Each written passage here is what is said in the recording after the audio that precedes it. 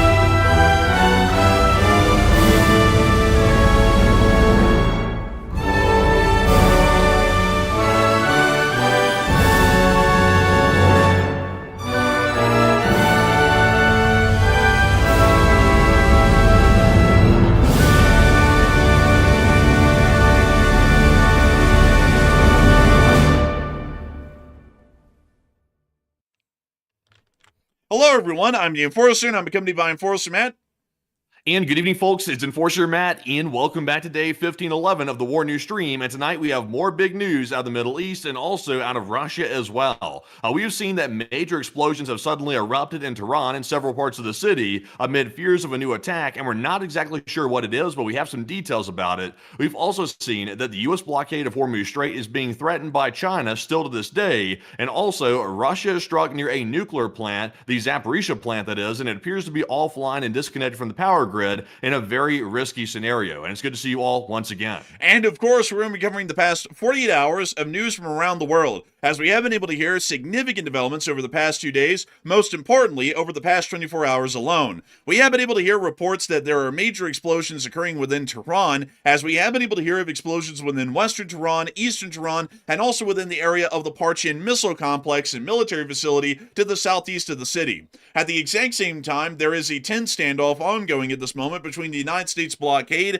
that is enveloping the Iranian blockade within the Strait of Hormuz. And at this moment, the situation is highly confusing, at least as far as what ships are going where and which ones are turning back and which ones might be trying to break the blockade. But we have attempted our best here tonight, and we'll be discussing this here in a moment, about the situation as we've seen it so far and the developments within that area. However, it does appear that the Islamic Republic of Iran is still conducting militant attacks against merchant vessels within the area, as the UK MTO has stated that there was a ship hit by 2 projectiles today off of the eastern coast of Oman, which appears to have been hit by Iranian anti-ship fire, once again suggesting that the Islamic Republic of Iran is conducting armed actions to stop any passages or attempted passages of the Strait of Hormuz or the general area that it does not perceive as within Iran's interests. Additionally, we have also heard that the U.S. Navy has confirmed the loss of the MQ-4 Triton, valued at around $250 million, if I'm not mistaken, which is a little bit of an eye-watering loss. We've also been able to hear that the Russian Federation has confirmed that 20 20 scientists and engineers of the Russian Federation are still at the Buzhehr nuclear power plant complex and are apparently conducting some form of critical functions or some sort of critical maintenance to the construction site at this moment.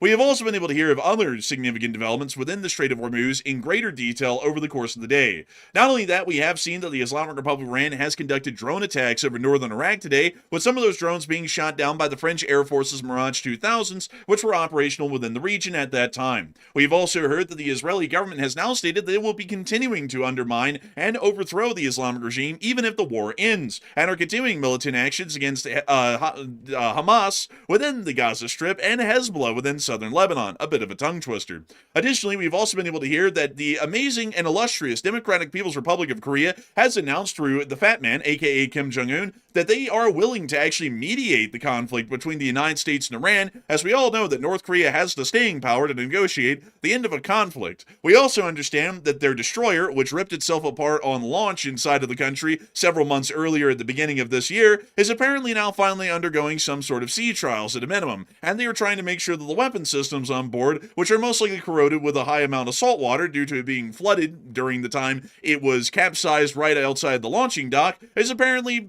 doing something to some degree. Gotta say, North Korea is really out there showing the world what for. We've also been able to hear that apparently talks will be resuming again between the United States of America and Iran in Islamabad and Pakistan here within the next coming days, possibly within the next week. We've also heard significant developments inside of Europe and also the Americas that there are around 103 oil tankers that are on the way to the United States of America at this moment, which is quite concerning to say the least, and we'll be getting into the analysis as to why. Additionally, we've also been hearing that the French and the British are making a significant operation or a significant preparation for an operation to ensure that the Strait of Hormuz remains reopened once the conflict ends. We've also seen that the Ukrainian armed forces have been able to inflict significant losses onto the Russian Federation armed forces and appear to have the tactical situation inside of the occupied territories well in hand, as a significant air campaign is underway by Ukrainian armed forces to destroy Russian air defenses at large numbers that has proven to be wildly successful, and we've also been able to see that there has been significant losses today at the Donetsk International Airport within the city of Donetsk after Ukrainian Scalp-EG attacks, the Scalp-EGs provided by the Republic of France, were able to slam down into multiple hangars that housed Russian drone forces that were conducting attacks on the Ukrainian front lines and deep inside of Ukraine, causing significant damage to those drone forces and losses of personnel. We've also seen that there was another major drone attack ongoing at the moment, although we do not have any information or developments on the success of those attacks. Additionally, news did come out today that the Zaporizhzhia nuclear power plant had been disconnected from the power grid once more, once again showing the incredibly perilous situation that power plant still is currently in at this moment. We've also heard that the Chernobyl nuclear power plant's new exclusion building appears to be under threat of collapse due to prior Russian attacks, and at this moment, some analysts and experts are stating that a collapse of the containment structure could happen at any moment. But with that in mind, making sure to try and knock out all of that as quickly as we could, those are the largest stories of the day, and we are going to be making sure to get into those and the smaller stories, starting with our largest stories first, and then moving our way on down into the smaller stories throughout the stream. And we actually have breaking news that's coming out at this moment live on air. And so, Matthew, what do we got? Okay, so we do have some early breaking news at the very beginning of the stream, as always tonight. Right now, we are seeing that a brand new story has just come out. It looks like we got some brand new satellite imagery showing Iran and their territory. It looks like, according to what I'm reading here on Twitter, it looks like some satellite images are showing that Iran has begun excavating the underground missile bases, and they're trying to regain access to many of them during this 2-week ceasefire that is technically still in effect, but it appears to be that Iran is kind of violating it here and there, and they're getting their proxy forces to violate that ceasefire as well. But this is a pretty big deal. It looks like these entrances, which were buried right before the war started between the U.S. and Iran, it looks like Iran's bringing in heavy equipment, and they're trying to dig their way back into these facilities for some odd reason. So, you know, the U.S. is saying these facilities have been destroyed to a large degree, but it looks like there's something down there that the Iranians are trying to get to. So, also, by the way, they got caught. Like, once again, we're able to see all the heavy machinery moving around on the surface, and it looks like they're trying to get in, and it looks like they've started the process of already digging it out for the most part. So, Enforcer, what say you? This is something that was largely forecast and predicted here in the analysis on our channel, as the United States of America is not actually capable of destroying or completely knocking out most of the missile cities that are inside the Islamic Republic of Iran. Take, for example, the missile city that is south of the city of Shiraz, which we can physically see right here, which is apparently several hundred feet under the very top of the mountains, or more so the promontories, that this missile city is currently lying underneath. Because of this, the United States of America cannot directly hit and actually collapse the tunnel infrastructure throughout its entirety and render it completely destroyed. We can only render it inaccessible by hitting and destroying the tunnel entrances and creating cave-ins, which make it physically impossible for the Iranians to immediately access and then use the ammunition that's housed within this facility. Once we were covering this news a while ago, we were stating on air that these strikes were most likely going to have to be followed up with what we would call double taps, although in the realistic sense they're not double taps, considering that these strikes would be happening days or weeks after the original preliminary strikes would have been conducted. Strikes like these that are able to cave in tunnel entrances and are never followed up with additional strikes to ensure that the facility remains inoperable and unusable generally would see that the Iranian or Islamic Revolutionary Guard Corps would be able to bring out special engineering units and engineering battalions to be able to clear out the debris from the tunnel entrances and render the facilities once again operational. At the moment, we have not really heard of the United States conducting significant operations against a lot of these missile cities to ensure that they remain inaccessible. We have only seen the first round of strikes, which largely rendered them inaccessible, but it now appears that the Iranians are digging them back out and will be able to access the ammunition within them, which will be further exacerbating our situation. Because from what we understand, there is still a significant amount of transport-erector launchers that are operational that are still within these tunnels and could also be pulled out along with the missiles for frontline service. And if the war begins again, we could see that there is a significant replenishment or almost a growth of Iranian missile launchers and also available TELs to be able to conduct ballistic and cruise missile strikes on allied nations and U.S. forces throughout the region, meaning that it would be a necessity once U.S. strikes begin, if they do, that the United States Air Force and Navy make sure to prioritize striking and once again rendering inaccessible these tunnels and missile cities to make sure that the ammunition is no longer available for the IRGC or the Iranian military to be able to use. Also, by the way, we did hear some threats out of Iran. It was about, I think, 24 or 48 hours ago. Iran had made some more threats toward the United States that if the United States tries to move in on the Strait of Hormuz, that they would once again start attacking people. That's, of course, we've heard that before. But there was also one Iranian official that made a threat saying that if it gets pushed to the extreme and Israel starts attacking Iran again and the U.S. starts moving on Iran, either through a ground invasion or airstrikes or whatever, then Iran could whip out weapons that the world's never seen before. That was stated by one official. We haven't heard any further statements like that, but it could be that maybe they're trying to access the enriched uranium that's under the ground somewhere, because recall, the U.S. officials did not say exactly where that material is being held, and we don't know exactly which facility it's in. We believe to be that it was in Isfahan. That's where we thought it was, but it could be somewhere else possibly. But that's also buried along with these sites, so they could be trying to access that. That could be why they're trying to rush to do it while the ceasefire's in place. it could certainly be, and while we aren't able to get satellite photography out of the area at the moment, folks, unfortunately due to the fact that according to some of the alleged statements that we've seen from satellite companies that provide the photography, they have stated that the United States government has quote-unquote requested and asked them to not show satellite photography to the public at all from the entirety of the Middle East at the moment while operations are still ongoing. That came after the original statements that were given by the Department of Defense that we did know of, where they requested that these companies provide a 2-week hold on any satellite photography that was to be provided from the region, ensuring that operational security wouldn't be violated. After that, it then came down that they were to provide no satellite footage whatsoever, even if it is no longer OPSEC sensitive. So at the moment, unfortunately, we do not have a way to ascertain how significant these excavation projects are nationwide, because we could be seeing that not only are they rendering these facilities operable once more by clearing out the debris from the tunnel entrances, they could also be clearing out the tunnel debris near to the entrances of the Isfahan facility, which is where we believed publicly at the moment, according to the information we were able to get, that the nuclear material or the fissile material that Iran has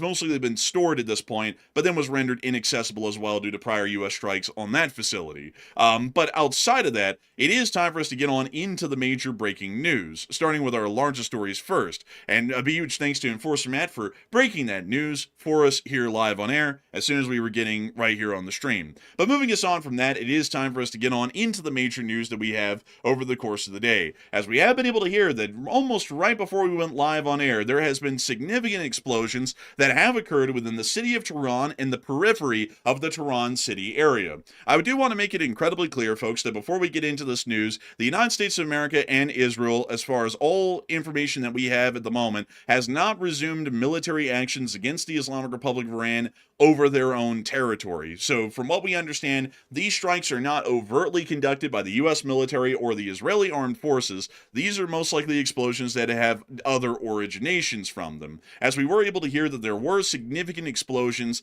southeast of the city of Tehran, apparently around the Parchin military complex, followed by some air defense fire, according to eyewitness reports. Unfortunately, we don't have any videos from this area, as internet is largely down within Tehran, and so for this moment, we are still having to work as best we can off of eyewitness reports from the area, and we have been able to verify that most of the eyewitness reports are accurate in their claims, because usually they have been followed up in the past when the internet was slightly accessible by video and picture evidence. We also have been additionally able to hear that there were significant explosions within eastern Tehran and western Tehran, and apparently from what we've been able to hear, some of these may have been car bombs that were detonated on the Tehran's Imam Khomeini Street near a besieged post, possibly showing some sort of insurgent operations that are being conducted within the country against the Islamic Revolutionary Guard Corps and the besieged, which are one in part internal security services in Iran and also part of the armed forces of the Islamic Republic of Iran as well.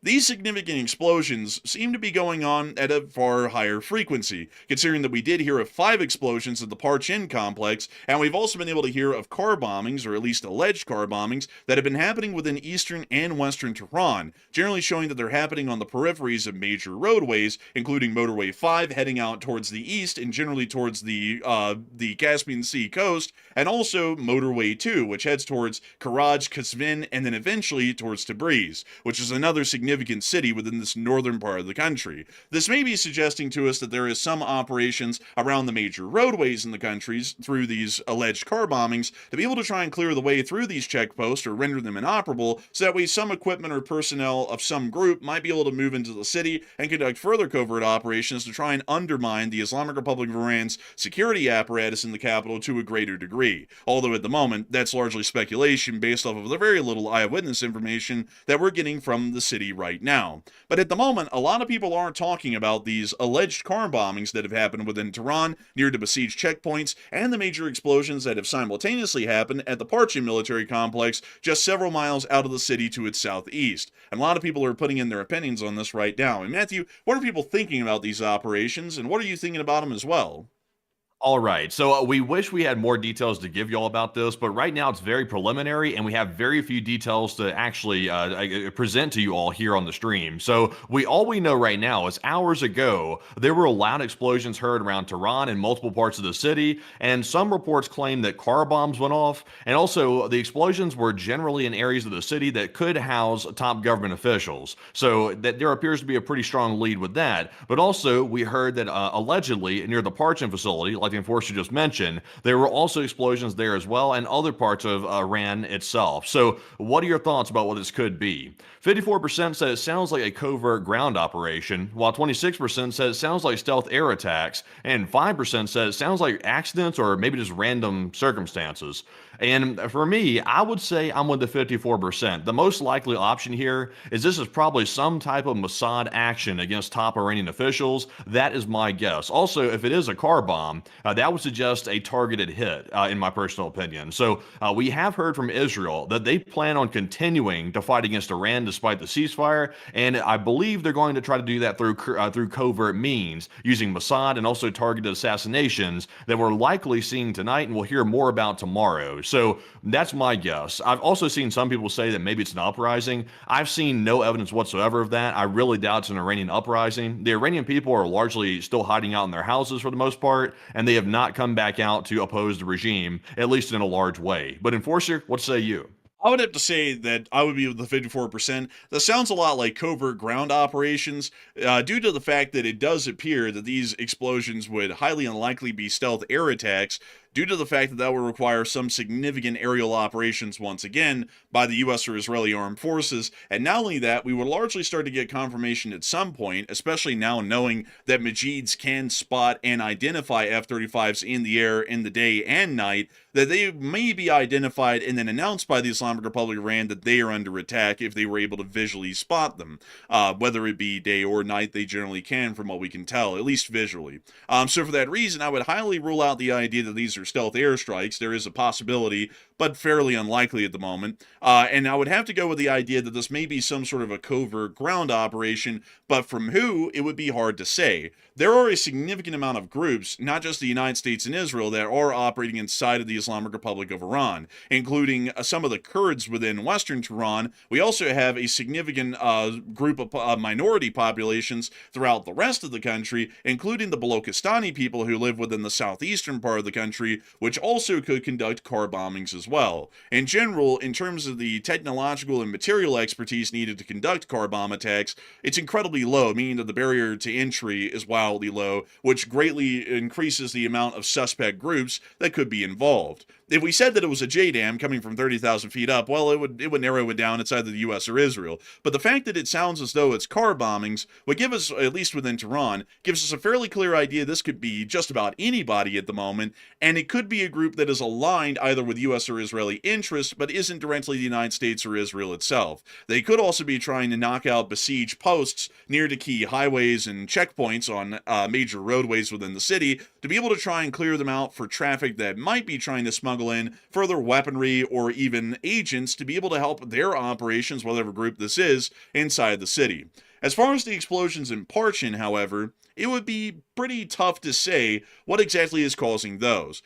Generally, I would have to say, if it's not a direct U.S. or Israeli attack, it could be another workplace incident, because Parchin is not unknown to have a significant number of workplace incidents where they try and make missile fuel, solid propellant, and such things as that, and then they happen to spontaneously combust in the midst of the production process. So that could be a likelihood, but 5 explosions is making that a little slightly unlikely as well. But moving us on out of the major explosions within Tehran, we have also been able to hear that the Iranians have really been putting out a positive foot forward today, folks, and they put out a statement that I have to say is fairyland talk. I mean, it's really something else.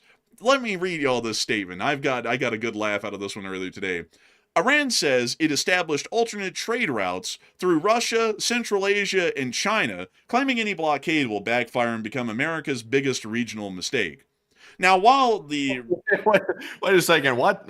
Is there a new body of water that I'm not familiar with or something? What could they possibly be referring to? Well, Matthew, if you didn't know, the Iranians finally found the mythical Northwest Passage. And apparently it's not here in the Americas. It's somewhere in between Afghanistan and Turkmenistan, I'm guessing. But the statement is just absolutely insane, isn't it? Like, it's nuts. Yeah, I think it's a little bit insane. Like my brain is kind of getting pulled every which direction at this point. That's wild. I think they might be on something. So outside of the efficacy of the blockade, folks, because there's still a decent argument out there by a good group of people saying that it has no purpose and it's not really going to achieve much, and then there's another group saying that it's going to achieve everything in its 5D chess from the doctor. It does appear that this statement is just complete bullshit, and I'll tell you all why. Rerouting trade isn't something that you do overnight. And to really quickly explain this to some folks, because I saw some people bringing up arguments or counter arguments in the chat, Iran has not had a month to rearrange its trade routes. The blockade was only announced on Sunday, well, largely Saturday, and went into effect this Monday, meaning that they've only had that amount of time to reorganize trade routes, because up until then, Iranian ships had well and truly been allowed by the United States and everybody else to load up with cargo in any port on the Iranian coast and literally just sail right out of the Strait of Hormuz into wherever they wanted to around the world, meaning that up until today, well, up until the past few days, every single supply route that had an end node at the coast and then was loaded onto a ship and shipped somewhere else was still running like that up until the past few days.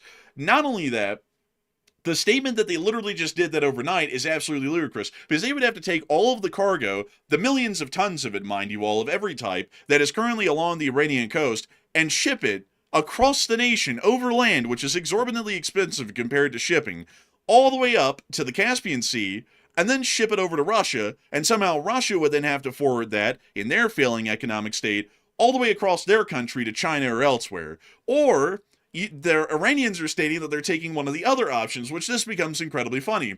Apparently, they're saying they have a trade route to China, which would suggest that they're shipping stuff through Afghanistan. However, the Taliban hates Iran, and they've attacked Iran multiple times over the past year and a half in multiple border skirmishes. So we would not believe whatsoever that there is any large trade route going from Iran through Afghanistan to China. Completely impossible. Not only that, the mountain pass in the Wakhan National Park, which is this little eastern finger of Afghanistan, is literally impassable. There's no roadway that's large enough through that area to support any overland trade. Turkmenistan swears complete neutrality for foreign policy purposes, so that way no one brings up their crimes against humanity and everything.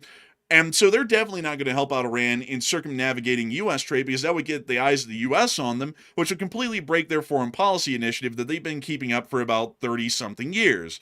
Then on top of that, Pakistan is trying to play a third-party intermediary. And not only that, right next door to them is India. And who in the world out of these two countries would try and support and then foster an overland trade route for the Islamic Republic of Iran to use that would bring the ire of the U.S. upon them, considering that Pakistan is trying to play the neutral third party here in negotiations, and India's kind of on the fence as to whether they want to be an American friend or not, and that would clearly throw them once again in the camp of BRICS and completely destroy any U.S. friendship that they have. So overland routes don't exist. The route with Russia hardly would exist in reality, and not only that, the Iranians couldn't completely rewire their trade routes in literally 4 days to make this possible. The Western world can't even reroute the oil trade routes 6 weeks in to the beginning of the war in Iran. How the hell is Iran supposed to reroute their entire national trade network in 4 days? It's impossible. And so this claim is raw propaganda by the Iranian government. There's no way that they've done that. And the economic damage of our blockade in the Strait will start to coalesce, but I do want to make it clear, folks, it's going to be over a very long period of time. Blockades do not bleed a country dry in just a couple of weeks. Generally, blockades can take months at a best-case scenario, if not years, to coalesce any real physical damage. The Ukrainian armed forces have been conducting effectual blockades, would probably be the best way to explain it, for the past 2 years on the Russian Federation by attacking critical oil infrastructure and oil loading infrastructure at their ports. And even still, the Russian Federation is only getting into economic collapse territory about 2 years later. If we conduct a blockade on Iran like we are right now, it could take an incredibly long time, even if we see a complete cessation of their oil export capabilities, for the Iranians to economically cave. And therein lies the issue. The Iranians are currently blockading the Western world and the United States with their own blockade inside of the HORMUZ. And if that blockade continues to stick, at this moment, it's an economic war of attrition. Which economy is going to collapse, or which economy is going to have enough public pressure put on it to give up the war and walk away? Is it going to be our side, or is it going to be their side?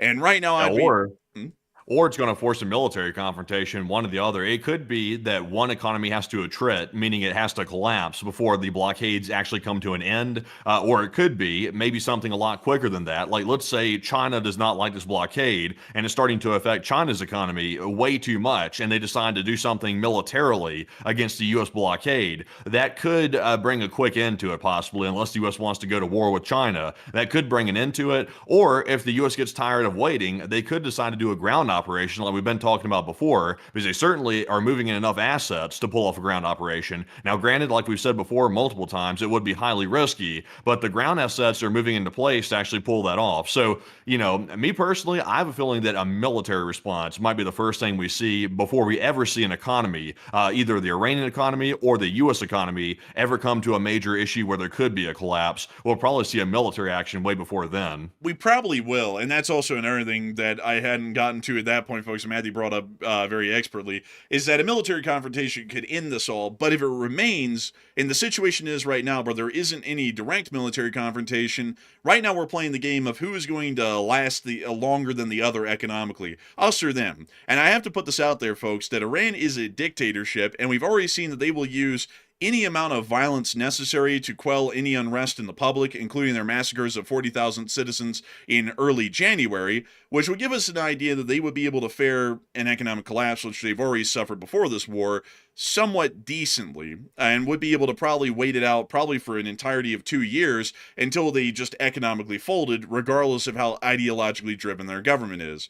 On the other hand, here in the United States of America, we operate off of a democratic governmental system, meaning that any sort of economic woes or hardships are generally reflected quite heavily in upcoming elections like the midterms or the presidential elections, which could see a change in the government and could see that that new government comes in with the concept of ending the war in Iran at any cost, even meaning a form of a strategic defeat to see that the Strait of Hormuz is reopened and the U.S. largely drops its war goals, meaning that the Iranians are generally trying to wait it out for that period of time to see if the U.S. government will tap out before the Iranian government is forced to tap out due to a lack of funds. So that's currently the situation we're watching right now, but this could also end as well if there is any form of a military confrontation that happens in either between us and Iran or us and some other foreign power, China. And a lot of people are currently talking about the Chinese and their statement from the foreign ministry. As many of y'all will have seen yesterday on Enforcer Matt's video, Enforcer Matt stated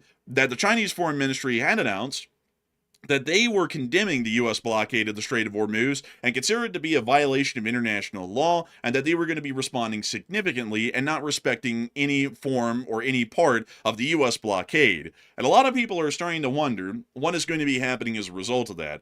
Like we predicted on the channel, the U.S. creating a blockade on top of Iran's blockade isn't containing the situation and making it easier to handle. It's actually now incensing other enemies of the United States and giving them a direct way to create a confrontation with the United States to see that their ally, Iran, might come out on top due to us folding from significant Axis pressure. And at the moment, a lot of people are talking about what the United States is going to do in response to the Chinese Foreign Ministry statements that were fairly aggressive towards the United States of America, and were generally showing that the Chinese would not stand for the U.S. interfering in Chinese shipping going through the area of the Strait of Hormuz. And Matthew, what are people thinking about that right now, and what are you thinking about that as well?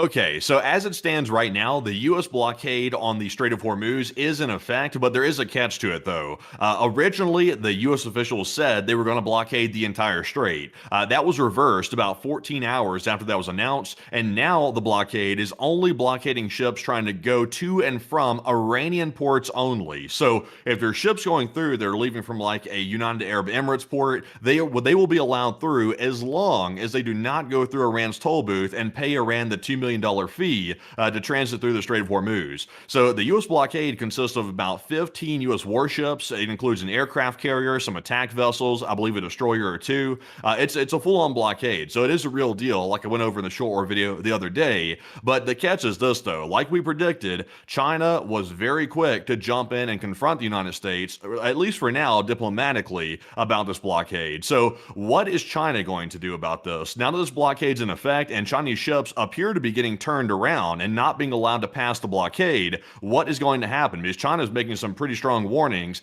telling the United States to back off or it could escalate. So 42% said the U.S. will end up letting China's ships go through the blockade with no issues. 30% said the blockade will remain unopposed by anybody, including China. And 21% said China will confront the U.S. militarily, and they could bring in their navy to try to clear out the blockade. So right now, we have seen, and it's hard to keep this straight, so bear with me here for a second. We've seen a couple vessels get through the blockade, but those are believed to be vessels that are not related to the Iranian regime. Allegedly, 2 vessels that were trying to get to China have been turned around by the U.S. blockade, and that's according to all the information I have right now. It looks like they were actually turned around. So It's very confusing, by the way. It's hard to keep all this stuff straight at this point because the U.S. has said about a million different things about the blockade. Also, the shipping data is a little bit iffy because they turn off their transponder, they turn it back on, and it's hard to track these ships. Very little is clear right now. But what is clear, though, is the U.S. is carrying out the blockade. It's ongoing. And in my personal opinion, I think the U.S. is going to cave. Once China starts raising hell over this a little bit more extremely than they are right now, I'm with the 42%. I think the U.S. will let China's ships through because the alternative is they end up firing on a Chinese ship, and then China says, "Okay, now it's time for war because you've attacked our ships, and we warned you about that. Now we're going to start a war." So I'm with the 42%. But Enforcer, what say you? I would have to say that I would be with the 42%. The United States is probably going to relent and allow Chinese vessels to pass through the blockade because we already have a historical example where the very same thing happened prior, which Matthew and me have talked about off air. And Matthew, tell everyone what similar historic situation that we've had in very recent times that has showed that we'll let the Chinese ships through the U.S. blockade. Where in the world was that? You tell me. It's hard to focus. Venezuela. We saw that the U.S. blockade on Venezuela prior actually allowed Chinese ships through to Venezuelan ports, which largely defeated the entire purpose of the blockade for the larger part. Our claim back then, when we were going to war with Venezuela, was that the Venezuelans were supporting a narco-terrorist force inside their country, and that we were going to be conducting an absolute blockade on Venezuela to be able to see that they wouldn't be able to export a single drop of oil to Russia or China. Once we conducted the blockade, we seized a ton, and I mean a ton, of Russian tankers that were attempting to make it to Venezuelan ports. However, every single Chinese tanker that we ever saw on the news and we ever covered was allowed right through the blockade, which basically meant that there was a giant hole in the net that was Chinese-shaped, and any Chinese-shaped vessel that would arrive was allowed straight through to a Venezuelan port and was also allowed to leave as well, with absolutely no actions being taken by the United States Navy to stop those vessels from entering and exiting Venezuelan ports. We would believe that a fairly similar situation is going to be happening here. The United States of America cannot really afford a confrontation at this moment right now with the People's Republic of China because we're currently still largely engaged in fighting the war with the Islamic Republic of Iran, and that is tying up a significant amount of available and deployable naval assets and also using up a significant amount of Air Force assets as well. And to remind you all, the United States' war against China is generally expected and forecast to involve significant elements of the United States Navy and Air Force, which would not be available in this current conflict if it did happen with China, because they're currently all tied up for the most part inside of the Middle East. About 1/3 of all deployable naval forces are currently within that area right now. So with that in mind, we're probably going to allow them through because we do not want to create a larger confrontation with the Chinese at this moment, because instead of making the war a lot easier and closer to ending, it's making it a lot farther away from ending, because now we're not really fighting Iran, we're more so fighting China, and now Iran is the sideshow of the Iran War, which is named after Iran because it started there. So I would generally have to say, probably not the greatest idea, in my honest opinion, to stop Chinese ships. That's also why the blockade is largely ineffectual once you think about it in reality, because we're largely going to have to let them through. Otherwise, we're going to be creating a significant showdown with the Chinese.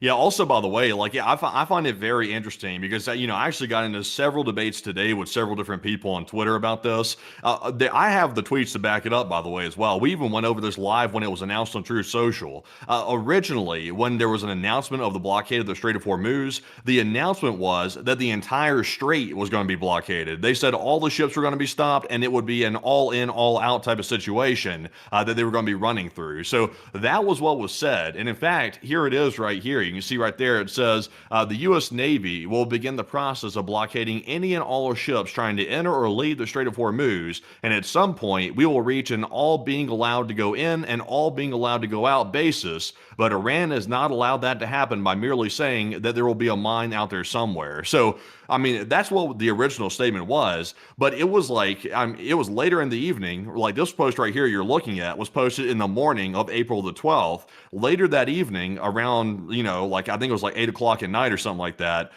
then the U.S. president backed off of this and said it was actually only going to be limited to the Iranian ports and not the entire Strait of Hormuz. So they backed off of that pretty quick. I've been wondering all day long if maybe there was some type of behind-the-scenes contact with China about the situation, and that's why they backed off of it and didn't go so extreme as to blockade the entire strait, because that was a pretty big reversal pretty quickly.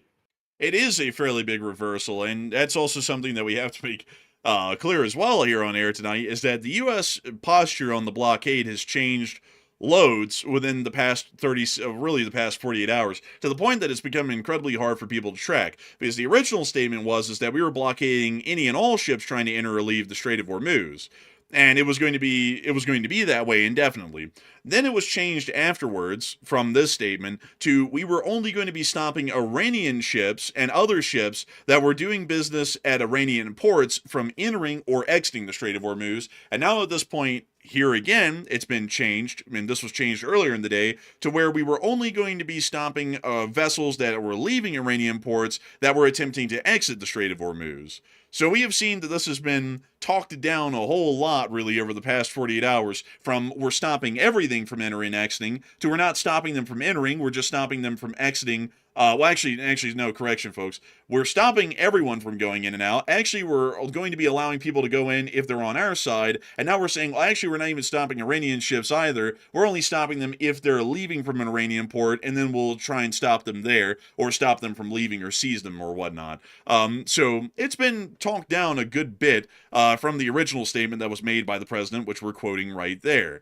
We've also seen that this has led to a great deal of confusion inside the Strait of Hormuz itself over the day, and we'll be getting on into that right now, because we have seen some interesting sorts of developments, to say the least. Here's a little glimpse of the blockade. This post came out today from OSINT Defender, showing the past 24 hours of shipping traffic on marine traffic, which we use here on air, and you can actually see up until 10 o'clock our time in the middle of the day what the Strait of Hormuz was looking like.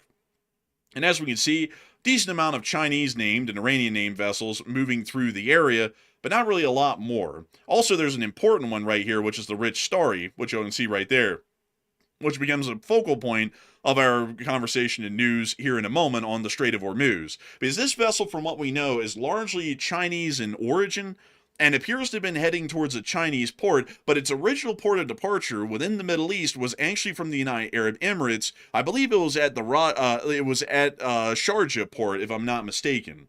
And we can see that the Rich Starry made it down into this cluster of vessels here, and then at that moment it appears to have largely stopped. After that video ended right there, we actually heard that the Rich Starry turned around, and at this moment, y'all can actually see that the Rich Starry is right here, traveling at a speed of about 2.9 knots, basically within Iranian territorial waters, and heading back into the Persian Gulf at this moment, which is a fairly interesting development. And to give you all a little bit of specific news about this ship, because this one was one that really captivated a lot of the public's attention today, the Rich Starry did sail through the Strait of Hormuz earlier today, and it is apparently Chinese-owned, and according to Geo Insider, it is on the U.S. sanctions list since 2023 for carrying Iranian crude oil. The first tanker to exit the Gulf since the blockade started, which is this one. It apparently has tried once today and then turned back near Qashem Island, which we saw for a moment, and then turned back around and then started making its way all the way out of the Strait of Hormuz. No one stopped the vessel, but we did understand that at this point, somewhere around the area just directly east of Fujairah, or somewhere around this area, the vessel then stopped again, did a complete 180, and then sailed the same track all the way back through the Strait of Hormuz and all the way back into the Persian Gulf, which is making... Wait a second. Well, before you move on here real quick, I want to point something out. Did this thing take the track that Iran had already described already that you could take to go through their toll booth? Because it looks like I could have sworn that the track that Iran had set up was near Qashem Island. I could have sworn it was through that area, but it looks like this ship went through generally the main section of Hormuz, the strait. So it's actually like it does go near Qashem. This is the big island of Qashem right here. I think what you're saying though is that their path went through Larak and Qashem Islands, like that passage, and then around. Yeah, so we've actually seen that over a decent amount of time. A lot of ships take two different paths. They either take that one that you're talking about, or they take the one that goes directly south of Larak. So we believe that both of those areas are clear of mines because we've seen enough traffic over the past week through both of those lanes that it appears that both of those are not mined at the moment. Interesting. Yeah, that is fascinating. I'm seeing some people say that that is not Iran's toll lane, and some people are saying that it is the toll lane. We're not entirely clear exactly what the trajectory of the toll lane actually is, but I could have sworn it was between the Kashem Island and the Larak Island. I could have sworn it was between there, and this one looks like it took a slightly different path. So maybe this is part of their toll route, maybe, but I'm a little bit skeptical about that. And it is a little bit questionable, to be entirely honest. And I'm trying to see, let's see here. I'm trying to see if I can show you where the international water corridor is inside the Strait of Hormuz, because it's fairly narrow, and this is something that people have talked about in the past. And actually, here we go. Here's a little infographic of it right here. Technically, by international law, territorial waters of a country extends 12 miles from the coast. And we could see that that actually created a significant issue here inside of the Strait of Hormuz, because technically the UAE, Oman, and Iran would be able to claim that all is territorial waters by that law. But due to the special circumstance here, this there's a little area, basically that one right there, before the UNCLOS, that still exists as an international waterway, because there's been significant exceptions to the 12-mile rule all over the world because of straits like these. So generally, we believe that it's the international water corridor that we're seeing right here. That's the one that we believe is mined. It's not really all of it, so that's why we're believing that it's skirting north, but not directly through the Iranian passageway, is because that lane is also apparently clear of mines as well. We believe most of the mines lie within the international waterway, because then that forces everyone to either hug the coast down here, which then gets them hit by an anti-ship missile, or they have to go through Iranian territorial waters where they can exercise jurisdiction directly over the ships and use their smaller vessels on a coastal or littoral setting to be able to stop and seize them if they would wish. Yeah, interesting. I guess as long as Iran gets their bag of cash, I guess that's all they're concerned with. So, I would assume that they know where the mines. Also, by the way, it's like how that story that had come out previously that Iran doesn't know where their mines went and they lost track of them, and oh, whoopsie, we lost the keys. We're not sure where the mines floated off to. Apparently, they know generally where they're at, or otherwise they wouldn't have a toll lane clear of mines if they didn't know where they were truly at. So, I mean, that also kind of defeats their argument there. Yeah, it really does, honestly. We also got a report that apparently 2 ships from Iran did pass the Hormuz Strait despite the U.S. blockade, according to marine trackers, and that was quoted by the AFP and also the BBC Channel 1 in the United Kingdom today as well. We've also been able to hear some additional reports that other vessels had been claimed to have passed through as well, but generally this statement here by Walter Bloomberg generally covered the entire base of it. It included the Rich Starry and many other vessels, so largely we had to then break it down on a case-by-case basis to give you all a better idea of what's going on in the Strait today.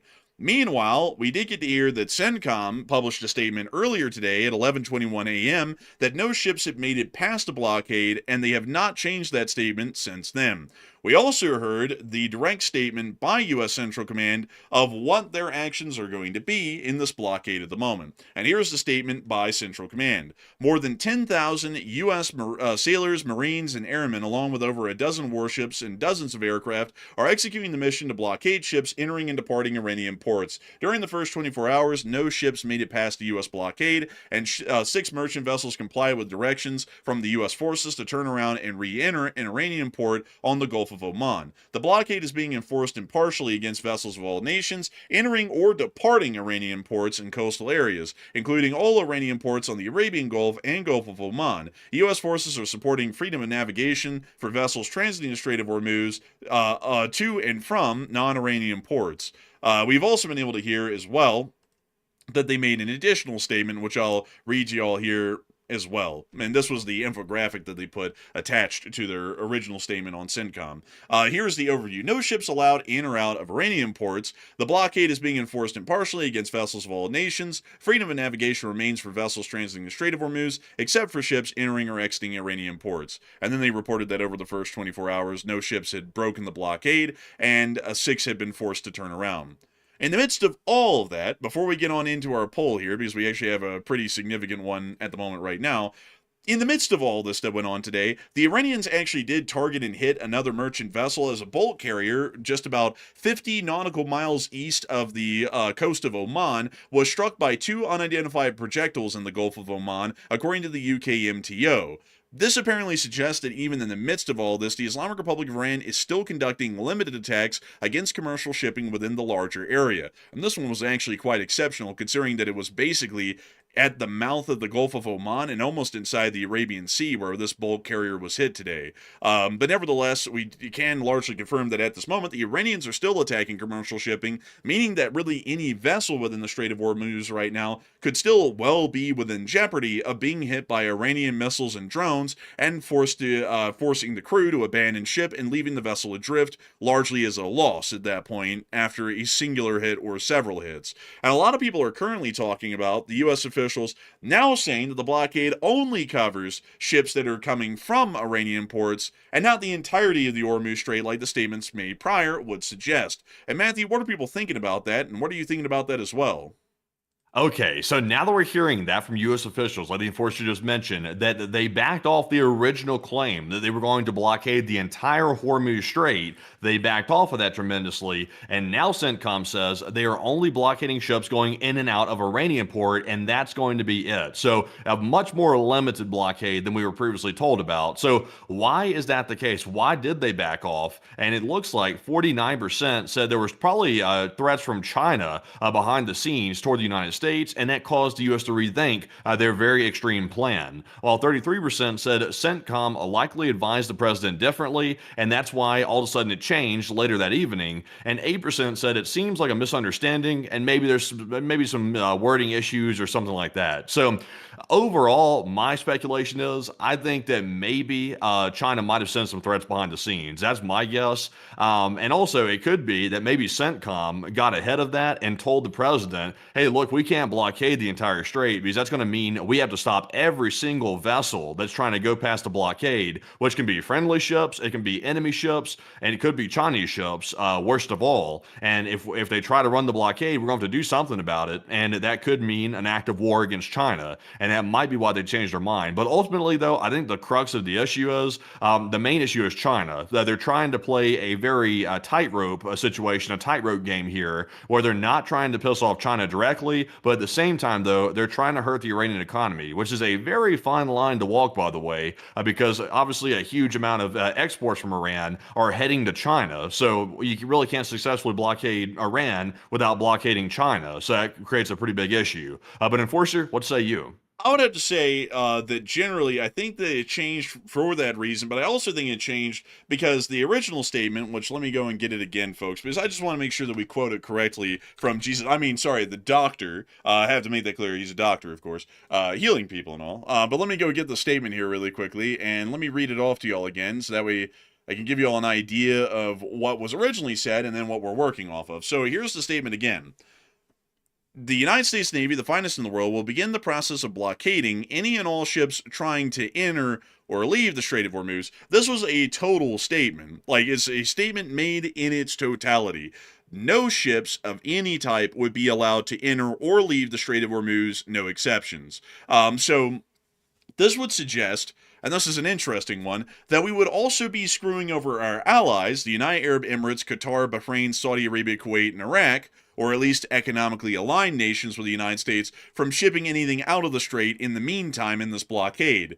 And there was probably a phone call that came in from China, probably saying something like, kiss my ass and all that, you're not going to do that or else there's going to be a problem. And then we said, well, actually, anyone can go into an Iranian port, they just can't leave. And then there was probably a whole bunch of phone calls from a whole bunch of Gulf states going, kiss my ass, are you stupid? You must be an idiot because you're going to screw us over economically, and we're already, getting bled dry by this blockade already. Now you're going to stop any of the ships from getting out, even if they're lucky enough to make it through the strait. What are you, a fool? And then it was backed off of there as well. So that way we could say all of our allies can leave, and you can go into an Iranian port. It's just that you can't leave an Iranian port. I think that's why the blockade has been so heavily reduced in its absolutism for the larger part in the original statement is for that reason. But at the same time, though, the question remains, though, because you saw earlier that that ship that is allegedly destined for China, and we don't know exactly what's on board that ship. We're not sure if it is actually full of cargo. We're not sure if it's empty. We're not really sure. But that one that's trying to get through that turned back once it met the U.S. blockade, that thing left from a United Arab Emirates port, as far as I'm aware. So it did not leave from an Iranian port. And yet at the same time, it appears to have gotten turned back. So we don't know if that ship paid a toll to Iran to pass through the strait, because the U.S. had previously said that if anybody pays the toll to Iran, then they'll be treated like a ship leaving from Iranian port. So maybe that's why they got turned back. Possibly, maybe they paid like a lump sum, like maybe $2 million or something to the Iranians to get through, and maybe that's why they got turned back. You know what it could be, as well as it could be that that vessel is trying to speak directly to China or the Chinese government at the moment to see what the position is. I bet you a lot of Chinese ships are doing that regardless of where their port of origin is at the moment in the Gulf, whether it be Iran or allied Gulf states. And they're probably trying to talk to the People's Republic of China and say, look, we're on the sanctions list. So, there's an issue there. And also on top of that, we're a Chinese vessel, and we're not really sure if the U.S. is going to stop us and try and seize us. So what do? Are y'all going to be there for us if the U.S. tries to create a confrontation? And they might be trying to speak to the Chinese, and the Chinese might have told them, y'all are going to be on hold for a little bit and just hang tight and go back in the Gulf until we figure this out and figure out what our approach is going to be, and then we're going to give y'all an answer. Because they might be trying to see what the Chinese government is willing to do, and then the Chinese government might come up with an answer like, go ahead and challenge the blockade and see what happens, and whatever happens, we'll start threatening the U.S. over it if it goes badly. And so that way they can see if they can break the blockade, even with a vessel that is on the U.S. sanctions registry.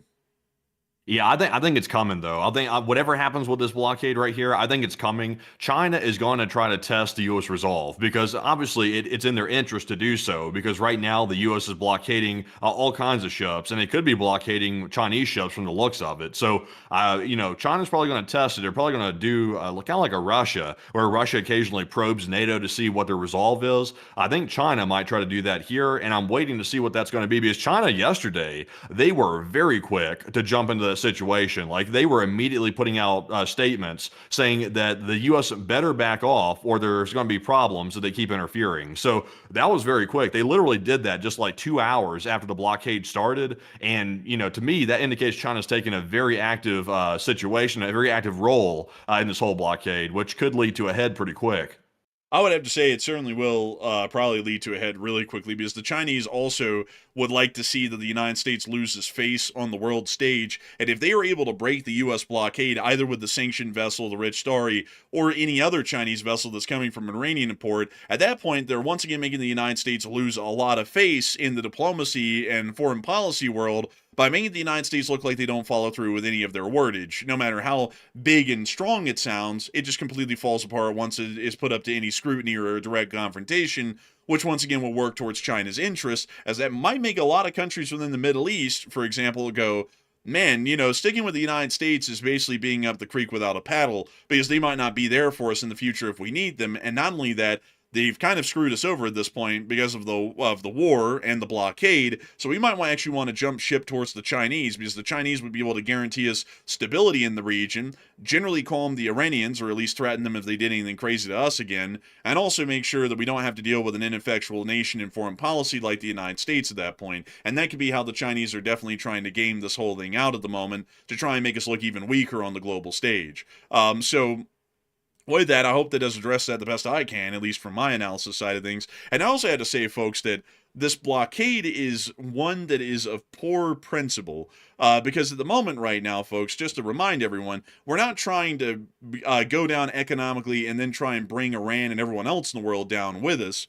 We're trying to reopen the Strait of Hormuz, which is the actual goal that we have at the moment. Because seeing the Strait of Hormuz closed, no matter how much people try and conduct mental gymnastics to make it sound like it's actually great, is an incredibly bad thing. I mean, we don't have to look that far historically to see that. You can literally just look back to the 70s when it was kind of closed almost, and that was a significant issue for us here in the United States, as it was back then. This is to a magnitude 3 times larger right now in the impact than it was 50 years ago during the oil crisis of the 70s. And so we generally want to see that the straits opened. So direct military action against Iran to forcibly reopen it, one, limits the conflict to where we can't involve larger countries like China, and secondly, it also sees that our objective of making the Iranians lose hand against us dissipates pretty quickly, and then we don't have to worry about the Iranians conducting any further blockades at any other point in the future, or still for the days and weeks to follow. Conducting a blockade on top of their blockade, as we predicted days ago, is only exacerbating the situation, as it's now escalating the conflict and involving more foreign powers, ones that are larger and more powerful than the Iranians economically and militarily. And not only that, it's not seeing that any economic hardships that will be coming our way several weeks or months down the road are going to be avoided. As a matter of fact, it's just making sure that while we will be economically suffering, everybody's going to be economically suffering with us, which is a lose-lose sort of planning instead of a win-win sort of planning, or a win-lose sort of a plan. So, I generally say at this point we want to emphasize a win-lose plan. We want to win and we want to make them lose, but the current blockade that we have right now ends up just making sure that we economically lose out, but also everyone else economically loses out as well, which I don't really think is a great foreign policy plan, if you ask me. But anyways, with that, it is time for us to get on into the rest of the news that we got out of the region, which also includes some unfortunate news that was confirmed by CENTCOM today, as CENTCOM has reported that the U.S. Navy did lose the MQ-4 Triton last week over the area. This drone cost only a small $240 million, and it does appear that it crashed somewhere directly in the middle of the Strait of Hormuz. Yikes. So when we reported on that days ago, actually. So that's bad. That we were hoping that maybe it didn't go down. We had seen on the flight radar information that it looked like it was having problems. It was squawking an emergency code, and we were hoping it made it back, but it sounds like it didn't make it back. So, geez, that's $250 million loss right there. That's a pretty big loss. I think the MQ-4C Triton might be one of the more advanced drones that we have in our arsenal, so that's obviously not a good one to lose right there. I don't think we have too many of those. Yeah, we don't have a lot of them, and they're also extremely expensive. To put this into perspective, by the way, to give you all an idea of how much one of these are, an F-22 costs about $334 million to $350 million to produce per unit, and an F-35 costs around $82 million to $110 million per jet, meaning that this thing right here was about the equivalent of losing two F-35s in cost, which obviously is quite expensive. We don't know why it was lost. We don't know if the Iranians shot it down or if it just went down due to some sort of a technical issue. We're not entirely sure, but still very unfortunate to see. Outside of that, we've also been able to hear that the Russians have confirmed that they still have 20 people left at the Iranian Bushehr nuclear power plant, including some engineers. We don't really know who these people are and where they are at this power plant, but apparently 20 Russian citizens and those involved in the nuclear industry are still here at the Bushehr nuclear power plant. We believe that they might have been left as a skeletal crew to help the Iranians out with whatever they would need help with at the power plant, but from what we understand before the war, there was about 200 to 300 Russian scientists, engineers, and personnel working for Rosatom that were at this facility, and by the Russian government statement, largely all of them, except for these 20 that were left, were evacuated, meaning that there are still Russian nationals here at the Bushehr nuclear power plant, and any strikes around that area could lead to the risk of a injury or death of a Russian national, which then could create a diplomatic incident between us and the Russian Federation. Outside of that, we have also been able to hear, additionally, out of the Islamic Republic of Iran today, that the war at this point, even according to Iranian governmental statements, has cost the Iranians an eye-watering, there we go, 270 billion US dollars of damage, which is an extremely large amount. Oh. And also, by the way, they're wanting to get that back from the United States, by the way, because one of the terms that Iran keeps putting forward in these peace talks that were happening is they want reparations for the war. So that means they want this amount of money given back to them in cash. That's what they're saying right there. That's never going to happen. Like, they are not getting $270 billion from the United States. No way in the world that's going to happen. So they can go ahead and write that one off as a loss. Man, I got to tell you, $270 billion, folks, that's a big ask right there. I mean, that's a huge one. And we've also seen that at the same time today, the Iranians were launching some drone attacks over northern Kurdistan and Iraq, and we actually saw something really unique today. The French Air Force was the one that was active that intercepted this drone. And we actually had both of the clips, or both iterations of the clips today, but this drone was actually shot down by a Mirage 2005F. Which is pretty interesting, honestly, really neat to see. This is the aircraft in question right here, by the way, folks. It's a Dorito, is the best way to explain it, or I believe this would technically be called a Delta Wing design. They're fairly common in the French Air Force, right next to the Rafales, which are their advanced 4th generation aircraft, but these are considered early 4th generation aircraft for the larger part. Still, we were able to see it shoot down a Iranian drone over the area with what we believe to be a Magic 2. There's the Mirage. And you can see that Dorito-shaped design to it, so it is definitely a Mirage 2000. And then we can see it fire off the Magic 2 right there. There it goes. And there's the impact. Oh, wow. Oh, just like magic. Man, it's magic. Have you ever seen a Magic 2, Matthew? Like a Magic 2 missile? I personally haven't. I've never seen the magic missile. Let me show you this. It's really neat looking, actually. So this is it, right there. That's the Magic 2. Oh, that's weird. It doesn't look very invisible to me. It looks, I can still see it. But you know what's magic about it is that it makes its enemies disappear. And these things are actually pretty good. a little Houdini trick. It is making them like go away like a poof.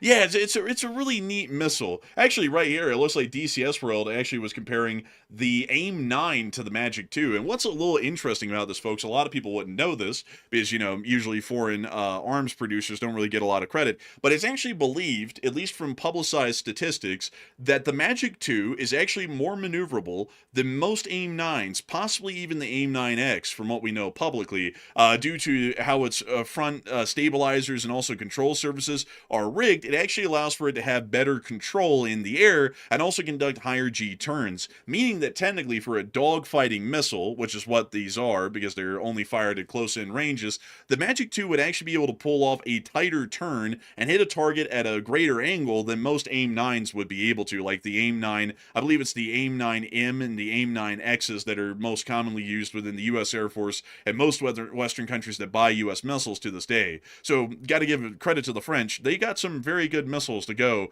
with those Mirage 2000s. So it looks like they might have just spent one on an Iranian drone over northern Iraq. Moving on from that, we've also been able to hear some words from Israel. As we all know, folks, that we can't go a day without some words from Israel. Israel has been able to get out some very calming statements that clearly will bring peace to the region by stating the following. From the head of the Mossad, even after the ceasefire, we will work to overthrow the Iranian regime.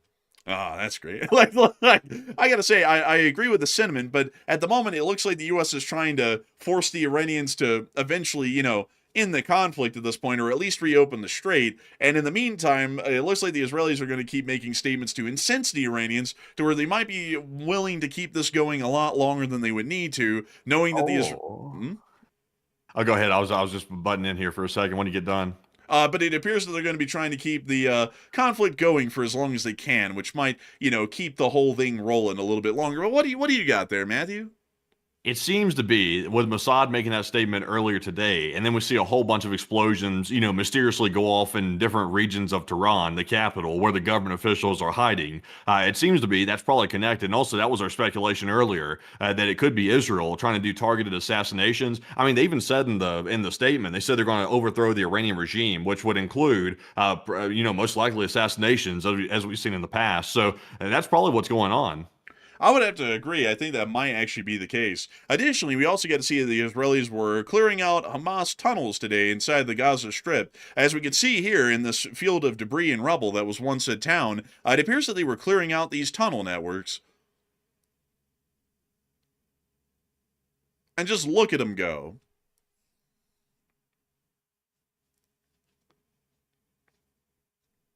Well, anyways, moving on from this footage that was published by the Israeli Armed Forces today, we also were able to see that within southern Lebanon, Hezbollah appears to now be using FPV drones to target and destroy Israeli vehicles, including this Humvee today, which was seen to have been directly hit by a Hezbollah FPV. That seems to be very similar, if not almost identically similar in design and use to most Ukrainian FPV drones and Russian FPV drones that are used in the Ukraine war, which is showing that a lot of Iran's proxy forces are innovating and beginning to use tactics incredibly similar to the groundbreaking and technically advanced tactics that we've seen in Ukraine to be able to try and inflict the highest losses onto conventional armed forces like the Israelis. We have actually seen, folks, that the Israelis have largely not modified or changed their doctrine or any of their techniques technology or weapon systems over the past 4 years since the beginning of the war in Ukraine. And it appears that they might start to pay for that dearly because they really have no built-in drone defenses, and they also have no drone offensive weaponry either, which appears to be starting to build up a bit of a cost for them in places like southern Lebanon, where it appears that Hezbollah is generally starting to use that sorts of weapon systems against them. We've also been able to hear that a lot of people are talking about that whopping loss that we were able to hear that was confirmed today, which was of that MQ-4 Triton, which went down in the middle of the Persian Gulf on the 9th of April. And a lot of people are wondering, what happened? And Matthew, what are people thinking about that? And what are you thinking about that as well? Okay, so right now we're seeing, of course, earlier that the Navy confirmed that a $240 million drone was lost near Iran's coast. As you can see right there, there's a picture of one. And the U.S. doesn't have a whole bunch of these, especially not as many as the Reaper drones that are commonly used over the skies of the Middle East. So what likely happened to bring this thing down? What was the cause of the crash? 60% believe that Iran likely shot the drone down, while 20% said maybe signal was lost or there was some type of malfunction, and 10% said I'm 50-50 on this one. And I would have to say I'm actually with the 10%. I'm going to take the cop-out option here. I'm kind of 50-50 because, you know, Iran would love to claim this thing as a prize. We do know that this thing here is it's not really extremely rare, but it's also not common either. It's also extremely expensive. I mean, it's $250 million. So that's a pretty big loss. So Iran would love to shoot it down, but there's still a ceasefire in place. And so far, Iran hasn't, launched really large attacks against the Gulf states or Israel or the United States directly, but maybe they try to shoot down a drone. Not totally sure, but it's also possible, since we did see that this drone was squawking an emergency signal, that maybe there was a signal loss or some type of malfunction possibly. So that's why I say I'm on the fence. It could be either one. There's just simply not enough info right now to say for certain. But Enforcer, what say you? I see some people here saying, damn, what in the hell will we need this sort of a drone for right here? $240 million. What a waste, but people, you don't understand. This thing is like one of the most advanced reconnaissance drones of its type in the world. It has a flight time of 30 hours. Flat out. So once it takes off, this thing can fly for 30 hours at an altitude of 56,000 feet.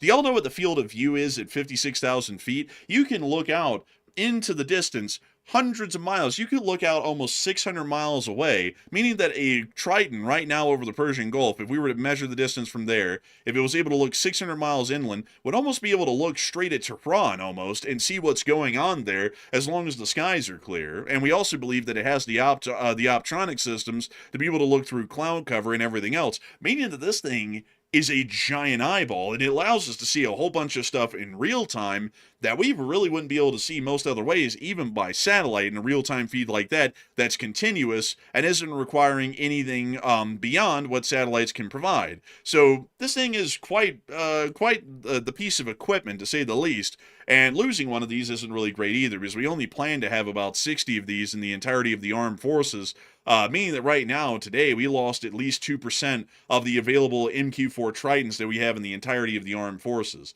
Outside of that, however, I would say that the Iranians most likely didn't shoot this down. If we take a look at the flight tracking data from its publicly available ADISB transponder, which we would largely believe to be accurate, when it started to lose altitude, it was actually right over the coast of Saudi Arabia, and we do not believe that Iran possesses an operational air defense system with the range capable to be able to reach all the way across the Persian Gulf and then hit a Triton that was within this area. So we believe, at least, well, I would believe at the moment, to answer the poll, that it was most likely technical issues or some sort of an engine failure or a loss of connection and an engine failure or a complete critical failure of the craft, maybe even an engine explosion that severed the control systems and the link that it had to its operator, that then led to the drone being doomed and then flying in what appears to be a straight line in a dive right into the middle of the Persian Gulf, where it then crashed. So that's what I would generally believe it was the cause of failure, was some sort of a critical failure of the drone, which then led to the loss. So with that, I hope that does address it the best I can, at least in my opinion, taking the deductions that we can from what we can see here on our end. But with that in mind, it is time for us to move on out of the Middle East, and it's time for us to move on into the rest of the news that we have from around the world. But before we do, because we have a lot more news to cover, I do have to thank so many of y'all for being here with us tonight so far. Tonight, we've had 25,000 people here at the peak of this stream, and we've had 133,000 people watch this stream within the first hour and 18 minutes. And I got to say that we are wildly appreciative and greatly thankful for so many of y'all watching the stream. We always find it an honor to know that so many people come to this channel and use it as their primary source of news. And I also have to add that we are entirely honored to be able to cover the news for each and every single one of y'all. And so with that in mind, I do want to make sure that we move on into the rest of our news here. But before we do, we're going to take 3 questions from the chat so that we can get to chit-chat with at least a couple of y'all before we get on into the rest of it. So Matthew, what do we got? All right, so let's get our first 3 super chats of the night and then get right back to our breaking news. Our first one is going to go to Hokey Redneck, a longtime channel legend who put in a $50 support. And thank you very much, Hokey, for that generous support, and we appreciate that, as always. He said, at Enforcer Matt, is Tuscaloosa really safe? And we'll be there this weekend. And I would say generally, Tuscaloosa is pretty safe for the most part. Of course, there's always sketchy areas anywhere. Alabama certainly has its sketchy areas, but if you're near the university, that place is patrolled pretty heavily because they got the college students running around, and they got the little. I think they even have the call boxes out there, like they had at UAB in Birmingham. So it should be pretty safe there. I would say so. So you should be good. You should be good. I must say, it sounds like you're going to probably a football game, I would assume. But Enforcer, what say you? And I'd have to say, yeah, it's pretty safe. You should be fine there. Tuscaloosa is a football city, which basically means that for Alabamians, it's like Mecca. Because everybody has to make a pilgrimage to the University of Alabama Stadium or the one in Auburn. So you should be safe there. Generally, they allow people to be safe during their pilgrimages, and then they all go up and they, and they, you know, like they kiss the rings that have been won by the state of Alabama football team. You know, it's a whole deal. But beyond that, you should be safe there, and it should be completely fine. And I hope you have a fun time at that concert, by the way, because it sounds like you're going to be having an absolute blast there. And so humongous thanks to you so much once again. I hope that has addressed that incredibly well. And I also got to say, folks, I have never heard of a national airport. I've heard of an international airport and a regional airport, but I've never heard of something like the Tuscaloosa National Airport. Is that like the equivalent of like a national forest or something like that, Matthew? They're usually called regional airports, not national airports. That's kind of a weird naming convention. Yeah, I know. That's what I was thinking too. I was like, what the hell is this? A national airport? I have never heard of anything being called a national airport in my life. I think though the sounds kind of commie. Like something about it sounds off. Like I don't know. Commie's not the right word. It sounds I don't know, like something about. I'm not sure what word to use, but it sounds a little odd. Man, it does sound a little odd. You know what's even funnier though, folks, is that they have the Birmingham International Airport or the Birmingham Shuttlesworth International Airport. And probably the most ironic thing about this is I don't think they have a single international flight to speak of. Like, I don't think they have a single one, if I'm remembering correct. I'm somewhere in the back of my head, I'm thinking they might have a flight to Toronto, and I think it's only one, and that's what technically makes them an international airport. But I mean, if you're only flying to Toronto, is that like it's technically international, but is it really international? And I would say no. You know, it's not like flying to Japan or Paris or anything like that. And that's generally what you would think of, kind of being in the realm of an international airport. You know, but also by the way, I think, yeah, Montgomery has, what is up with the national airport deal? Because Montgomery's airport, which is larger, mind you all, is a regional airport, not a national one. So why did they call it that in Tuscaloosa? I have no clue. Yeah, I don't know either, personally. I'm not really sure. That football got to the brain. Football! Football! But let's see. Selma doesn't have an airport. You know, I should have taken an assumption on that one. What about Auburn? They have to have, here's theirs. What is theirs called? It doesn't even have a name.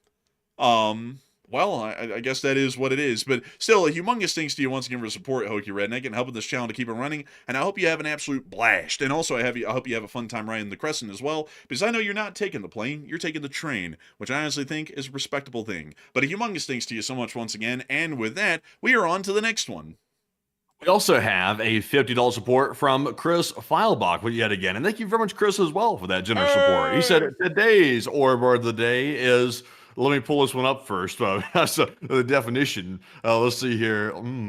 Okay. It's a word in the dictionary. British English, they say. Is this one good to read right here? Because, you know, these days, you know, people get sensitive about certain terms. Oh, you know, I'd they say get it's sensitive. fine. So I'm going to read this one off at my own expense. I'm going to pay for it free of charge. But Chris said, today's orb word of the day is dorb. A dorb or dorba is an Australian slang word referring to a stupid or an inept person. A stupid person. What a great word. What a great word. You know, there was a great man in North Korea. He once used a word called I don't know if I can say that one. You know what I'm talking about? It starts with a D. It starts with a D. You know what I'm talking about? And I know ends all in, about it. I know all about it. It's right on the tip of my tongue. I know what it is, and I would love to say it. Many people have called me up and said, sir, you have to say it. It's the greatest thing. But honestly, I'm too busy cosplaying as a doctor because everybody knows that doctors wear white robes and red ones and have glowing orbs in their hands because that's clearly what doctors look like. Every single time I've gone into the doctor's office, they look just like that. I can say this term. It's something I can say. It's something I can say. I just put out the definition. It doesn't mean something bad. It's referring to someone who's weak or mental faculties are declining, going downhill. That's what they call it. Rolling down. That's what they say, sir. Going right off the cliff. It's called dotard. That's what it's called. They said the guy's a dotard. I've never heard the word until they used it on me. I'd never heard it before, and I had to pull it up in the Webster's. You know, you gotta love Webster's. He was a great man. He knew everything. He knew all the best words, literally all the best. He wrote the book. But that's what they call it, sir. I gotta say, that's really one hell of a word right there. So many people have said, Mr. President, you're a big fan of history. Can you tell us about the extinction of the dotard bird? And I always say, no, I can't tell you that because I don't know what type of bird that is. There's a real fat one and a stupid one, but I don't know anything about the dotard bird. I don't know. But beyond that, though, I know a lot about doctors. Know a great deal about them. You know, every single time I go into a church, I always find it so weird, especially the Catholic ones. They always have a doctor up on a cross. I just find that so mysterious how that works. It's like, why is he up there? But beyond that, though, beyond the whole blasphemy and heresy thing, I gotta say, what a wonderful day to be covering the news. And I gotta thank you, Chris, for that incredible support and helping us to keep this channel running. Because folks like you make this whole thing possible so that way we can put the fake news to rest and we can cover what's really going on in the world. And we can also make sure to cover the orb board of the day. We love the orb board of the day. It's a wonderful thing. Absolutely love it. But beyond that, a big thanks to you for the support. I hope that addresses that incredibly well. Maybe the best. Maybe some of the greatest answers that have ever been given to questions. But with that, it is time for us to move on to the last one of this segment. And then we're going to be moving on into the rest of the news for the night. All right, so the last one of this segment, and then getting right back to our breaking news, this one is going to go to AMX10 Speedy Bang Bang, and thank you very much for that $20 support. They said your Ukraine segment that began at 1 hour, 32 minutes, and 55 seconds in the Sunday fundraiser stream brought me a lot of laughs, and great job, guys. I gotta thank you so much for the support, AMX10 Speedy Bang Bang. And I gotta say that I hope that it did bring a lot of laughs. We always try our best to give people a little bit of a laugh because outside of the whole deal of, the insanity kind of the world that we live in these days, we always like to try and bring a little bit of light to it, even if it aggravates us a whole lot. But thanks to you for the support, and I hope this channel to keep running. And also the Ukraine war, it's not really aggravating at all. Unlike most news segments where there is some frustration, the Ukraine war is generally going like peaches and compared to everything else, at least. So, you know, a pretty decent thing all around to cover, and so we get to get a good crack at it. But a big thanks to you so much once again for support and helping this channel to keep on rolling. And with that, it is time for us folks to move on and into the rest of the news for the night. And we do have some real good news, folks. Really good news. Matthew, you know, this war in Iran, it's just going on for so long here. And the Pakistanis, folks, I'm not dissing on the Pakistanis, but I just don't really think they have the gumption to really be a good third-party intermediary and end this whole thing. We need a country that is respected worldwide. A leader that is truly doctor-like. Not godlike, doctor-like. Because we all know, folks, that anyone who's a doctor, they always wear the white and red robes, you know, and they always have glowing hands. It just comes with the job. You know, whenever you can always tell a doctor in public because they always have the glowing hands no matter what they wear. Clearly obvious. But outside of that, though, we have been able to hear that His Eminency, His Divineness, Matthew, Kim Jong-un of the Democratic People's Republic of Korea has stated, I am always ready to sit down with the U.S. President at any time to make efforts for a mediation with Iran to produce an outcome that the international community would welcome. Holy moly, you got to be kidding me. What alternative messed up quack universe? What are we living in at this point? You know what's funny is North Korea is like the nuclear version of Iran. Granted, a little bit tamed down because I mean North Korea is wild, but they're not as wild and as or crazy as Iran. Iran's probably a couple of notches above North Korea when it comes to craziness, but I mean, come on, like I mean, they're a rogue nuclear state. They're not too far off from Iran. They're wanting to mediate. They got to be out of their mind. Man, this is a joke, honestly. This is a straight up joke. I mean, the idea of North Korea being a third party intermediary to anything is insane. It's nuts. And this is also on the day, folks, that we got to see that their Chukyon destroyer is going through weapons drills. This is the one, by the way, that ripped itself apart when they launched it off of the slipway, and it ended up getting snagged in literally the bottom of the hull, literally the backbone of the ship, broke on the launch, and then it flipped over and capsized in the water, and they spent like a month and a half putting a whole bunch of balloons on it to try and make it float, so they could then pump the water out and try and make it somewhat seaworthy again. It's that ship. It's this one? Yeah, it's this one. We're looking at? Oh my god. This right here almost cost some shipbuilders their lives. This little situation right here. I think they might have made it through. I think they might have possibly beat the Grim Reaper on that one. Oh, you know, man, I don't mean to jog everyone's memory too much, but it's that one. You remember? Oh, yeah. There it is. That's when they covered it with tarps because they were trying to hide it from the U.S. satellite so we couldn't see the embarrassment. So they put huge tarps over it like we would just not see it. Let's see here. Oh, yeah, here it is. Like, actually, like, flipped out into the water with the keel broken from what we were able to tell. But let me see. Oh, yeah, here we go, folks. Here it was with all the balloons surrounding it in the water when they were trying to shove balloons under it to make it float enough to where they could pump the water out. Oh man, all because they launched the damn thing. Apparently, it made a pretty bad blunder when they launched it. So literally, it was capsized. And like right, they got done finishing up. They're like christening it with the wine, bing, and then they launched it, and it like goes sideways and flips over. It's like that actually is embarrassing. I will say. You know what's even better, man, is that they say that Kim Jong-un was actually there and physically watched it capsize because it was supposed to be televised and everything, and they were filming it for the propaganda, the launch of a new super destroyer for Korea, and then it literally flipped right in front of him, and the keel snapped, like literally snapped like a toothpick. Dude, it is so funny to think of that mentally in my mind, that fat guy just being so shocked at that destroyer just flipping over and then capsizing right in front of him.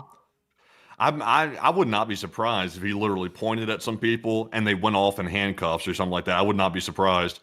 I wouldn't really be surprised about that either. So from what we know, folks, because this happened, hell, I think this was honestly last year. Come to think of it, Matthew, it was that long ago. But this happened, I think, in February of last year, and then they said that it needed to be ready for the party conference in June. And so they actually got it refloated and technically operational by May. Then they had a little event where they actually technically christened it, although it had already been launched at that point. You know, it was just to cover up the fact that the thing had capsized at the launch. And now they're saying that it's operational. Now, here's the thing, folks. The ship was submerged in water, along with all of its electronics and any computer components, for about a month and a half before it was refloated. And we believe that the damage inside was probably significant enough that this thing is a lot like most Soviet vessels that have had incidents historically during the Cold War to where they were brought up to an operational capacity after a major incident, but they're not at all seaworthy, and this thing will probably end up running into a horrific disaster later because they're trying to save optics at this point.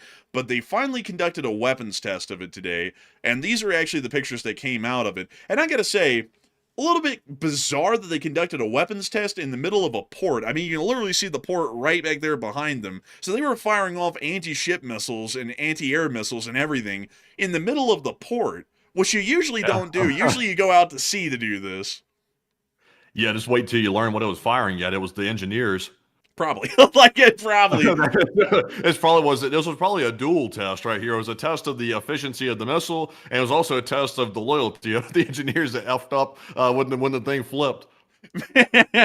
Honestly. We can also see the launch of one of the largest surface-to-air missiles. Honestly, folks, it's not a large surface-to-air missile. It's just that the ship is exceedingly small. And I would need to point this out to y'all here really quickly, how small this thing is. So let me go pull it up and tell you all about this a little bit. So the vessel's tonnage, from what we know, out here in the Western world is 5,000 tons. Now, let me compare that to an Arleigh Burke for all of y'all to give you an idea of how big this thing really is. So, an Arleigh Burke is a U.S. destroyer. This is about the size of what a U.S. destroyer is. This is North Korea's only guided missile destroyer that we know of right now, and they have 2 more in the works. This thing, a Flight 3 version, is 9,700 long tons or 9,900 tons, meaning that a Block 3 or a Flight 3, which is what most Arleigh Burkes are these days, destroyer, is about twice the size in tonnage than this thing. Meaning that if we were technical, this thing is more of like a corvette or a frigate in size. It's not a destroyer. The Koreans are calling it a destroyer, the North Koreans are calling it a destroyer because they are trying to make it sound like it's a lot more powerful than it is. In reality, the thing's basically like a frigate or a corvette. It's a lot smaller than a normal destroyer, and therefore it's fairly weak and not really going to be able to do a lot. But they do plan on building another 2 of these things and increasing the fleet to 3. Yeah, that's good for them, I guess. But you're not going to do them any good. No, not at all. Because the rest of their navy. Have I shown y'all the North Korean Navy lately? Have I shown y'all that? Let me go pull it up. The North Korean Navy ships. Because I have to show y'all, folks, what this thing is stacking up against in the North Korean Navy. Oh boy. Oh, I can't wait to show this to you. Oh my god. This is going to be great. So they have 2 of those Chohyun classes, but here's what else they have. This is the biggest ship that they had before these. It looks like a garbage scow. It is. This thing is. It's a Najin class, which are from North Korea, but these things were built in 1973. So, I mean, these things are wildly old at this point. Shouldn't even be at sea. They also have the Amnok class, which we don't even have pictures of, but it's apparently basically like a Krivak, which is one of these, from what we know. And then we also have the Nampo class, which we don't have pictures of, unfortunately. And then they have the Sarawon class. Jesus. Like, oh my goodness. Yeah, it's like the chopped up version of a ship. It's like they built like the first like a little quarter of it properly, like they added the hull and everything, and then they just stopped building like for the rest of the ship. It's just flat like a barge. Bruh, like one nice wave and a rough storm coming from the stern is going to swamp this ship and sink it. Because like it's literally a waterline basically the whole way down. Man, this is what happens when you have a great dear leader design your ship. It ends up looking like this. Also, by the way, another fun fact about this ship is that the main gun on this thing is actually the gun from an armored personnel carrier, which would be, I believe, the Chinese equivalent of a PT-76. Let me show y'all that, by the way, so that way y'all can get the turret down in your head and remember this. Here's the turret from a PT-76 right there.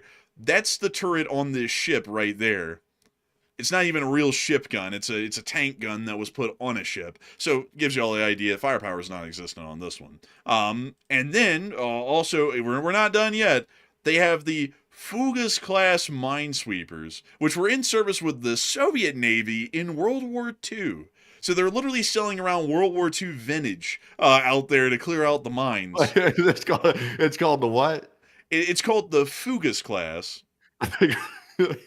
Yeah, you gotta make sure you pronounce that one right. If you pronounce it the other way, it sounds like a whole different class of ship. man, bro, when a new North Korean sailor comes up to the captain of this ship, he goes, my great leader or whatever, it's great to be on board this vessel. What are we going to be doing in the name of our glorious Juche revolution on here? They say, the Americans are going to Fugas. Like, and you're like, yes, sir. Like, yes. The old classic. Oh, man. And then they got some real treasures in the torpedo boat class. They have 7 Nongo classes, which we don't have pictures of. But they have 10 Soju class motor anti-ship missile boats. Look at that. Wow. That looks janky as hell. They also have 4 of these. The Huafeng class. Ugh. Oh God. Oh my God, dude! And then they have a couple of patrol boats, but these are also about as bad, including this one. I got to tell y'all, folks, the North Korean Navy is not really a lot to be proud of at all. Really, the whole North Korean military is a lot like this. The Army and the Air Force is a very similar woeful story like this. It's basically antiques. But they do have the 2 Chohyons that are apparently out at sea at this point. So, you know, I guess that's something for them, I suppose. But that's about all they have out there in North Korea. They're really struggling to get by at all. But moving on from North Korea and our whole comedy segment about how woefully sad they are, it is time for us to move on and into the other side of the world, because we've been able to hear news, folks, today that some people have celebrated as a victory. I actually shuddered, cried, and lived in fear of this news that came out today. According to some reports that have come out from CBS News, and also were quoted from the White House says that 103 empty tankers are heading to U.S. ports to load oil, and these are all coming from the Middle East, apparently, or somewhere around that area. This is concerning, because let me tell you all this. A lot of the oil tankers that go to the Middle East are VLCCs, meaning that they have a capacity larger than 2 million barrels of oil on each ship. That means that right now, 206 million barrels of drain are coming to the United States that wouldn't have come here otherwise. Do y'all know how big the strategic oil reserve is right now in this country? I think it's around 400 million barrels. So about 50% of the strategic oil reserve's capacity is coming over to the United States of America right now to load up and then ship this out to Europe. We do not have this kind of storage or production capacity in this country to handle that kind of strain at all. We are going to see fuel shortages in this country here soon if these ships come in and are loading up with oil, and this becomes a long-term arrangement, because the U.S. only produces 13 million, actually it's about 13.5 million barrels of oil a day in crude from our oil fields, and we only have about, I think it's like 400 million barrels in storage right now in the strategic fuel reserves, and then maybe several tens of millions more in fuel storages and private companies that load the stuff on the ships. So while some people have been saying that this is going to make America a lot wealthier, it's not going to be making any of us wealthier, because none of us are oil executives here on this channel. Maybe one or two are that are watching right now, but most of us aren't. And then on top of that, this is going to be physically depleting our fuel reserves in this country to dangerously low levels on the strategic side and also on the daily economic side of things here in this country. Yeah. Hodl bearable. Huh? Are you hodl bearable? What is that, like yodeling or something? Like, I'm like, what does that mean? Like, no. Are you bearish? Are you bullish? Hodl? I mean, where are you at? Like, where are you at on this whole situation? I think I'm more of a condor, really. Oh, okay, that's fair enough. Fair enough. Man, like the way you said that, man, it literally sounded like, "Are you hodl?" I was like, man, I don't know. It's like, I don't know what that means. I was like, Me personally, I'm a little bearish. I'm a little bit bearish. I'm not sure if we have the proper supplies for this right here, but yet we're going to start selling stuff that we kind of need ourselves a little bit. The gas prices are still high. Like they're still very high, and the federal government still hasn't suspended the federal gas tax, even though Canada just did that today, and I think Australia did that weeks ago. So where is some movement for the people? Can the people have a little break out here like that? We don't need like a George Costanza fund for the people. We just need a little break. That's all. I mean, most people just got robbed today with their taxes because tomorrow's tax day. So it's a tough time. Man, I gotta say, I gotta tell you, folks, this is gonna be bad. Like, some people are of course going to disagree in the chat. But I have to tell you, folks, sadly, they don't know what's coming. Like, if they knew what's coming, they would be concerned. Because this got me really concerned today when I heard about this. It's like, that's 2 million barrels per ship. That's 206 million barrels. And I just checked, folks, the strategic oil reserve in this country. We are down to 415 million barrels precisely at this moment in the entire U.S. strategic fuel reserve, which is supposed to exist for us to be in a war. Like the strategic fuel reserve isn't just supposed to be unloaded for the hell of it. It's supposed to be kept and generally reserved so that way if a war happens and there's some sort of oil scarcity in the world, we can keep the nation running in wartime on all fronts for some period of time until we stabilize that situation. And we're apparently going to be dumping all of that out before we even really get into a major war. I mean, the war with Iran is supposed to be a sideshow compared to the wars we're fighting in the next few years against China and Russia, and we're literally about to drain the whole thing dry probably in a couple of months at this rate, just so that way we can try and keep the oil prices somewhat low and then see them skyrocket anyways, because none of the oil from the Middle East is getting out into the market to keep the prices stable where they were at before. So this isn't going to turn out well. But anyways, moving on from that, We have also been able to hear that the British and the French are apparently still working on their freedom of navigation coalition to be able to work on keeping the Strait of Hormuz open after the war ends. The idea is to form an international defensive mission that excludes countries directly involved in the conflict, like the U.S., Israel, and Iran, so it is more acceptable, particularly to the Iranians. So that's apparently what we're hearing that the French and the British are trying to work on right now. Moving us on from that, it's now time for us to finally get on into the war in Ukraine, which has had a lot going on today. Moving us on into Moscow, we have been able to hear that many Russians in the government are getting concerned about Putin's approval ratings. Like, apparently that's actually now a legitimate concern. I never believed that would be a concern. Yeah, right. He's worried about approval ratings. Like, it's not like the elections are free or something. Like Putin's over there going, "Oh no, Bliat, if my approval rating dips too low, they'll simply vote me out of office." Oh no, it's like it doesn't work like that. It's like, what the hell are you talking about? It's like, there's no free and fair elections over there at all. Man, but according to Bloomberg, blocking measures and attempts to limit VPN access cause discontent even within the government. Some officials warn about risks to the economy and politics and are urging not to go too far. Against this backdrop, Putin's ratings have dropped. The official approval rating has fallen to 67.8%, the lowest since the start of the war, with real trust levels based on open polls have dropped below 30%. Oh man, that's crazy. Internet restrictions have already become an issue ahead of the State Duma elections. Residents of large cities, the more active and influent part of society, are especially frustrated. As a result, the Kremlin may backtrack and partially roll back the harsh restrictions to reduce public discontent, but to be entirely honest with y'all folks, this is all acting like Russia's a democratic society. Putin would have the firing squads go out into the public and start putting people down in the thousands before the Russian government ever loses control of the situation. We would see something happen in Russia a lot like what happened in Iran when the public tried to rise up against the government. We also were able to hear that in the meantime, due to the sanctions reprieve that the Russians have been able to get from the United States of America, Russia nearly doubled their oil revenues to $19 billion in March, with exports exceeding 7 million barrels a day, after a major jump from February, according to an IEA report.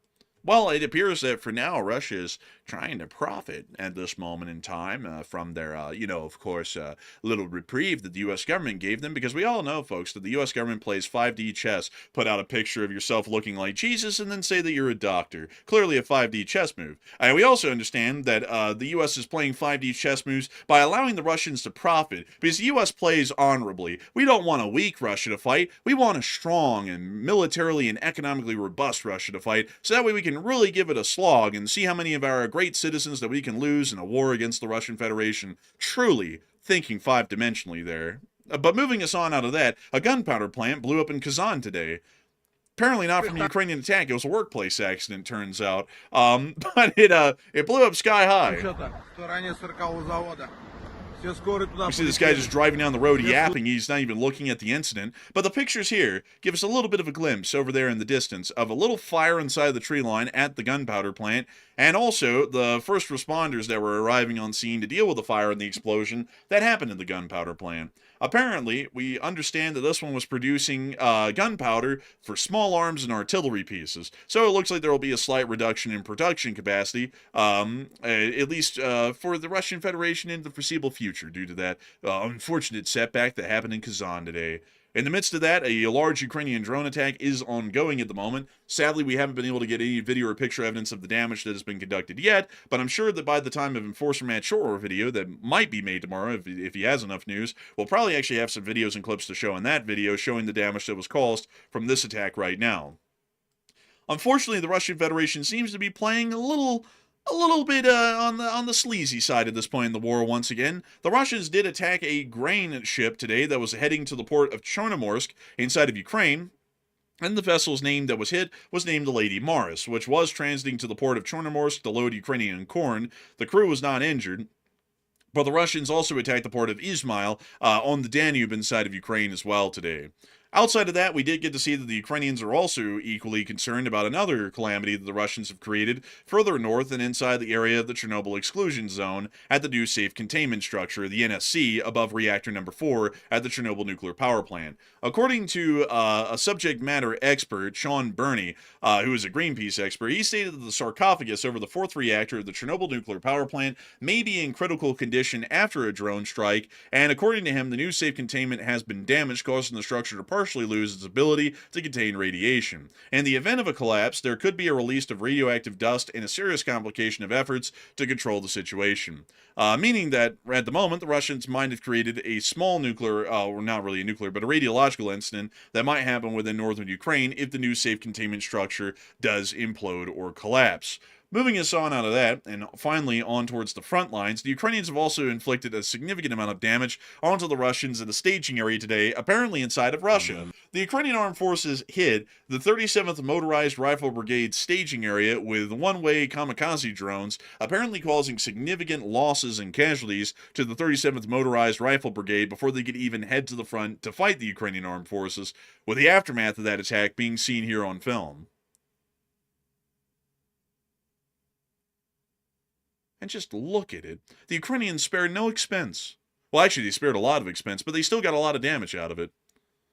Oh yeah. They they definitely spare the expense. They operate on a shoestring budget, but they have like the efficiency of like a big string budget. Man, I got to tell you, they really do. They really do. Oh look, straight to the roof. Man, right to the roof, to Russian Blobly. Moving us on from that clip and on into the area of the front lines, or more so the location unknowns, we have a very interesting location unknown today. This is a Brazilian Special Forces operator of the Ukrainian Armed Forces. I gotta say that the ghillie suit and the skull really makes this actually pretty baller, honestly. Yeah, that guy's got a really nice ghillie suit. That thing's really well done. Also, he's got a nice rifle too. It looks like he's got the suppressor. He's got the, I can't tell what type of I don't want to say it's a Daniel. It kind of does look like a Daniel though. Like that stock, that furniture looks like it, but I can't tell from this distance. He got the EOTech with the magnifier. This guy's kitted out. You know, Matthew, there's this meme where this guy, like, is an anime meme, and this guy's like holding out his hand looking at a butterfly, and he's like, is this a something? And honestly, man, every single time you see an AR in Ukraine, you're like that meme, but is this a Daniel? Like, it's like every single time. I don't know what AR this is. I do have to say, though, that I like his setup with the magnifier and the EOTech. That's actually a really neat optic setup right there. He also has a nice suppressor and a pretty decent looking AR. I'm not sure if it's a Daniel or not. I mean, that buttstock right there kind of does look like one, honestly.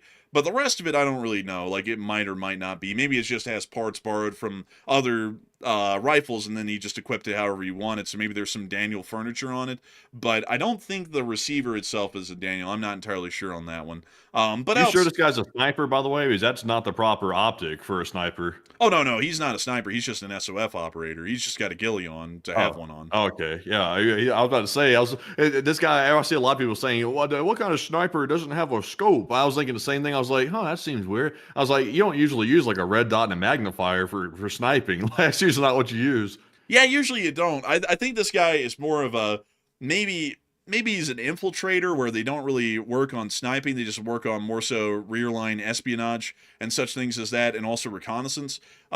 Because he's not really kitted, like, he's kitted out for stealth, but he's also not kitted out for range either, and that might suggest some version of a raider or an infiltrator sort of a group that he's involved in. Because a lot of the Ukrainian Special Operations Forces operate like traditional special operations that you would see in countries that still emphasize that, like China, where their special forces don't really primarily involve themselves in special infiltrations like we see like with the SEALs. They more so just penetrate the line and then operate basically in a self-sufficient form behind the lines, trying to cause damage wherever they can and gather reconnaissance and information to be able to provide back to their side once they cross back over to their friendly lines. So moving us on from that, we did also get to see the Russian casualty report over the course of the day as well. And we were able to see that the report today was pretty decent.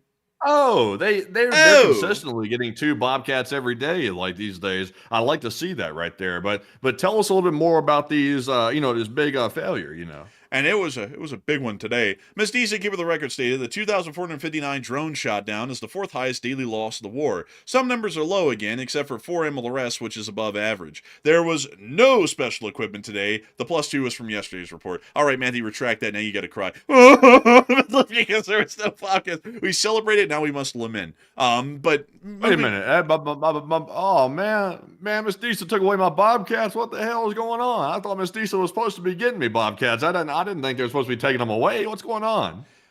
Well, now we gotta backtrack off that. There is no two Bobcats, so completely forget everything we were just celebrating a second ago. There was none today. That was actually yesterday. But over the course of the past 24 hours, we were able to confirm that 820 Russian soldiers were wounded and killed over the past 24 hours, along with 3 APCs, 201 supply trucks, 2 main battle tanks, 38 artillery pieces, 2,459 drones, and 4 MLRSs.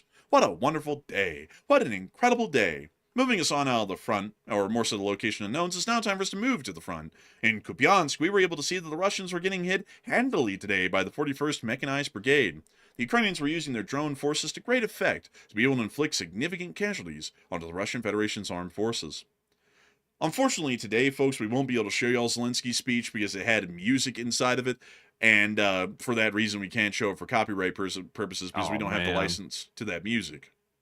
I hate that too. Is the speech today was the one talking about the new drone technology, wasn't it? That Ukraine's created. Yeah, and basically how they created an autonomous army to where basically no more Ukrainian soldiers have to lay down their lives in the hundreds every day to defend the country. They can pretty much just put robots in harm's way instead to be able to save lives in the Ukrainian army. So sadly, we can't show that speech, but Zelensky actually made an amazing speech today, folks. It was a really good one. I watched the whole thing, and it had great cinematics. He was showing off all of the new weaponry that Ukraine had made and the autonomous roles for drones on the ground and air and sea. And he was talking about how all of these innovations have helped the Ukrainian armed forces to mitigate personnel losses in both wounded and killed, and pretty much just put robots in harm's way whenever, wherever an operator used to have to be or an infantryman had to be. And, you know, it was a really great speech. It was really a cool one.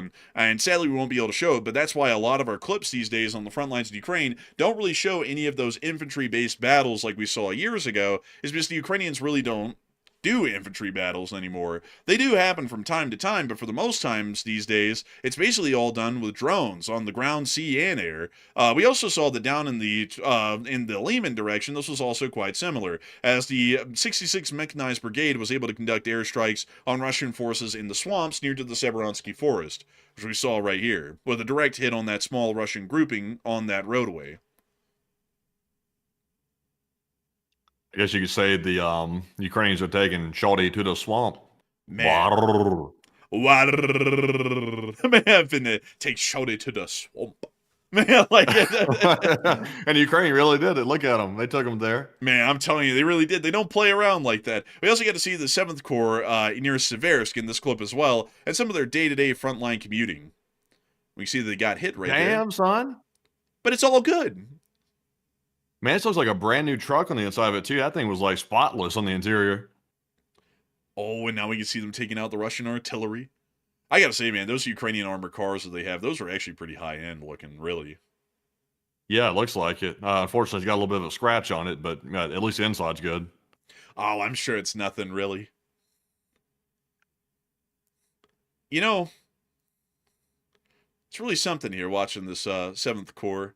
They're doing this work out here, you know? It's really something.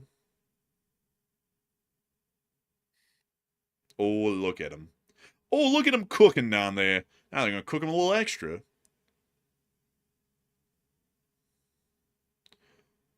Oh, and they got the Lotta. Oh, a whole lot of trouble.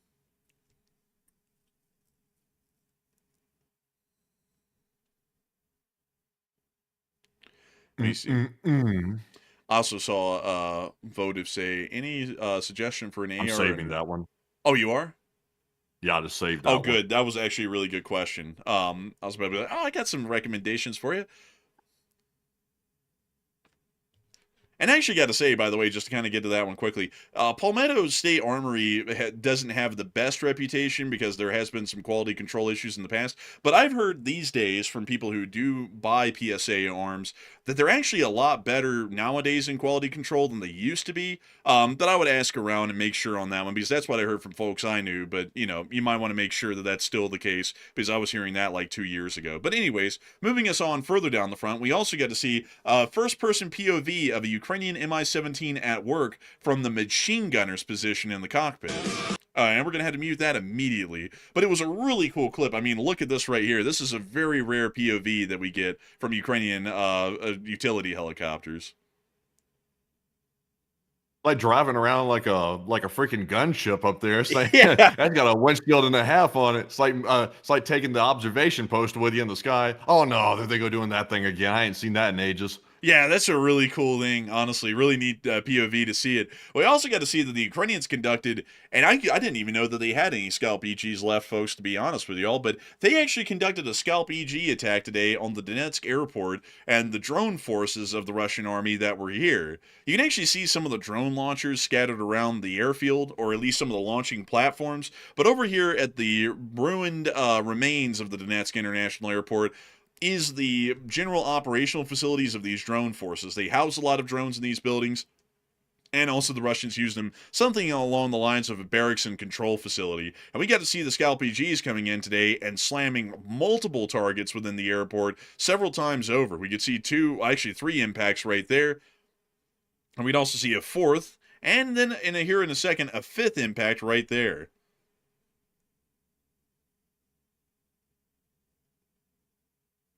And that's the end of that clip right there. And moving us on from that, and on out of that little bit of news, we also got to see the Ukrainian armed forces were still hitting Russian logistics about 50 kilometers behind the main lines. And take a look at this, folks. Holy moly. This is near to Donetsk City. Holy moly! No stopping in the roadway. No stopping there. Man, here in the future, man, some Russian is going to make like a rock song. He's going to bring, bring, Gorod Donetska, bring, bring, bring. Like this could be like a song about the hell that existed around Donetsk City. Because nowhere around Donetsk is safe anymore. Ukrainian drones have gotten such a long range that any Russian supply vehicles that come in this area, even within the civilian areas, can be precisely targeted and destroyed before they even make it close to the front. That is something, the way they do that. They just have a way. There was a little bit of a situation. What так да, moving this on out of there. We also got to see that across the entirety of the southern front, the Ukrainians have been doing some work. And to explain a little bit of what we're about to be watching over these next couple of minutes here, this is actually footage of a pretty extensive Ukrainian drone campaign that's been going on that is really the magnum opus at this point of drone-based suppression of enemy air defenses. And we have not seen anything like this up until this point, and it's getting to a level, at least in the terms of damage being caused to Russian air defenses, that the Russian air defenses, at least in their conventional form, might cease to exist within the next couple of months in most every way if it keeps up like this over the remainder of the war. The Ukrainian armed forces have been using drones to a humongous effect to be able to target and destroy most long-range and medium-range air defenses of the Russian Federation behind their lines. Some of these clips, like this one right here, are actually coming from near to Bryansk and Mariupol port, with them hitting oil tanks here within Berdyansk port, and here in a second y'all are about to see them hit an air defense system on a slag heap near to the Azovstal in Mariupol. But these attacks are largely depleting most of Russia's conventional air defense systems throughout the area of occupied Ukraine. And it is believed that at this point, with the rate of losses that they've been taking, we might see that the last of Russia's air defenses might be knocked out within the next several months. You can actually see here that Tor on top of one of the slag heaps near to the Azovstal, and it's about to get hit by this little drone right here. Of course, they had to show examples of the Tor in use, and now they're about to blow it up. You know what's funny, folks? What's crazy? I don't know. I'll have to jog Matthew's memory on this one because I know he's probably doing a million things right now. But you know what's crazy, Matthew? Don't you remember the Azov group? Like I think it was the 3rd Azov Brigade fighting on this very slag heap when the Russians had made it to the outskirts and they were fighting from up here on top of these hills. Yeah, I do remember that. I still remember that was a long time ago. That was 4 years ago. It's crazy, folks, because like it almost seems like this area is just fresh to war, you know, like being on this heap. It doesn't look like anything's happened around this area, but at one point, folks, the largest siege that ever happened in this war's history, even to this day, happened here on these slag heaps right outside of the metallurgical plant, which is in the background back there. That is crazy to think that it's been 4 years since then, because I can still remember, folks, when we reported that Mariupol had been completely encircled by the Russians, and the siege of the city of Mariupol, and then eventually the siege of the Azovstal had finally begun within the city. Well, you see here, the Ukrainians are still making the Russians pay for that by knocking out the air defenses around the Azovstal.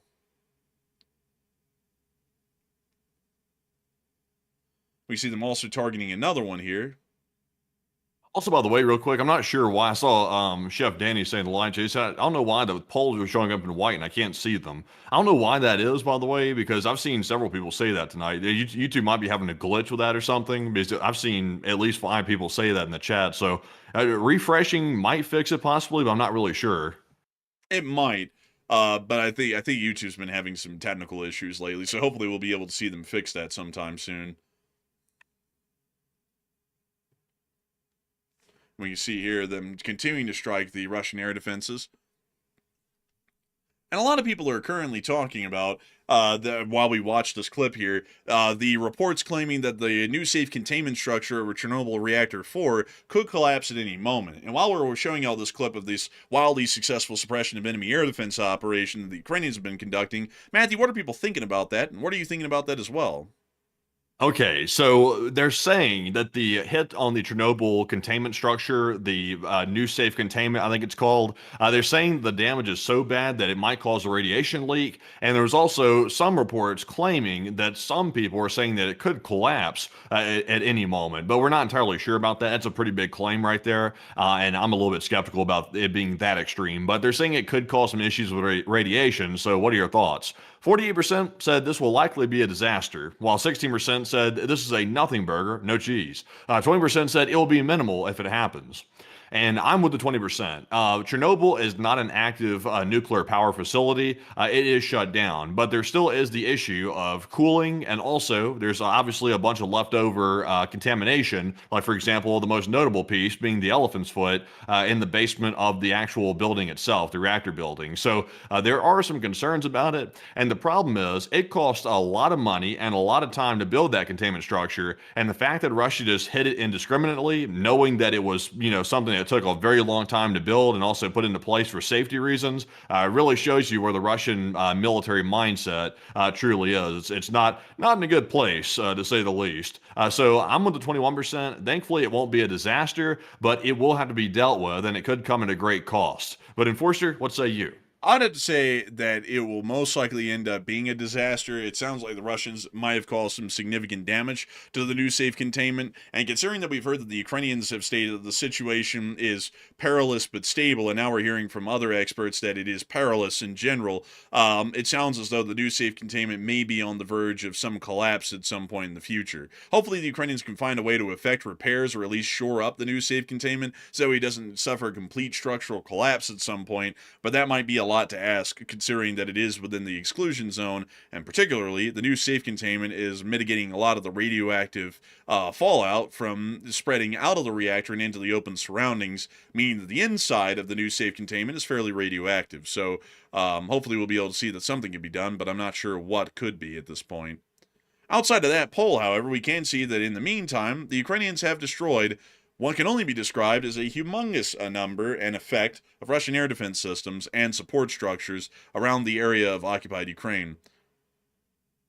Also, I see Marion Deemert said, remember all those Russian soldiers who set up camp in Chernobyl? They suffered radiation illness. I remember that. I remember specifically the Russian commanders, they brought their soldiers into an area outside of Chernobyl called the Red Forest, which is known for being highly contaminated with all kinds of different radioactive isotopes. The topsoil generally is okay in that region, but the problem is, though, if you start digging into the topsoil, you start getting down into lower levels that have contamination in them. And that's exactly what the Russians did. They started digging it up. They started kicking up dust. And in the dust, they were literally inhaling the radioactive isotopes into their lungs, which is probably the worst thing that you could possibly do. And obviously, a lot of them got, acute radiation sickness from literally breathing in radiation particles, basically. So yeah, they did that a long time ago. That was one of the most stupid things I think I've ever seen the Russians do, is bring their soldiers in there and set up camp literally in the most deadly forest probably anywhere on the planet.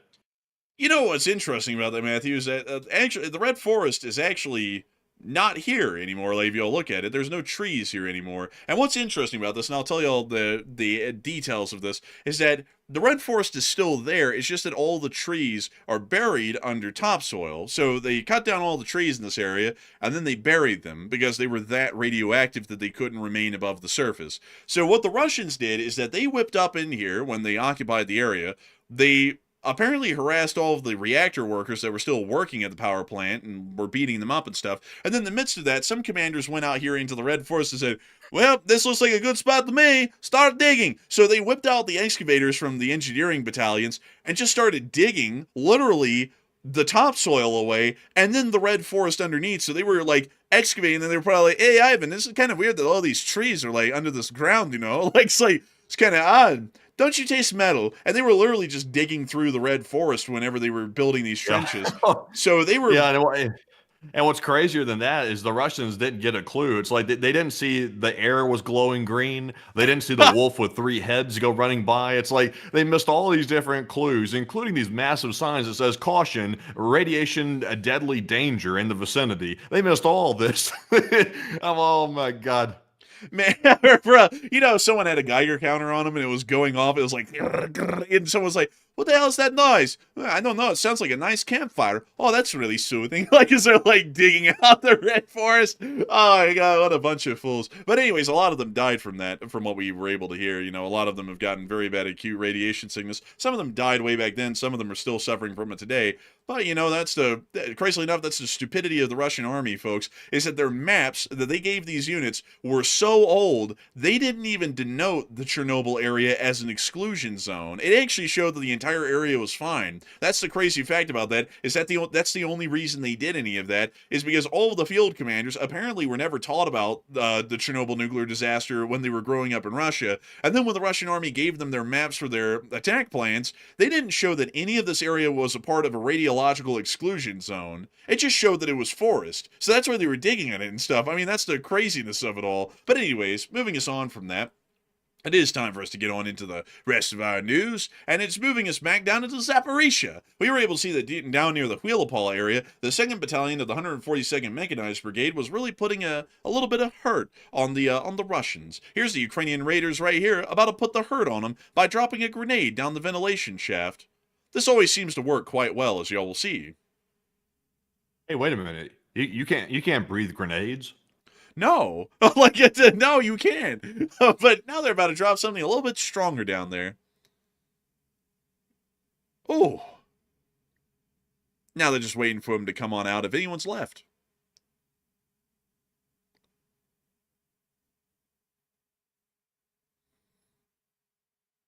What does white smoke coming out the pipe mean? I think that means that they elected a new pope. Ah, an election. Oh! Oh, whoa. Ah, the Ukrainian there, I think he might have gotten a little bit injured. Oh, I think he went... No, he didn't. No, he's fine. He just had to take a moment to collect himself because apparently that was pretty close to him. I think he might have twisted that ankle. He went off and play help me like it's running away. Here's a couple of Russians trying to play hide and seek, I suppose. But moving this on from that, we also were able to see the Ukrainians targeting more Russian forces within these tree lines. But we're gonna pause this clip right here and move on into the next ones. But moving us on from that, we also were able to see that the Ukrainians sent a Russian barn into orbit, removing the funk music. Here's the orbit that this tank was sent into. There's the first hit, and here's the second. Oh my God! It's a turret toss. Oh my God! Holy crap! They must have been storing some anti-tank mines or something around the shed. I think so. You know, remember, folks, never put anti-tank mines in your shed.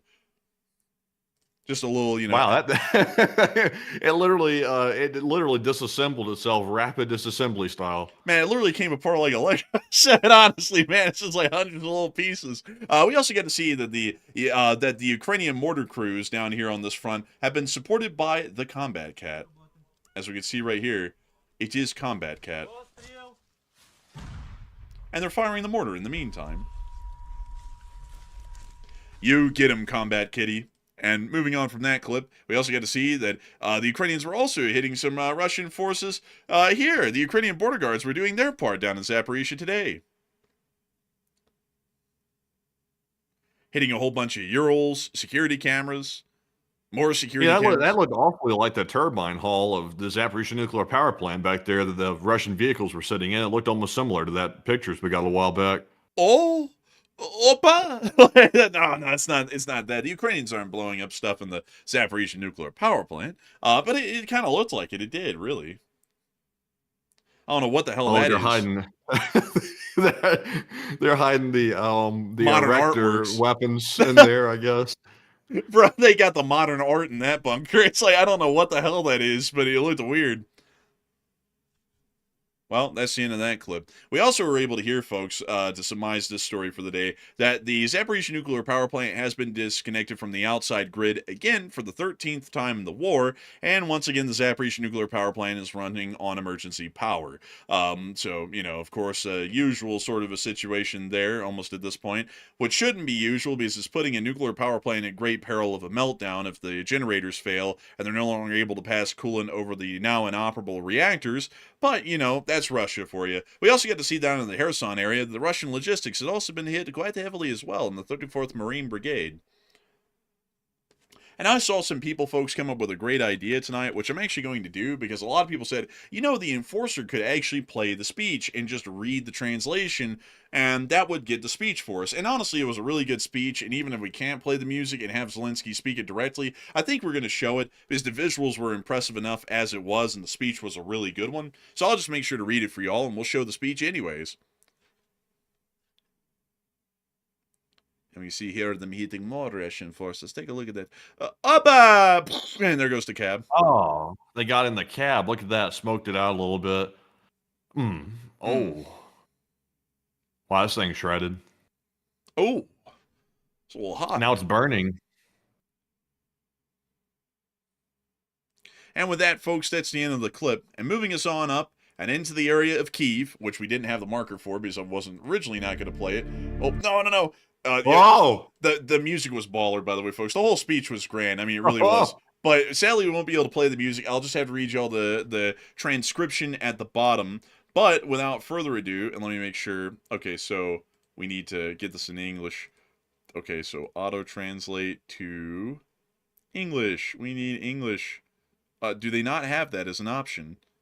They have to have English. They can't just not add that. It's in here somewhere. Just go to the E section where there's I know I was just at the E section and there was no English. That's the thing. Look, I'm about to get to it again.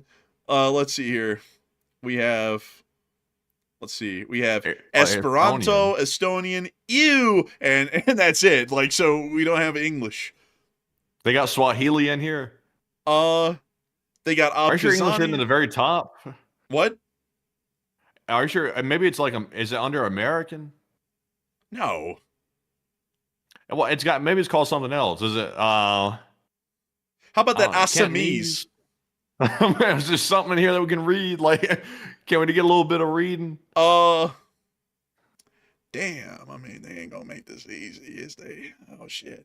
1 second, folks. We're trying to figure out if we can find that damn English because they don't have it. They got Haitian Creole, but they don't have English. What the hell is What the hell is this? What is Keep it? looking for it. They got that Hmong. What the hell is that? They got that Igbo. They got ink to it. They got Canada. I thought it was into it. What? It said ink to it. That says Inuktitut. Oh, I can't see that well. Let's see. They got that Creole. What the hell? They don't have English. Let's see. Hold up. Latin? What are you freaking kidding me? They got Latin, but they don't have English. Let's see here. And also someone said, oh, it's in English. It's the fault. No, it wasn't. It was in Ukrainian. That's why I had to go over here because it said auto-translating to Ukrainian. They got Manx. They got the Maine. Hell's Manx. I don't even heard of this stuff. They got Northern Sotho. What they have? They have Pampanga. They have. Let's see. You gotta be Samoan. They got it in Russian. Somali. They got Sudanese. Do they have Sudanese? Swahili. They got Swahili. There's Swahili. Let's see. What was that? That's that dude that Hank Hillary said, if you can say it in Swahili. They have okay, hold up. Let me just play this really quickly and see if we got it. Because maybe it was in English because it said it was auto-translating to. Yeah, see, it's in Ukrainian. That's why I'm trying to find English, folks, because they don't have an English option for some reason in the subtitles on this one. That's weird. Can you translate it to Ukrainian and then back to English? I don't think they give me that option. I mean, I could try and read the Ukrainian for y'all and just translate it to English as we Oh go, man, but it's going to that lose could be rough. Yeah, it's going to be pretty rough, folks. Oh, wait a minute. I think I know what's up. Click it. Can you go to YouTube to play it? Like, go to YouTube to actually play it. It looks like it's on a player right here. Oh, Oh, man, they let's get check so the scared. subtitles here. Okay, so let's see. Subtitle C, it's Ukraine auto-generated, folks. That's the issue. So Do they have English in here? no, they have. There it is. It's right there. Oh, dude, they have it. Oh my God. I figured it out. Oh, I figured it out. Look at that. So apparently when it's on a website and it's embedded with HTML, apparently it does not show the English option for whatever reason, which is really weird. That is so weird, folks. That's so weird. Anyways, finally, now that we figured it out, huge shout out to Enforcer Matt for really thinking like 190 IQ there. It is time for us to get on into the speech, and I'll just read off the translation for y'all now that we have it in English. So, without further ado, here's the speech. Peach! Peach!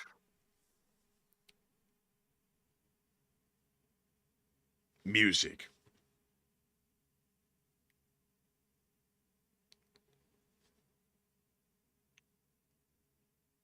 I'm not gonna lie, the intro is pretty sick.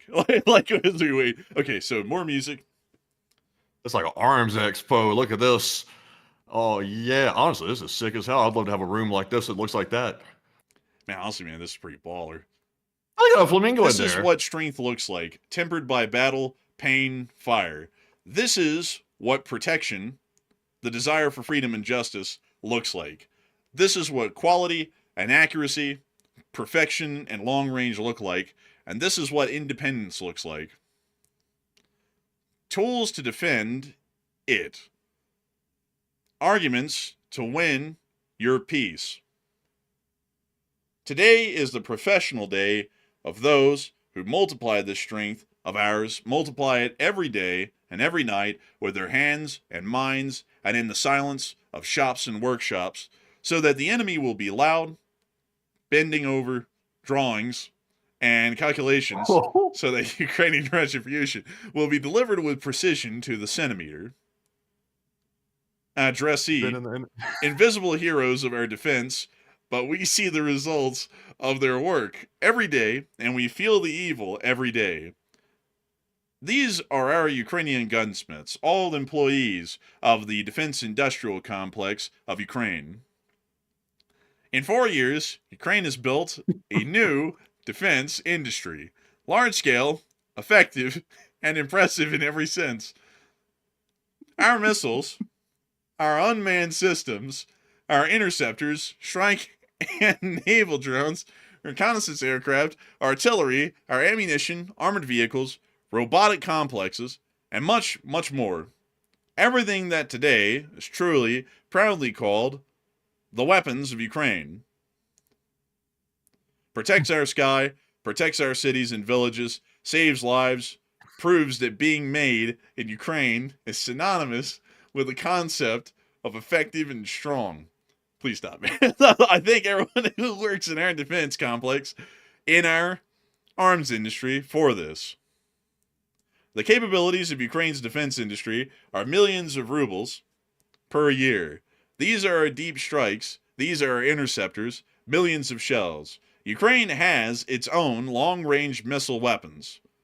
And not just development, but real power that is already working. Flamingo, Aruta, Hell, Neptune, Polanitsa, Alder. We can already be proud of all this. But we will definitely not stop there. These are just our initial steps. The industry will develop, and the enemy will feel it. Everyone can see the historic distance of our drones at a distance of 1,750 kilometers from our border. They will be more. This is not about records, but about justice that will find evil anywhere in the world. And our January, February darkness, Leopard, Horizon, FP are proof of this. The future is already on the battlefield, and Ukraine is creating it.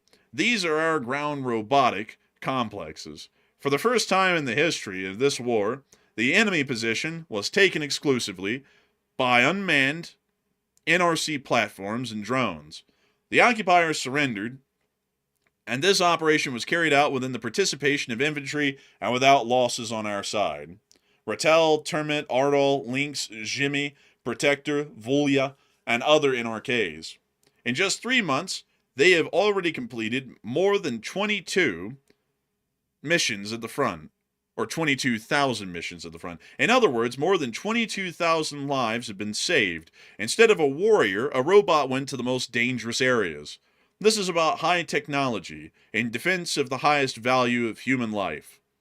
Ukraine is not only keeping up with changes, Ukraine is among the leaders in the development of security technologies. Our Ukrainian security experience, our military expertise, are now the most desirable goods for dozens of countries around the world. But we are not building new cooperation with partners on weapons in the same way as in the 90s or 2000s, when Ukrainian weapons and power were sold out like on Black Friday. We do not make a fair of our weapons and do not empty our warehouses. We offer a security partnership, long-term and profitable for Ukraine. Our interceptors are already operating in the Middle East and Gulf countries. We are creating a strong integrated sky defense system from many components. Saudi Arabia, the UAE, and Qatar have their own air defenses against ballistic missiles from other countries. But together, with our military expertise, they have solutions to protect themselves from the Shaheeds, to detect this threat and respond on a large scale.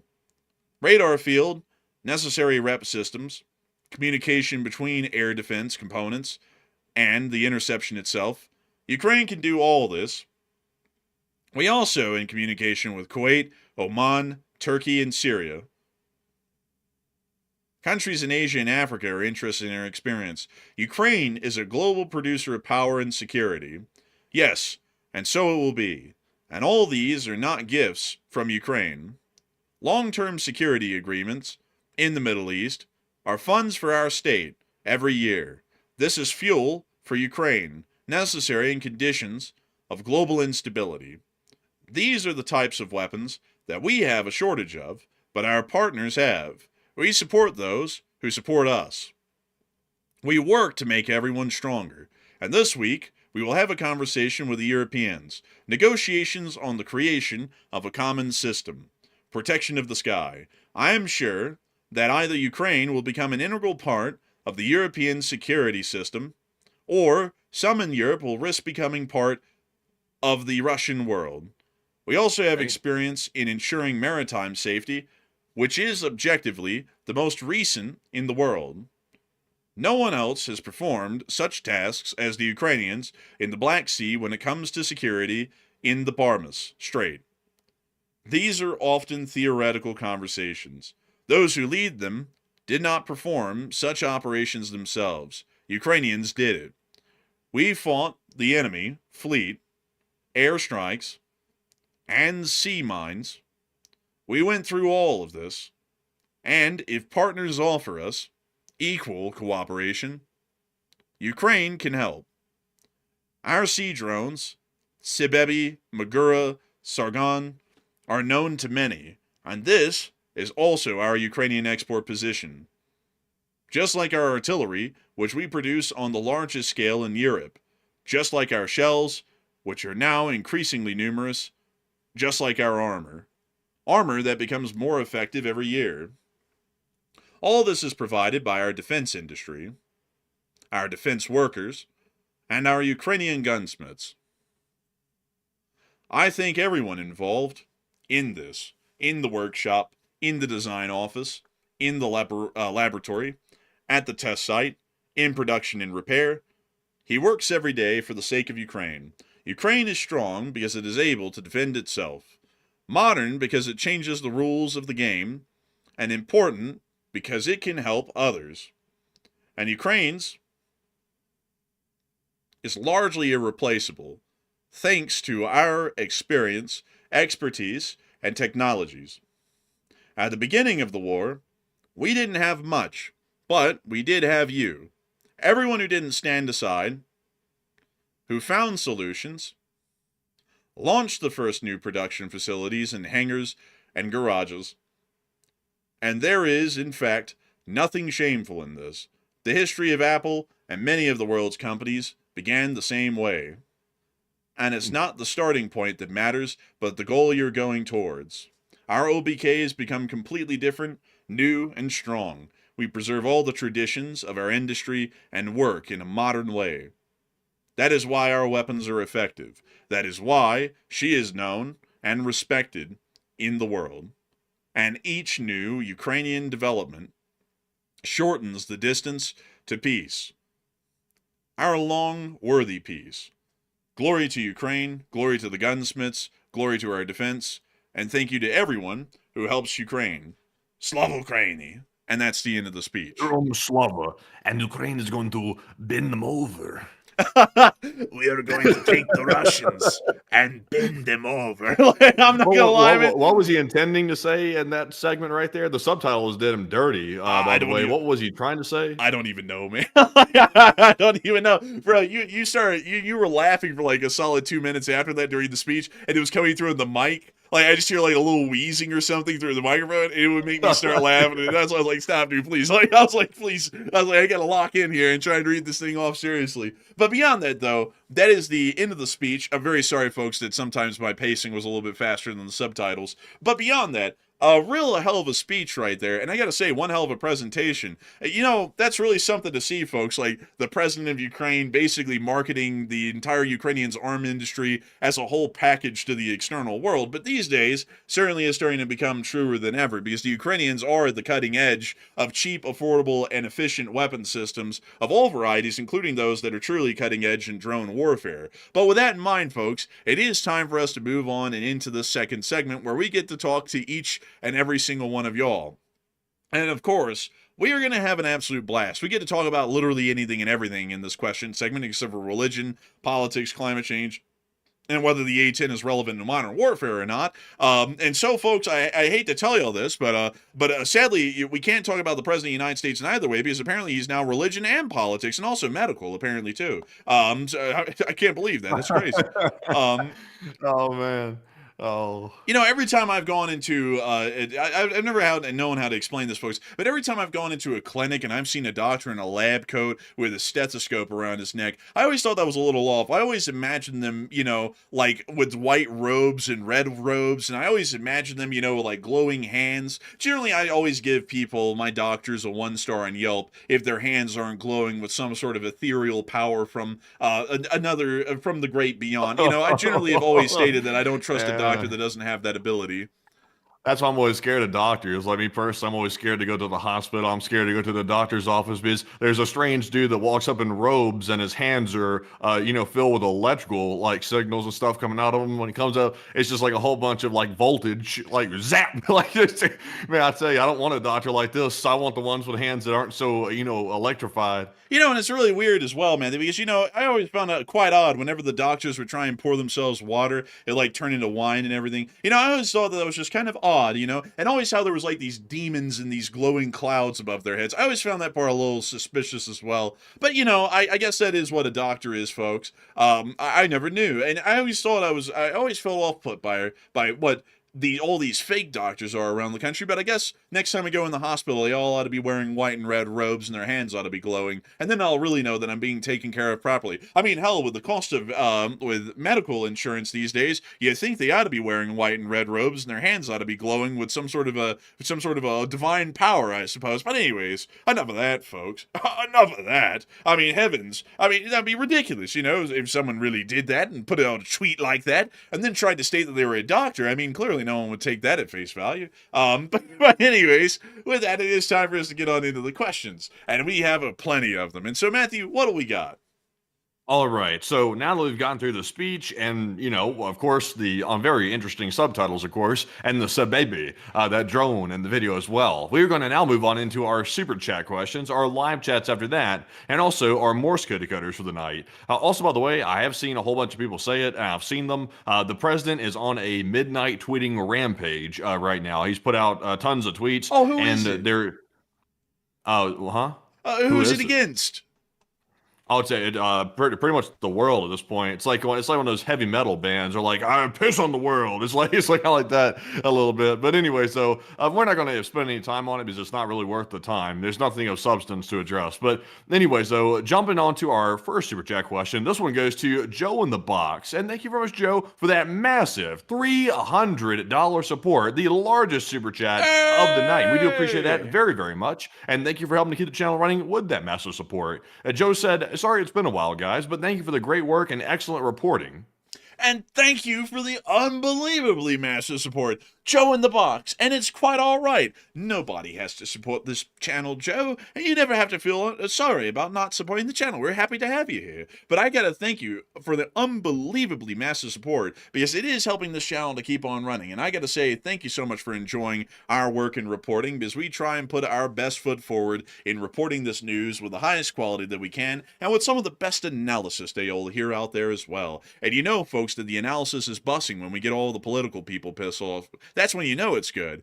Like that's when you know that the cooking's good. Is when, you know, some people can't handle the heat in the kitchen. And I got to thank you incredibly for that support once again, Joe in the Box. Because if it wasn't for folks like you, we wouldn't be able to keep our reporting and analysis the way that it has been for 1,511 days. And I got to say, humongous thanks to you so much once again. I hope that does address that incredibly well, wildly well. And a humongous thanks to you so much once again. And with that, it is time for us to move on and into the next one. And also, by the way, we're not going to read off the president's post, obviously, and waste time on that. But the general targets tonight is NATO is getting it again, and also it looks like the Pope's also getting it again as well. So I thought it'd be that one. Yeah, a little bit of an interesting combo. It seems like the Pope is becoming a fixation at this point, which is really, really not a good choice. Like, it's not a good thing. Like, even though, like, I'm a Christian personally, I wouldn't go to my way to go, like, start attacking, like, the Catholic faith or like, Islam or something like that. It's like, just let it be. If you don't agree with it, just move on and stuff like that. But it's like, you don't want to start picking fights with religious figures. That's usually, like, not really good for the most part. But anyways, though, moving on to our next one. This one is going to go to none other than Hokey Redneck. And thank you very much, Hokey, for that $50 support. And we do appreciate that very, very much. And Hokey said, thanks for the humor, and give one to the chat in the next segment. And I got to say, a big thanks to you for support and helping this channel to keep it running. And I got to say, thank you so much for enjoying our humor, Hokey Redneck. We try our best to try and have some good jokes. Honestly, like, we just throw out the jokes we would normally throw out, and we also have to kind of water them down a little bit for YouTube as well. But I'm glad to know that a lot of people love the humor and get a good laugh out of it, because while, we try and keep things serious and professional to some degree, we also want to make the news a little bit lighter and easier to handle, and humor is a good way to do it. And I got to thank you incredibly for that support and help with this channel to keep on running. And we will make sure to take one from the live chat in your honor, Hokey Redneck. And so, Matthew, what do we got in honor of Hokey Redneck? So this one is going to go to Charles Samaha. And thank you very much, Charles, for that good question. He said, why can't the U.S. just simply take out the Iranian oil loading piers? And I'd actually suggested that a while back. I'd said if the U.S. wants to do something without getting into a direct war with China, they could simply go to Kharg Island and destroy the export terminals, and that would largely take out the ability to export oil, and it would cripple the Iranian economy. But the U.S. wasn't too fond of that idea because, number one, they said it would set Iran back to the Stone Ages, even though they literally just said that they were doing that yesterday anyway. So apparently they changed their mind. But also, there's some statements floating around that the U.S. might want to take the oil. So that's the real reason they're not hitting them, is because the U.S. wants to keep open the idea that maybe we can come in and somehow split revenues with Iran down the road if we reach a peace deal, or maybe we could just possibly invade and take the oil and simply, sell it and take the money. But Enforcer, what say you? I wanted to say that generally the reason why we haven't hit that is, like Matthew saying, is because the U.S. is oil hungry to the point that it really starts to become detrimental, honestly, because, it's like we could rebuild those oil loading piers later, but right now that might be the best way to enforce a blockade without having to physically get in a fight with China to do it. So I don't know why we haven't done that either, but that would be the smartest move, the quickest move to achieve what we're wanting to there, which would be economic damage on Iran. But even at that, to be entirely frank with y'all folks, that still wouldn't make a whole lot of sense, because truth be told, the economic damage would still take about 6 months to a year to coalesce, and by that point, it generally is too late for what we're trying to achieve right now. So I hope that does address that the best I can, and a big thanks to you once again for the support and helping this channel to keep on running. And with that, it is time for us to move on and into the next one. Before we do, I see a lot of people talking about the whole thing of, that doesn't really look too good to keep attacking a pope. Well, recently, not to get too much into this, but recently we heard that apparently the ambassador of the papacy here in America was apparently, this is the allegations, by the way, this is the alleged story that happened, was apparently brought to a U.S. official, and the U.S. official told him that the Pope better start seeing things the president's way or else. And then they apparently referenced the Avignon papacy as an example of what could happen to them. And to let y'all know a little bit about the Avignon papacy, that was back when Pope Avignon, I believe it was the 8th, who was the Pope during the time of World War II, was basically threatened by the Nazis in Germany and the fascist Italians in Italy to really start kind of like not really pointing out what they were doing, or else they were going to crush the papacy and the Vatican in Rome immediately, and also arrest the Pope and all of the cardinals and whatnot in Rome, and basically go and imprison them. That was basically what the threat was back then that made Pope Avignon have to really back off of the whole thing of pointing out, hey, this isn't really a pious and righteous thing that any of y'all are doing over here in Italy or Germany right now. And that, if the allegations were true, that's not really a good thing to say you better align with us or we're going to do what the Nazis and the fascist black shirts in Italy did to Pope Avignon back in the 30s and the 40s. It's like, that's not really a good sort of a threat to make, because, it's really not that far to make that connection, that maybe, there's a lot of questionable things going on here. But, that's just the allegation, people are people. Everyone likes to go around and threaten the Catholic Church. I mean, obviously, that's not like that would never go over poorly. It's not like it would go over as poorly as, making AI image depicting yourself as Jesus and then saying that you were a doctor. And I mean, come on. But anyways, with that. Nothing says you're a devout religious person quite like blasphemy.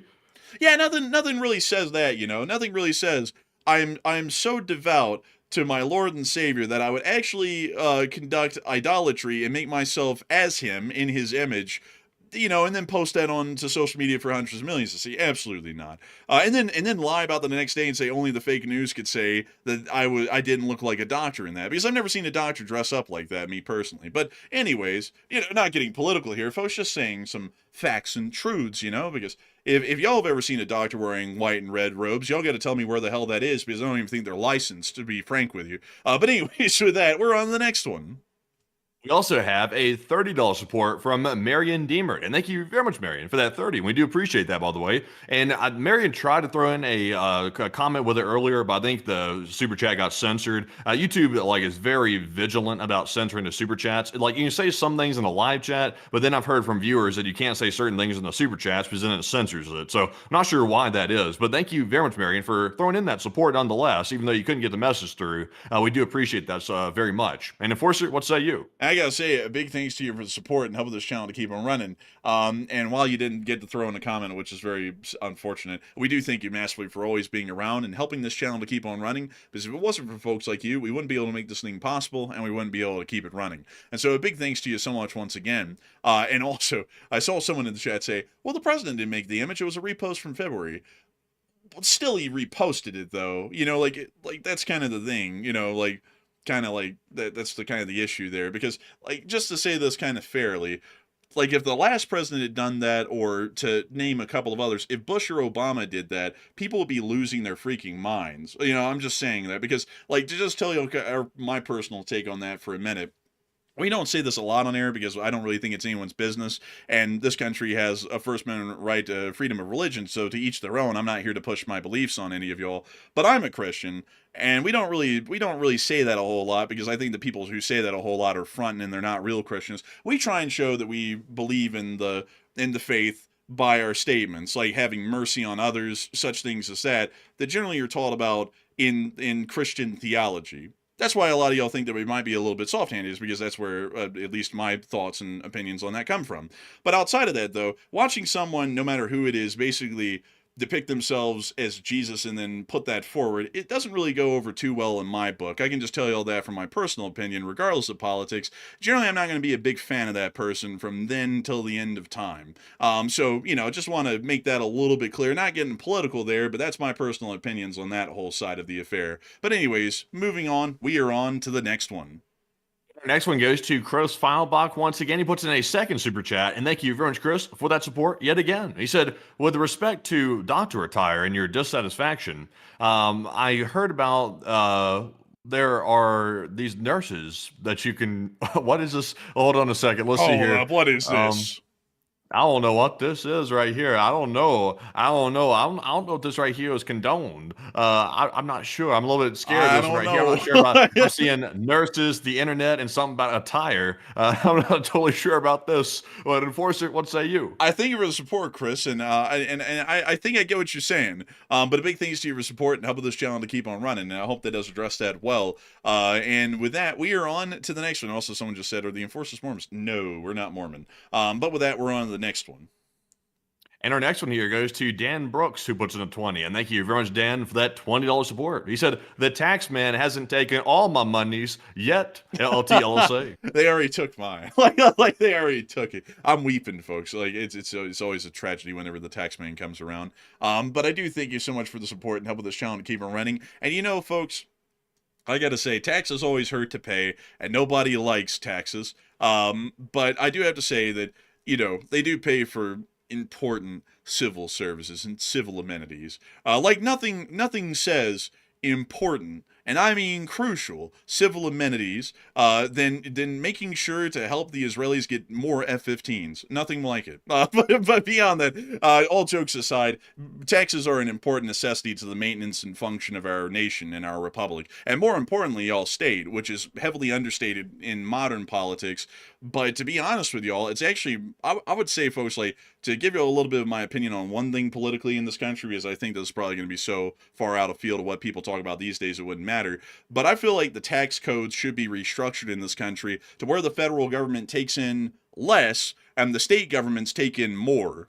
Because it's actually a lot more important for your state governments, because the states are actually responsible for the functioning within their own territory and borders of civil amenities and civil administration than the federal government is. And I kind of find it a little bit weird, to be honest with y'all, and pretty lopsided, that whenever y'all pay out taxes every year, and this is for every citizen in the Republic, they all pay out far more taxes by hundreds of percentiles to the federal government than y'all do your state governments. But it is the state governments themselves that would give y'all a higher quality of life through more tax funds flowing through them. And, you know, and of course, some people, when they get into the weeds, I'm sure a lot of people are going to say, well, unfortunately, that the federal government gives that back to the states through categorical and block grants. But yeah, but they're basically doing the carrot and stick thing to where, you know, we'll give the states back this money, but they have to do exactly what we want, or else we give them the stick and they don't get any money. And I don't really think that's right. I think that the taxes should be more so apportioned to where the states are getting the lion's share and the federal government is getting the smaller portion, because the federal government really only needs to concern itself about national infrastructure projects like national parks, national forests, interstates, and such things as that, in the military, and everything else could really be done through funding by the states themselves. I think that would generally be the best way to run the country, because Utah has done quite a great deal in Salt Lake City with the tax money it makes. And I feel like that would be a great thing to see nationwide, is that the states have a lot more money to work with to be able to create a lot more civil programs and civil projects that benefit the common citizenry a whole lot more. That's my honest opinion. But anyways, with that, I hope that does address that well, and we're on to the next one. Also, what's this business in the chat? I see some people saying they're trying to do away with the quarterly tax reporting thing. Honestly, that's obnoxious as hell. I hate having to do that. If you're self-employed, by the way, you have to make estimated quarterly tax payments if you're self-employed, or typically you do for the most part. So it's always obnoxious. You have to do it 4 times a year, and you have to like do this. I let my CPA handle all that stuff, but you have to like send a certain amount of money in that covers the taxes throughout the year, and it's just awful. Like, you're paying throughout the entire year. It just sucks. But anyways, though, we're moving on to our next super chat question, because I hate taxes. I hate talking about them. Our next one goes to Demanoac, who puts in a 20, and it said, Iran using magic flying carpet to move oil? I mean, maybe. I mean, I don't know. I would think that's really the only way they could do that quickly, but that's not really a possibility for them. That only exists in the Arabian Nights stories. But a big thanks to you for the support and helping the channel to keep it running. I hope that does address that well. And with that, we are on to the next one. We also have a 20 from Ariana Franco, and thank you very much, Ariana, for that 20. It said, how advanced is the Triton? the Triton is incredibly advanced. It's basically like the best way to describe it. It is basically a high advanced U-2 spy plane. It flies at a wildly high altitude like the U-2. It has an incredibly long flight endurance like the U-2, but its optronic systems are way more advanced, which allows it to see a great deal more at a great deal of a distance farther. And that's what makes the MQ-4 Triton exceptional in the modern day for reconnaissance purposes. Is that it's basically a souped-up U-2 that can provide real-time video and photography, and not only that, at a higher fidelity at greater distances. And so I hope that does address that the best I can. A humongous thanks to you for the support, and I hope that does answer your question well, because I know a lot of people will look at something like the Triton and be like, $240 or $250 million for a flying drone with a camera on it, and the information that it can provide from one of those drones is indispensable for combat operations. That type of intelligence that it can provide in real time could save lives, and that's why those sorts of reconnaissance systems like that usually are really expensive per unit,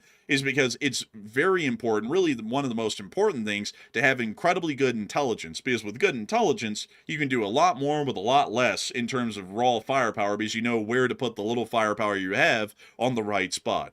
So I hope that does address that well, and a big thanks to you for the support and helping this channel to keep on running. And with that, we are on to the next one. All right. And also, by the way, I see a lot of people in the chat that did not know about the quarterly estimated tax payments. That's the benefit, I guess, of not being self-employed. You never have to worry about that kind of junk. And also, you don't have to worry about, all the extra reporting stuff you have to do, like being in business for yourself. They put a load on you. And also, you got to take care of the employer side of FICA and all that stuff. You got to pay that yourself when you're self-employed. So you get it doubly bad. They put you through the ringer for being self-employed. Like it's really something else. It's almost like the government wants you to be employed by a corporation almost instead of being self-employed. I don't know if there's any correlation with that. But anyway, so moving into our next one. This one goes to Mr. Glock, who's there, LSA, and he puts in a $20 support. And thank you very much, good sir, for that support. He said, have y'all seen the pics of the F-47 aircraft? I have seen, if you're talking about the renders, I have seen those. Let me go pull it up again and see if they have anything new. I don't know if I had to do that really quick because I just did that for a second. Are you talking about this one? Is that it? Is that real? It looks like a render. It looks like a render. But I don't think that's an official. Is he talking about the B-21? Like, I'm not saying Mr. Glock doesn't know his aircraft. He's probably talking about the F-47. But I saw the new pictures of the B-21 come out today from the refueling test flights. Let's see, the B-21. Let's see here. Let me go pull that one up. Oh, here we are. There's some of the new pictures. I haven't seen any new ones for the F-47. I saw the old ones, which are the renders, and we really didn't get to see a lot of it. But I've also seen the new ones of the B-21. Those were pretty neat. But I feel like the B-21 started to get a lot of exposure these days. Like a load of pictures to the point that it's kind of losing a little bit of its like newness to it, at least for like public discussion. But I did see them and they were pretty neat. But a huge thanks to you for the support and helping this channel to keep it running. And I hope that does address that well. But sadly, beyond this one here, and the one that has like the sonic boom cloud around it, which shrouds most of the aircraft in the render, I haven't, like this one right here, I haven't really seen a lot of new pictures about the F-47. And also I see someone saying there was an F-47 out today in the news. Let me look at that here really quickly. Oh, look at this. Chinese media questions U.S. Air Force F-47 fighter program. So yeah, we question everything in China. So, they're finally coming around. Like they're finally coming around and asking a question. But they're salty. They're salty about everybody in America pointing out the exposed rivets on their stealth jet. So they're about to sit there and go, "Is America's plane really that good?" It's like, yeah, it's that good and better. It's like get with the program. It's like y'all build. I bet y'all are. It's like I bet y'all are trying to steal it. So that probably says something.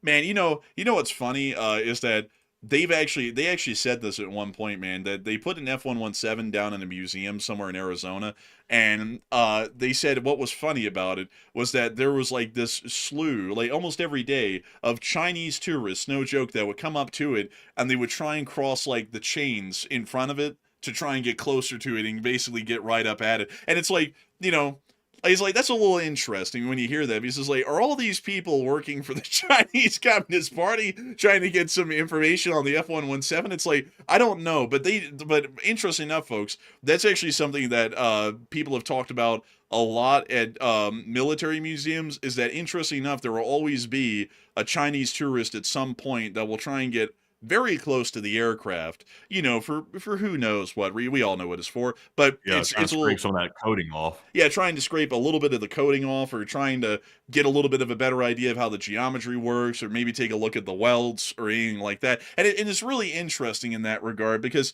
it really makes it, folks, as far as national security is concerned, to where Chinese tourists may be a high risk group as far as intelligence or counterintelligence gathering and such things, because they're involved in it a great deal. Not too long ago, some of y'all may have heard that a Chinese national was actually arrested and then put in U.S. prison, well, U.S. federal prison, I believe, for 2 to 4 years, because he was flying a drone over the Newport News shipyards and trying to take drone footage of the propeller screws, or more so the screws on board the subs that we're building here, to try and get an acoustic profile to send back to China. So a little bit interesting with that. But anyways, I hope that does address that the best I can, at least from what I know. But with that, a big thanks to you once again for the support, and we're on to the next one. We also have a $25 support from Duncan VR, and thank you very much, Duncan, for that generous support all the way from Australia. He said, "Ba moo with crack oink meow, ba ba." Man, the cost of living's going up again because of the fuel crisis. It really blows. Sir, open the damn straight. Open the damn thing. They call it a straight for a reason, but it's squiggly. It's just not exactly straight. That's what they say. There's other things that aren't either, but it's okay though.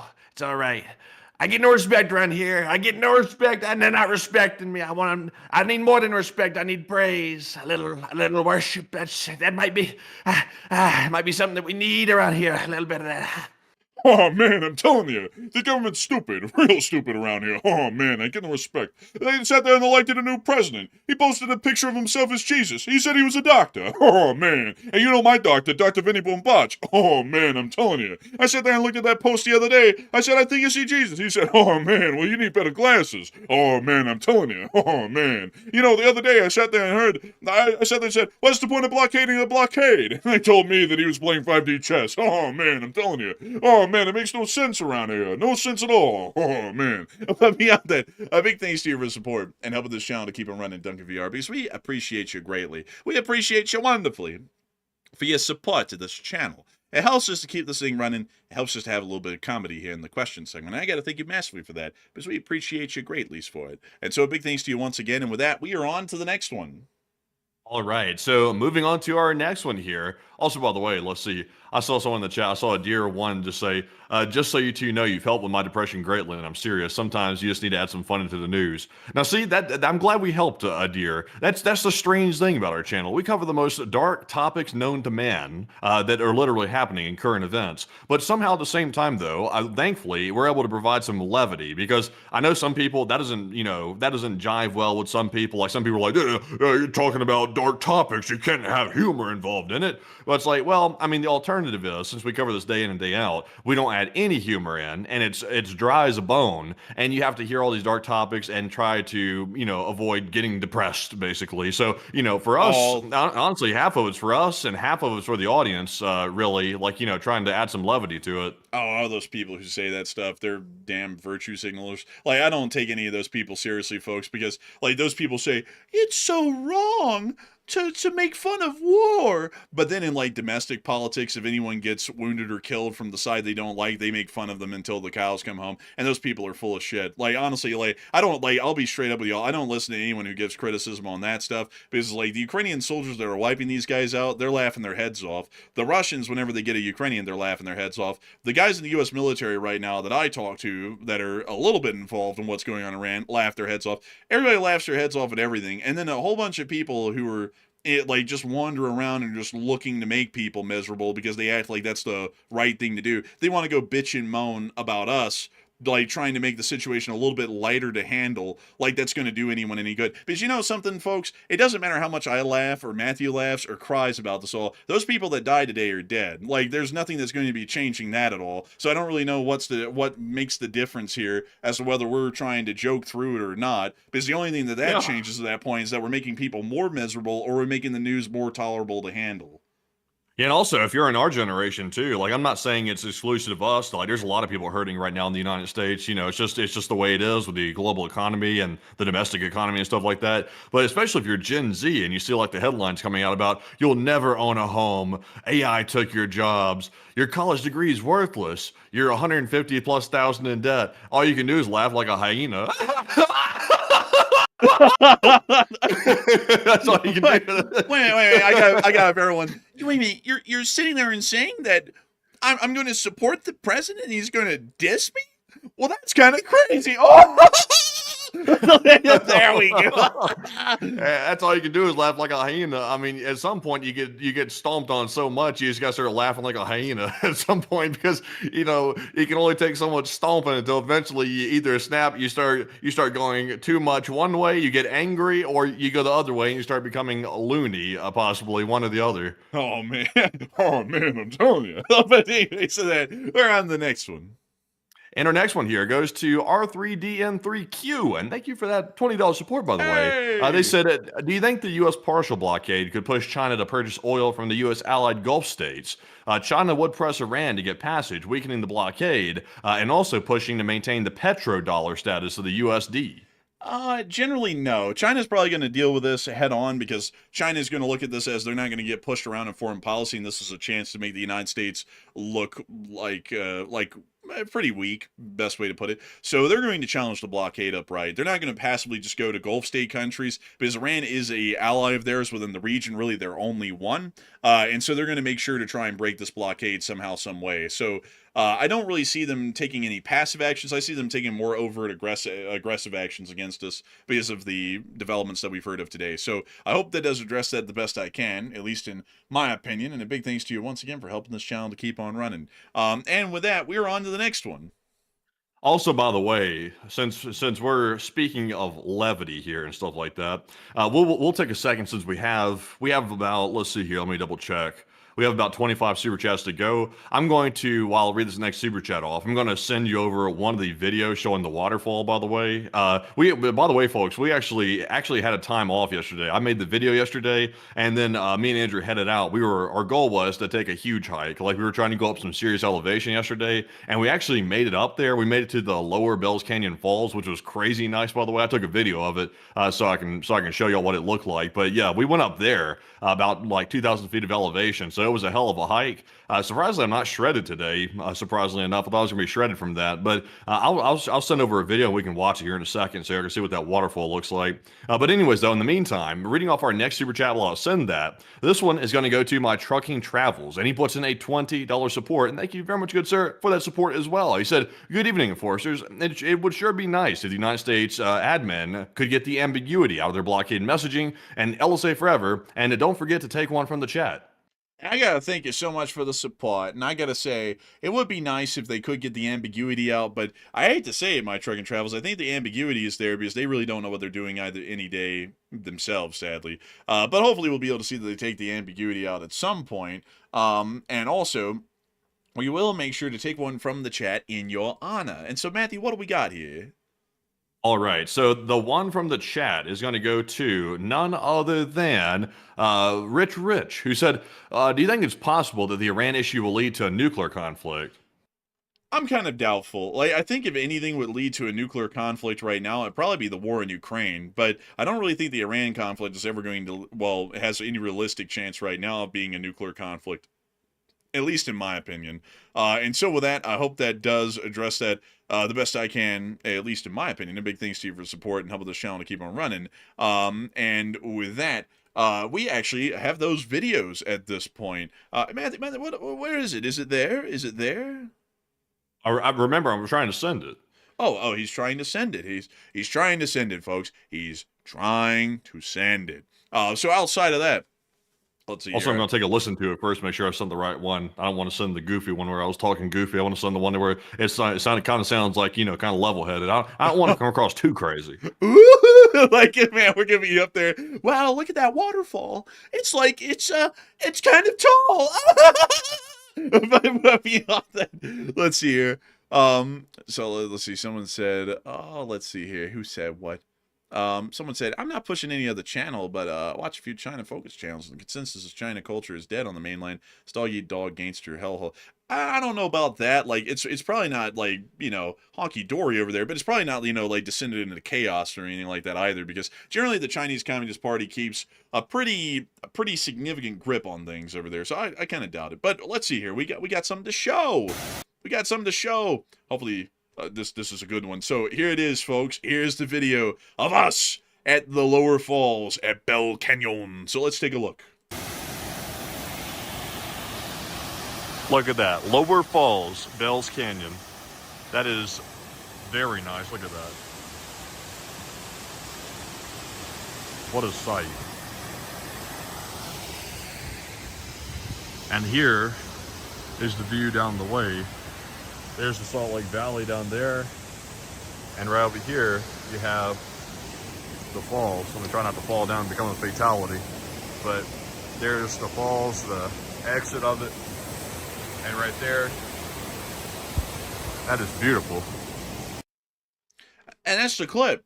Wasn't that nice? Isn't that nice? That's nice right there. I tell you what, that's a nice thing. That was really nice in person. Like I will admit, it was really treacherous because it was wet everywhere, and also the mist from that waterfall comes off of it and gets on the rocks. It's like a death trap, like right there where I was standing. So you got to be like super careful. But it was very nice. So that sound, you could literally stay there all day with that sound next to you. I got to tell y'all, folks, the Bell Canyon is my favorite place in Salt Lake right now. It's a really cool little spot. And it's really crazy too, folks, because that waterfall is about 1,500 feet up from the parking lot we parked in down here.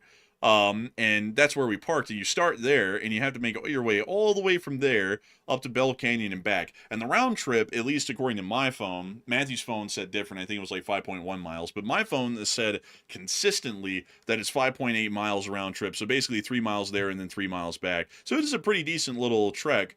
And it's a fun one too. Like, I have a blast with it. And it's 1,500 feet of vertical elevation, so that's just a little bit short of the One World Trade Center or so, like in height. So it's like being on top of the One World Trade Center and then looking out at the city. What was crazy though, folks, is that once you got up there, once it started to get closer towards like 5 o'clock, it started to get freezing up there fast. Like, it got down in like the low 40s quick. Once it started to get like just slightly darker, it was like, damn, it's cold. And so we started going back down the mountain, and we would be down like at a lower altitude for a minute, and it would be kind of warmer there for a little bit, and then it would get really cold down there. And the lower we went, it would kind of stay warm for a few minutes, and then it would get cold. It was like the cold was following us down from the higher altitude. It was really cool. But still, outside of that, I gotta say, that was one hell of a hike, folks. A real fun one. I got one more video too. I'm going to send over one more. And let's see here. Which one is it? Also, I got a picture too. It's the one where you almost fell. Oh wait a minute, it's the one where you remember that bear that was like collecting the toll at the wilderness sign that Jimmy. was like 110 feet past it. Yeah, you remember that one? Like, yeah. I'll just send that over. I also have a picture I'm trying to send over too. Let me send over both of them. Let's see here. Let me grab this. Let me grab this next one here. Let's see here. Where is it? Let's see here. Hopefully I don't send the wrong one.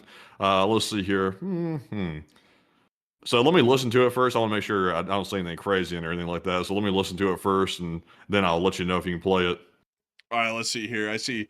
Let's see. Well, let's see. Someone said, let's see. You get over 10,000 feet, you have O2 problems. I've heard about that before. Apparently, you do get altitude sickness up at that sort of a height.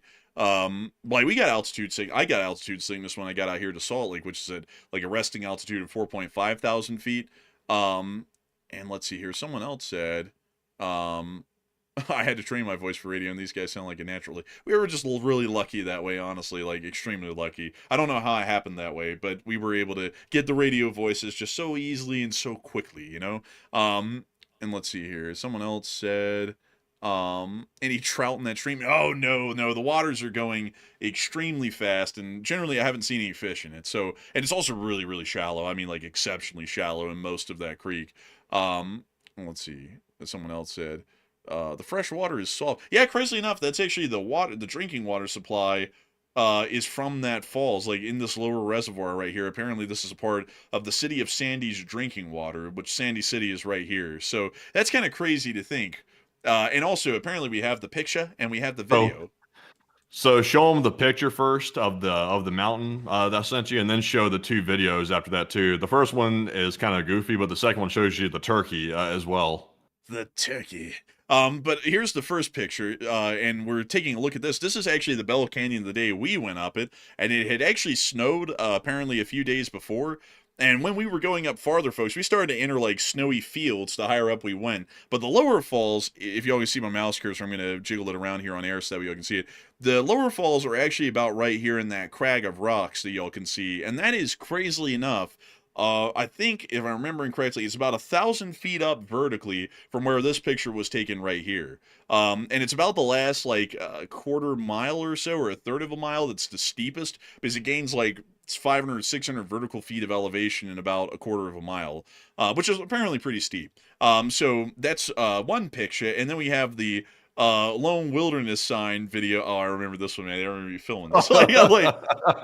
So here it goes. We're about to play this one right now.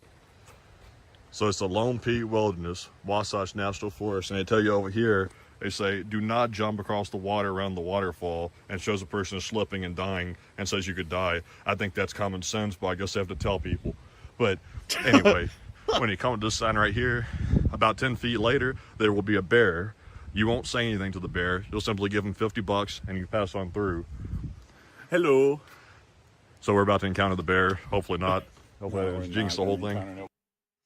Man, like at the end, I'm just like, no, we're not going kind of no bear. Like, and then you cut it off. I'm saying bear. Oh man, that was a funny one. That was a funny one. I don't know what to do. I can't even hear it. I can't even hear it on my end, man. It's just like literally dead silence. I'm just having to like pretend like it's playing in my head. Man, I gotta tell you, folks, I don't know what the hell to do whenever Matthew pans the camera over to me, because he just like snaps it over to me in a second, and he never gives me enough time to say shit. Like, honestly, so like it's just like a quick snapshot of me there. So I'm always just like, oh, hello, because I don't know what else to do. Because like I would be like, yeah, you know, like the Bell's Canyon's a neat place, but he like just flips it over like 1 second and then flips it back, and I'm like, I don't know what to do in that amount of time, to be frank with you. But he also got the turkey. So here's the clip of the turkey, by the way, so that way you can follow along, Matthew. I'm about to click the play button at this moment right now.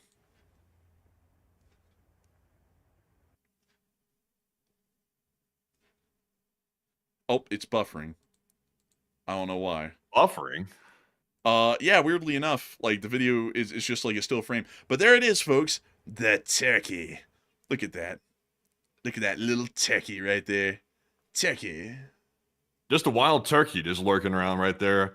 I was so hungry when we came down. I thought that was about to be supper right there. But yeah, honestly, that big turkey like right there, I think in the store that might go for like 30, 40 bucks these days. Man, what a wonderful turkey. We love the turkey. We love the turkey, I tell you. Man, did you have a picture of that turkey when it was like flapping its wings out? Like it was kind of like puffing up to like protect the territory? Oh, yeah. Yeah, I got a picture of the thing when it was going kind of wilding out. Let's see here. There. Let me send these two. The turkey got kind of territorial at one point. I thought I was going to fight the turkey, but like thankfully it backed off. But here's the 2 pictures. So there's the turkey in all of its glory, as you can see right there. It is a female turkey. You can tell because it doesn't have the plumage that the males have. And then you can also see the second picture here, which is where it was puffing up, because apparently we were getting a little bit too close. And it's turkeys are territorial, so it was trying to get us to go away, and we didn't go away. We stuck around for a few minutes to assert our dominance of this turkey, and then took a couple of more pictures of it at that point. But this thing was not really happy with us being there, and it was making it clear by doing this towards us. But still, a really cool thing to see, you know, turkeys and all. You know what else is up there, folks? Like, I didn't know this, but I read online that apparently if we go up to the higher altitude, we can actually find mountain goats. And this is actually something that Matthew will be able to see on air, because these are the kind of mountain goats that are here in the state of Utah. That's that goat right there that I can't say his name, but that rapper said he was that was him. Man, he's 100% him a-layin'. A goat. These would be pretty neat to see. Like, apparently this is one of the biggest creatures that kind of like regularly live within Bear Canyon. Technically, we could find a bear in there, but I'm going to consider that to be highly unlikely, because why in the world would a bear be in a canyon like that? You know, it's a fairly limiting sort of an environment, and there's a lot of people who go up and down that fall every day, like up to it and back down it. So, still, a really cool goat. I like these goats. I think they're cool. Aren't they neat? Look at that. This one's looking over, It's on Mount Timpanogos. Look at that view that this thing has. Yeah, those seem like they could be a little bit like menacing. They look like the closest thing to a Yeti. Oh, dude, they have these too? That's a ram. Yeah. Guts, glory, ram. Now we're gonna get a cease and desist, but that's fine. Like that'll be okay. But beyond that, what a goat. What a creature, folks. What a creature. These things are actually kind of big. I mean, look at that one. That's cute. They're petting it. Oh yeah, they're just petting it. That's all. That's all. They're just petting it. But I got to tell y'all, this creature here is rather large. Just that damn dude, that thing's got a chin. Like Jesus, that thing is massive, man. That thing was deceiving. That thing's actually huge. Oh my God, dude, that's the size of a small car. Yeah, that's the Yeti. Man, this thing, like when you're climbing up the mountain, man, you're looking down the trail, and then you just hear in front of you, all right, now you're going to have to turn around and go back. You look up and you see that giant thing. I'm about. I'll be like, yes, sir. I'm heading back. I'll be like, aye, aye, Captain. Like, I'm going right back down. Man, honestly, if I saw one that big, I'd be kind of terrified, really. Like, that is bigger than a black bear, actually. That thing is humongous. Yeah, I'm not messing with those. I'm going to have to skip on that. Like, I'm not fighting whatever that thing is, a Yeti thing. Good Lord, man, that is nuts. But apparently they're up at the higher altitudes. And also, crazily enough, folks, you can actually take this trail. Apparently there's not really a trail that exists beyond this point, like where we were at. That's basically kind of like the end of the trail, sort of. But you can kind of like bushwhack your way up to the upper falls and then to the the upper reservoir up here. And then at that point, you're not too far away from the peak. But let me show you all this in a different perspective, folks, because this is probably a perspective that would make this a lot interesting looking, a lot more interesting at least, which is a three-dimensional view. Because I use Google Earth, folks, to find out where we go. And so to show y'all where we were, so that's the parking lot we start at right there, and we make it all the way up there. That's about 1,500 feet. And then to get up to the peak, you would have to go all the way from there to here. So crazily enough, going up 1,500 feet is only about a quarter of the way to the summit of the lone peak. But you can go up this canyon here and around here and kind of go up here. You can make it to this upper reservoir, and then the upper reservoir is only a few thousand feet away from the peak. I think it's like 1,500 or so. Y'all want to see the lower reservoir? Y'all want to see what it looks like? Mandy, do you want to see what it looks like? Yeah, I already know what it looks like. I've looked at it before, but oh, look, you can set the man down. Look at that. Oh, that's pretty impressive right there. How cool. It's all granite up here, actually. I think it's like actually marine limestone or something. It's something along those lines. I don't know. I don't really know. I'm not a geologist. But there's some really cool spots up here, like this one. Let me show you this. I know this is a bit of a rabbit hole, folks, but I really like the outdoor scenery around here, so I kind of have to show it off. Look at that. Well, it's kind of cut up a little bit, but really cool looking, though. I want to go camping up here above the tree line at some point. Actually, go like feel what it feels like to be like alpine camping. Like I want to feel what that feels like. I'm not too worried. I've seen people talking about the mountain lions and stuff like that. Like for the most part, it seems like the animals leave people alone for the most part. We haven't run across the bear. The rattlesnakes are out heavy this year. I just saw an article about that a couple hours ago. The rattlesnakes are out heavy, and even on the trail we went yesterday up there, people were talking about spotting rattlesnakes all the time. So they're definitely out. But when it gets colder, though, rattlesnakes, since they're cold-blooded, they get slow and kind of like sluggish a bit. So you don't have to worry about them too much, but you still got to generally keep an eye out. But when it gets hot, though, like above 80, that's when they start moving around. They become active and possibly aggressive when it gets above 80. Man, I mean, you have to be careful about that. But generally, folks, rattlesnakes aren't too bad. I mean, y'all vote for them every election. Snakes in general. So I mean, that's not too bad. You deal with them all the time, don't you? Yeah, I mean, yeah, all the time. Man. Also, by the way, this is the summit of the Lone Peak right there. And I'm going to tell y'all, folks, I don't know if I'm ever going to get up to the top of that thing, because, man, I looked around at people who were having to do that, and there is this literal several foot wide deal right here. And you have to go over these rocks and everything, and down here on this little spine and everything, and climb over this. This is like several hundred feet of it to get to here, and this is the geographical summit of the Lone Peak. And let me see if I can drop y'all down here and show you what that looks like.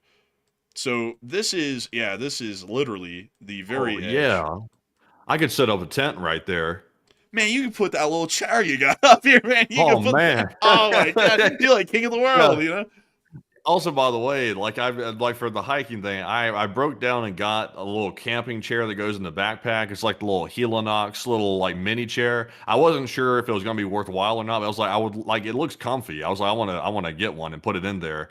So I put it in my backpack and brought it. And that thing is wonderful. Like it is fantastic. Like you can get up to a spot like this and literally whip out your chair and literally sit there like like I'm back in Alabama. Like just sit there in this view. Like yeah, what a hell of a view right here. Also, by the way, you would definitely not set up a tent right here. That would be literally the most stupid thing you could possibly do in your life. Because if something happens to, get loose, you're going to be flying like a paraglider right off the side of Lone Peak. And there's also nowhere to stake your tent out because it's all rock, so you couldn't do that anyway. So yeah, you definitely not do it. Also, your tent would probably collapse. The wind's probably so crazy up there, you'd probably collapse your tent. So also, I saw Hokey Redneck say, "Is that the Great Salt Lake in the distance?" This is Utah Lake right here, which is really visible. Like for some reason, it's way easier to see from basically anywhere than the Great Salt Lake. But yeah, actually out here, that's the Great Salt Lake. And what's really cool about that, folks, is that when you're in the Bell Canyon and you look out into the horizon, it looks like the ocean begins out there because it's so large, you can't see the end of it in really any direction. So you just see the shoreline closest to us, and it just goes on into the horizon, and then there's like mountains way off in the distance beyond that. So it looks like the ocean out there. It's almost like being in a seaside city, nearly, from what it looks like. And then you have these beautiful mountains here, and I mean these are really something. I mean they're all just gorgeous. Like every bit of it, every inch of it, for every mile is just like scenery that is unbelievable. And I mean look at that. That's Mount Timpanogos over there, off in the distance. That looks over Orem, I believe. Matthew's saying rabbit hole. Yeah. I know, Matthew, it's a rabbit hole, but it's a fun one. I like this stuff. I like the outdoors. I like the outdoors. What's wrong with it? Oh, we got to move on. Oh, man, you take a long pause on that. Oh, we gotta move on. But anyways, outside of that, this is a long rabbit hole. But I like talking about I like talking about the scenery, folks. It's beautiful out there. But anyways, with that, we're on to the next one. And we also have a 20 from My Trucking Travels. And thank you very much, My Trucking Travels, for that $20 support. And he said, good evening, enforcers. And it would be sure nice if the U.S. Could get the ambiguity out of their blockade messaging. LSA forever, and don't forget to take one from the chat. Oh, we actually already got that one. Oh, I did? I was wondering. Yeah. I forgot to put the little red check mark on there, but thank you very much, My Trucking Travels, for that support once again, and we do appreciate that. We also have a 20 from Game Theory, and thank you as well for that support. It said, did you form the LLC taxes S Corp? It avoids that self-employment tax. Now, on all that stuff right there, we have a nice tax professional, a nice CPA. He knows what he's doing. He's a guy who knows how to get things done, and I defer to professional advice, unlike some people. I have advisors, and I actually listen to them. They say, sir, you should probably do it this way, sir. And I say, that sounds like decent advice. It sounds like a professional. You say, I don't want to override the professional. I can get you in the hot water. But enforcer, what say you? I have to agree. We have a great guy. He's a tax preparer, and he does all of the work for us. It's a wonderful, amazing thing. It's a big, huge, beautiful thing. Some people go, wow, this guy does such a good job. And honestly, we have him call us up, and he goes, wow, you guys are so great. I do such a good job for you because you guys are so wonderful and so amazing, and we're so proud of him. We love him so much. He does great work for us. But a big thanks to you for the support of the channel to keep it running. And we are on to the next one. We also have a 20 from Star Wars Geek, and thank you very much, Star Wars Geeks, for that 20. And he said, my question is for both of you. Does the South win the Battle of Gettysburg if Jackson survived Chancellorsville and Ewell is not in command, thanks in LSA? And I will admit, I have no idea, not a clue. Honestly, I cannot stand that era of history, like Civil War history and stuff like that. I just cannot stand it. Like, for whatever reason, I have never, it's repulsive. I don't know what it is about it. It's just absolutely repulsive. I would rather, learn about any other history other than that. But Enforcer, what say you? I'm actually an avid fan of the U.S. Civil War. I used to hate it myself, but after I actually learned it on my own outside of the school system in the South, it's actually a really interesting period of history, and one that is, I think, honestly, hated by everybody in the South, because folks, the history education you get on the Civil War in the South is F tier. It's bad in every way. But outside of that, I would say that the South was doomed to fail was doomed to lose because it just didn't have an industrial base to work with. Like, it didn't really matter who the commanders were. The Union was going to win at some point or another. There was really no defeat that would ever happen for the Union because they had a larger industry, they had more wealth, and they had a larger population base to work with. And those factors alone guaranteed that the Union would win the war against the Confederacy. And honestly, like, some people talk about, oh, what if the Confederacy became like won the war and it became an independent country? It's like, it'd be hell on earth. I mean, like, like, for a multitude of reasons. One, there would have been slavery for a far longer period of time, and then secondly, the South had really no economy beyond the agrarian one. And even in that period of time, an agrarian society could not thrive, and there was no way at that point for the South to industrialize because air conditioning hadn't been invented yet. And because of that, there's no way to get guys working in an industrial hothouse at that point in the middle of the summer, unless you just wanted it to be basically a death camp at that point. And so the South would have never industrialized. It would have become economically destitute. It would be even far worse off than what it is today, considering that the Southeast is one of the more impoverished parts of the country even still. So I would generally say, like, I don't think anything would have saved them. There is no amount of amazing leadership, because I will say that the Confederacy throughout most of the war had far better tacticians and generals, because crazily enough, most of the West Point graduates that went and joined the Confederacy after the secession happened were some of West Point's best graduates and were generally rising stars during the Mexican-American War and stuff. None of them could have helped win the situation because materially and economically it had already been lost once the war started. So a big thanks to you for support and helping this channel to keep it running, and I hope that does address that the best I can. And what's that?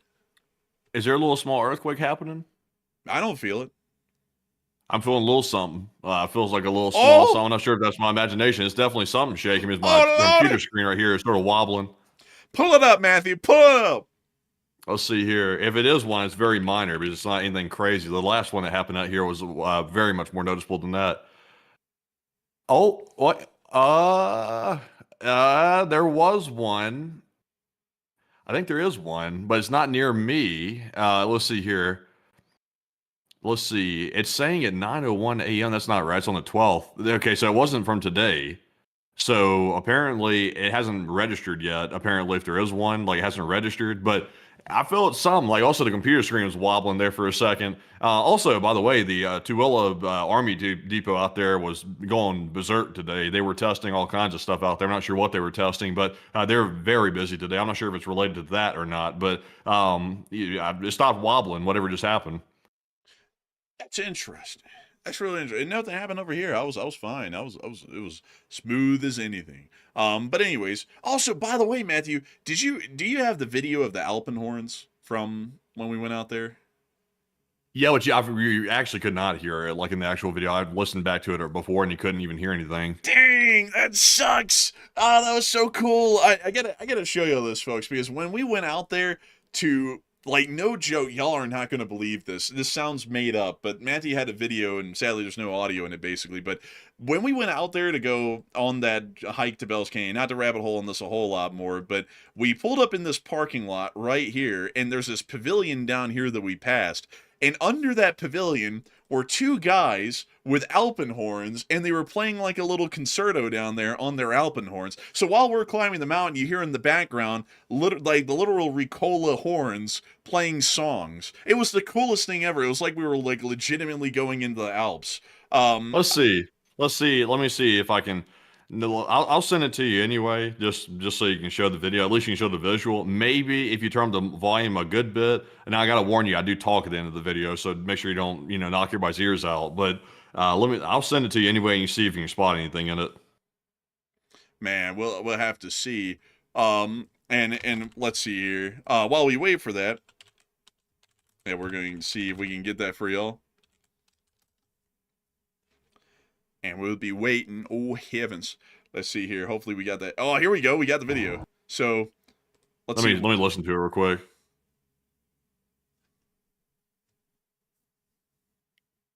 You can barely hear it. But yeah, go ahead and play it. You can go ahead and play it. Let me know when you play. All right, so here we go, folks. We're playing it right now.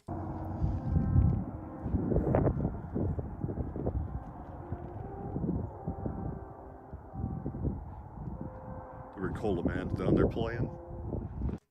That was the clip. I love Ricola my man's down there commentary, man. That playing. commentary is top tier. That's like 180 IQ. That guy's smart. Go ahead and hire that guy. He's a real genius. Man, honestly. But you can see them pretty well when he zoomed in right there. There's the Alpenhorns. It was so cool. You could hear it pretty well in real life. And it was the neatest thing because we're climbing up into the mountain and you just hear like the little Alpenhorns in the background. It was just so cool, honestly. I was like, that is neat. But with that, I hope that does show y'all that one well. I wish I could show y'all like a video of them playing the Alpenhorns on YouTube, but it'd probably be copyrighted, and we don't want to deal with that. But they're really cool sounding actually. But anyways, with that, we are on to the next one. All right, so our next one goes to Pookie, who puts in attendance. Said, let's go, Enforcer Bros. You both are a true gem and the best of what you do, and keep up the great work in LSA. Thank you so much for the great support, Pookie, and helping this channel to keep running. Because if it wasn't for folks like you, we wouldn't be able to be Jim and keep doing what we do. And actually, my name's not Jim, it's Andrew. But a big thanks to you once again. And with that, we're on to the next one.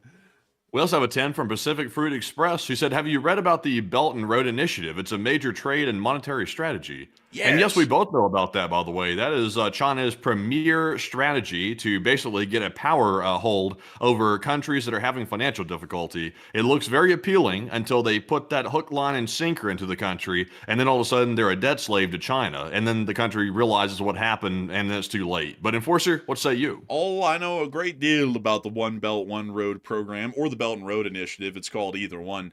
But yeah, I do know a great deal about it. And interesting enough, Iran is actually one of the critical parts. Interesting thing is, though, is that the Belt and Road program has really been very slow rolling in what the Chinese were anticipating. They were planning that they could get the Belt and Road program done, I think, by the 2030s. And right now, the Belt and Road program in the current state it's in is nowhere close to being done, and would probably take until 2050 to see anything physical emerge out of it to where we could physically say this is the Belt and Road program's sphere that it has created. But I hope that does address that the best I can. And a big thanks to you for support and helping this channel to keep it running. And with that, we're on to the next one. And also, we have a $40 super chat from Chef Danny B. And thank you very much, Chef Danny, for that support. And also, I almost missed it there. I'm glad you reminded me because I think I was yapping when you threw that in. But thank you very much, Danny, for that $40 support. He said, good evening, Dr. Enforcers. Oh, whoa, I'm not a doctor. Oh. I don't have an MD. I don't have an MD. But he said, Chef Danny here. I watched that annoying voice guy that travels yesterday. He took trains from Miami to Canada. He even took the California Zephyr all class. I really can't stand his voice. LTLSA. Wait a minute, is he talking about the guy, man, that I've mentioned before? Like that one guy who talks in that certain way, and he ends sentences the same way. Is it that could be him. That could be him. I don't follow his channel, though, so I'm not sure he put out a video on that. I gotta say, like, I respect I respect really most YouTubers that I run up on, and his videos are interesting, but the cadence of the voice is one thing that, like, a similar repeated cadence that happens like more than 2 times or 3 times in a row, it becomes a little bit tiresome, like, for me to hear. And I bet I'm probably one of those people as well, because everybody has the same, like, patterns, but some patterns are just like are more grating to me than others, and that's one that's like, damn. Like, there's some really great people out there though who do like great videos, like Part-Time Explorer and Real Life Lore, and they're great orators, and they make it like audibly interesting to listen to them. But there's that one video, there's that one guy, he'll be like, I went on a boat to Prague, and then I went to Paris. Once I got to Paris, there were many nice things. And it's like the same, like, fluctuations in, like, tone and pitch at each point in the sentence. And, like, I remember I was over at Matthew's place one time, and I was listening to the video, and I heard that 5 times in a row, and then there was a pause in the video where he was just showing some scenery, and then I did it, and I was like, and then we got off the boat, and then we wandered around this city. And then he literally basically almost said that line for line, and Matthew died laughing. The guy makes great videos, but, like, I don't know, it's just something about that. Like, I'm not, like, I don't know. But, you know, people could throw criticisms at this channel every day as well. So, you know, touche. Huh? Hating on that, man. No, I'm not hating. No, he makes great videos. It's just that, like, you know, it's like the vocality side of things. You know, it's like, for some reason to me, it is a little bit grating as well. But he does make great videos. But a huge thanks to you for your support. Huh? Gotta dodge the beef. Gotta dodge the beef. I'm not trying to beef. I'm not trying to beef. Early I'm not. But a big thanks to you for supporting up with this channel to keep on running. And also, I saw someone say, you should watch Chills. No, Chills has got the most recognizable voice on YouTube. He does that, but it's circled around to being great. You know who that is, Matthew? Yes, I do. Yes. Number 15, Burger King Foot Fungus. He's that guy. He does pretty good though. He's pretty interesting to listen to. Yeah, that is interesting. Yeah. But anyways, with that, we are on to the next one, and a big thanks to you once again. Yes, indeed. And our next one here goes to Andrew Honeycutt. And thank you very much, Andrew, as well, for that support. He said, Matt mentioned Swahili. I work with friends from Kenya and learned a good phrase. I can't speak I don't even know how to pronounce this right here. I feel like I'm about to butcher it. But maybe the enforcer can give it a go. He said, the enemy you know is better than the friend you don't. LOTLSA. Let me give it a shot. Dwi onamujwe ni bora kuliko rafiki usimijwa. I don't know if I did that even close. I bet it wasn't. But beyond that, I thank you so much for sharing that with us, Andrew Honeycutt. And I gotta say, there are so many interesting languages out there in the world, and I wish I could be a polyglot like Jalma NYC. You want to be a what? A polyglot. Define that. Oh Lord, let's 1 second. Use it in a sentence. A polyglot, a person who speaks multiple languages, typically defined as 4 or more with high proficiency. Damn, that's not what I thought that meant. What the hell do you think it meant? I don't know. I don't know. Oh Lordy, I don't think we want to know. But beyond that, I gotta say, I always wanted to be like a polyglot. Sadly, I just for some reason, whenever I start off a new language, I end up kind of getting distracted, and then I quit learning it. But I would love to know a whole load of languages, because Jalma NYC is a really cool channel. I really like watching him a whole load. But she'll go and speak the craziest languages. He'll speak French Creole down in Louisiana, and then he'll go up into, I think he went to Virginia at some point. He was speaking some it was Scotch Irish or something like that up there in West Virginia and whatnot. A really cool channel, and I like when he speaks the mainstream languages as well. He actually knows all of the dialects of Mandarin, and then he can speak Cantonese as well and stuff. I find his videos wildly interesting. I always look at him and watch his videos. I'm like, damn, that would be cool to be able to speak that many languages like that guy. That just seems like it would be an absolute blast. And also think about it, if you could read and write it as well. I mean, you could read literature and writings and books from just about anyone in the world if you knew most of the major languages. But anyways, a big thanks to you for support and helping this channel to keep on running. And with that, we're on to the next one.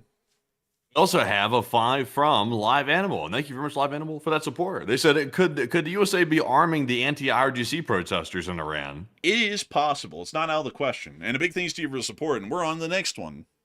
We also have a 5 from Mac, and thank you very much, Mac, for that 5, and we do appreciate that very, very much. We also have a 5 from Live Animal once again, who said the UAE seems to be cozying up to the EU, not supporting Middle Eastern allies has cost USA, and we might see possibly a return to form. Oh, well, I mean, you never know. You never know. And I gotta say, a big thanks to you for support, and with that, we're on the next one. We also have a 5 from Live Animal, who said, the moment I saw the IRGC security forces were seen in Iraq, I knew that nuclear salvaging was underway. I would bet you so. And a big thanks to you for support, and we're on the next one. And our next one here goes to, let's see, also about what everybody's curious about what I thought polyglot, or what was the word? Polyglot. Polyglot. Everybody thought, I thought that was, I thought it was the whole thing, out here in Utah, what I'm talking about, that thing that they got going on out here. I don't. Polygamy. Oh, yo! They don't do that. Confused with. I get confused. They don't do that anymore out here, Matthew. They don't do that. I think it's going on some places. I'm not sure where though. Let's see. Let's see here. Let's see. Polygamy is illegal in Utah, but it was decriminalized in 2020. What? While it remains a violation of the law, it was reduced from a third-degree felony to an infraction similar to a traffic ticket for consulting adults. What? Bro, what? They're like, what? Wait a minute. How did you even get cited for that? What did they show up at your house and be like, I'm going to cite you for this? I saw you. Excuse me, sir. I noticed you got a broken taillight and 3 wives in the car. I'm going to have to write you up a ticket for that. Oh my God, that's crazy. Citation. That's crazy work. It's like citation for having too many wives. Like, gonna write you up for that. Excuse me, sir. I noticed you're here in the mall walking around and you got 2 women hanging onto your arms. Both of them got rings. We're going to have to see the marriage certificates for the lot of you. Yeah, you're going to have to get tickets today. Why does it sound like that? I don't know. I just had to come up with a voice, man. Like, don't judge it. I'm trying my best here. But let's see. That is crazy. Let's see. Under Utah code, an individual is guilty of bigamy if they support or marry another individual while knowing one or both are legally married. Let's see. While generally an infraction, bigamy can still be prosecuted as a felony if it involves fraud, coercion, or abuse. Let's see. The Church of Jesus Christ of Latter-day Saints. Could you imagine? You get locked up on a felony, and they're like, "What you in for, Jack? I'm up in here for bigamy." That'll be embarrassing as hell. And then the other guy's like, "Oh yeah, well I'm in here for mail fraud." Like it's like, oh shit. It's like, but let's see. The Church of Jesus Christ of Latter-day Saints officially renounced polygamy in 1890. Oh, interesting. So yeah, that's interesting right there. That's really interesting. But apparently, folks, you can actually be married to more than one wife here in this state as long as you don't let an officer catch you, because then you're going to get a little ticket for it.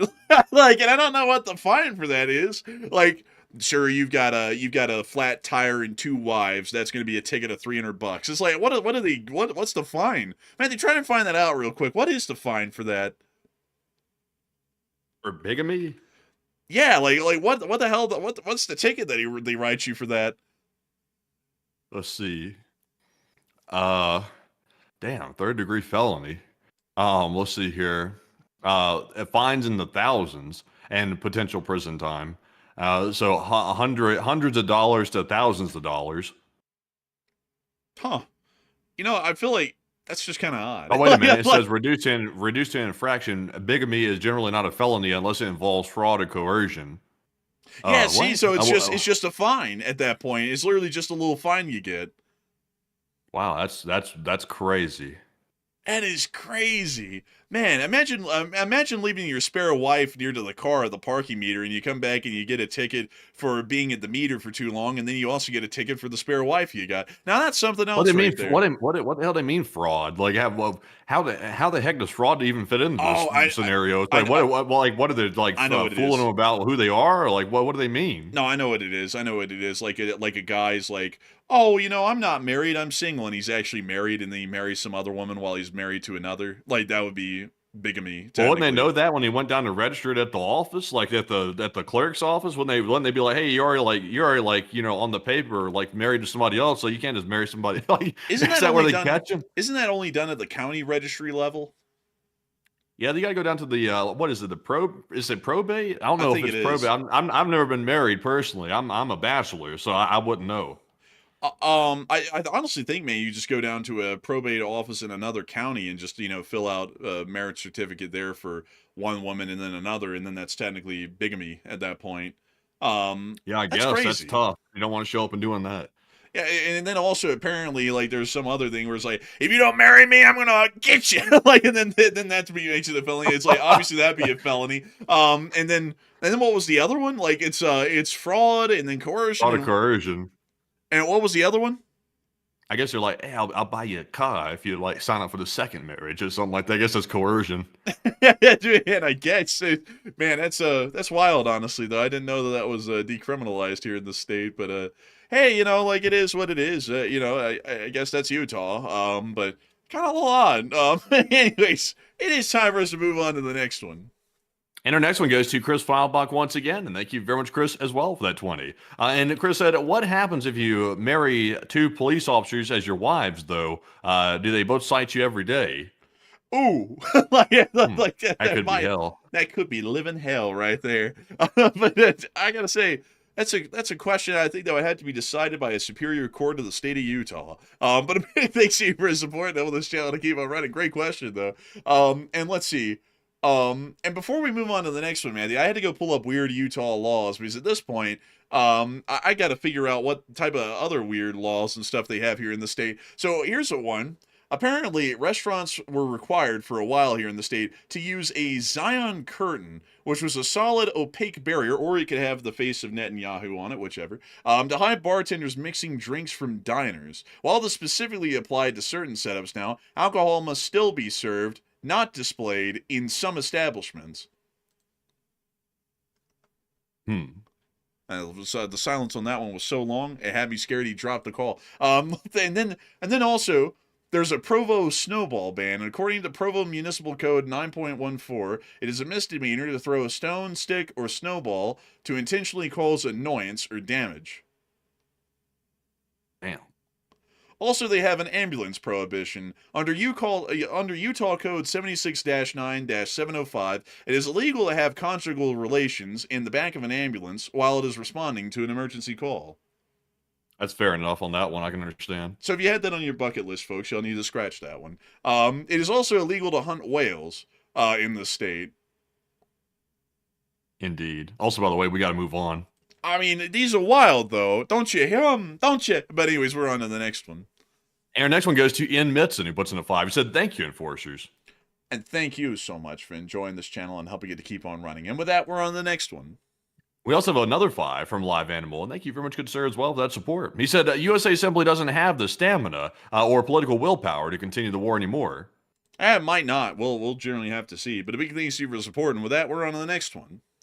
We also have another 5 from Live Animal, who said, "I foresee the EU having the biggest influence in the Middle East after the war ends." It's probably going to be them and China, probably, because I have a feeling we're probably running our tab kind of thin out there. But a big thanks to you for supporting. With that, we're on to the next one. We also have a 5 from Graham Elkins, and thank you as well. They said, "Does the U.S. Armed Forces still use white phosphorus? And do you think that, let's see here. What is this? You know what this is?" Yeah, it's basically an incendiary device. Oh, yeah, okay, that was the nickname for white phosphorus he used right there. I was wondering what that was. He said, "Would it be an effective deterrent against the excavation sites in Iran?" Yeah, I would generally incendiary weapons, I believe, in that kind of a form are banned under the rules of war to be used against people.